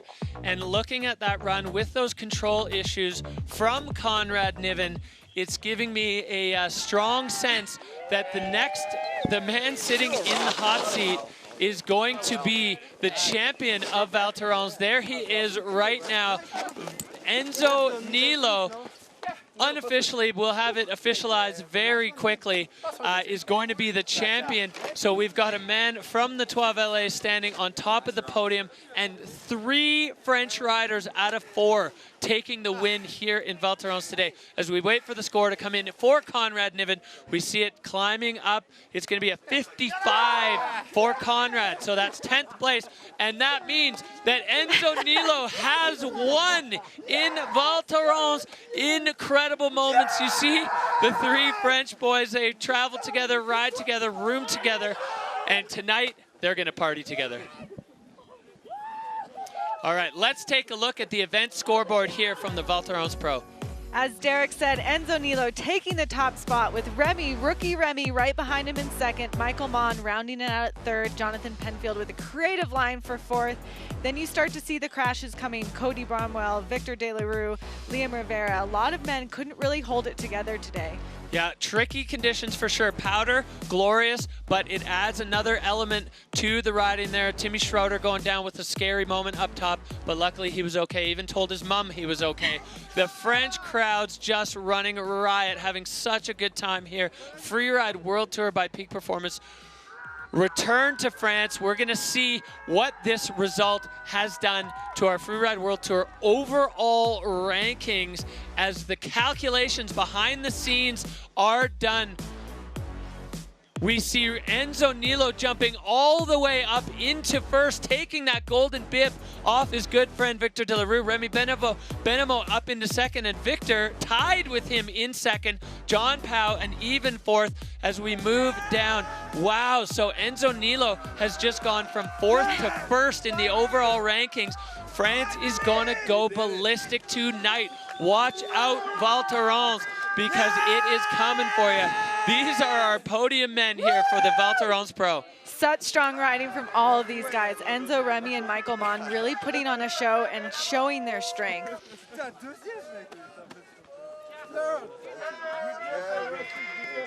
An international field, an international podium. France, Switzerland, and USA lighting it up for the snowboard men.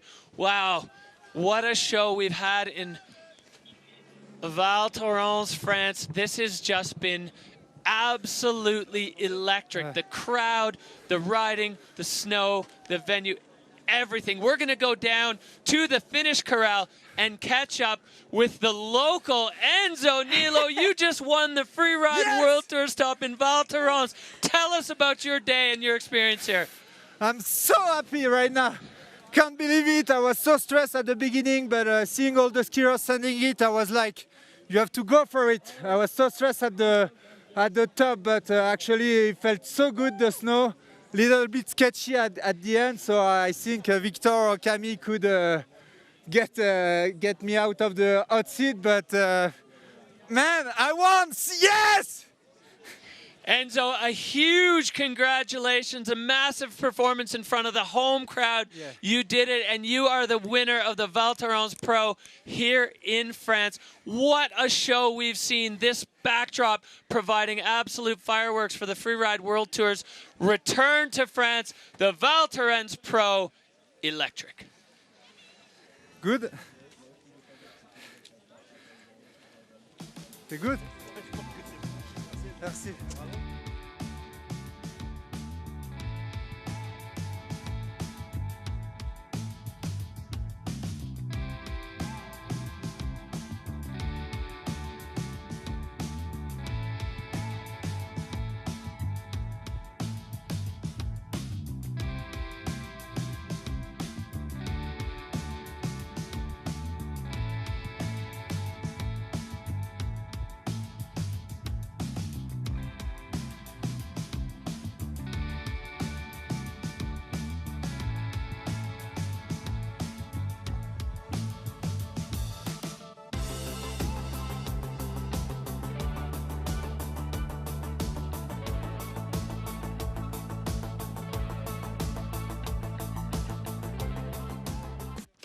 Ooh la la, what a return to France. What a return to this beautiful country. New face, new venue, new riders. What a show. I'm speechless, honestly. That was such an incredible show. All four categories going absolutely ham here on the Lac Noir face in Val Thorens. This has been incredible from start to finish. Now it's your turn. We want you to log on to freerideworldtour.com and vote for the rider of the day. All categories are open. Who got your juices flowing? Log on to freerideworldtour.com and cast your vote. This is your chance to have your say. The fans, it's wide open. Everybody is in. Rider of the day, I don't even know. I don't even know. I mean, there were so many electric moments in this event. It was incredible. What an entertaining day. What strong riding across every single category. So nice to be in France. We love it here. All right, well, that's going to do it for the Val Thorens Pro Freeride World Tour by Peak Performance. That's a wrap in France, but we would like to invite you to join us next week in Kicking Horse for the Golden Kicking Horse Pro. It's going to be insane. We're going to Canada, to my backyard. Cannot wait to see you there. On behalf of the entire Freeride World Tour family, Hadley Hammer and myself, Derek Foose, we cannot wait to see you at the next stop. Thanks for tuning in. Merci beaucoup.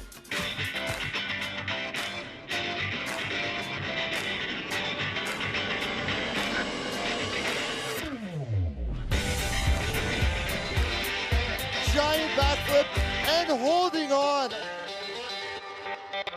Welcome to the Kicking Horse Golden BC Pro.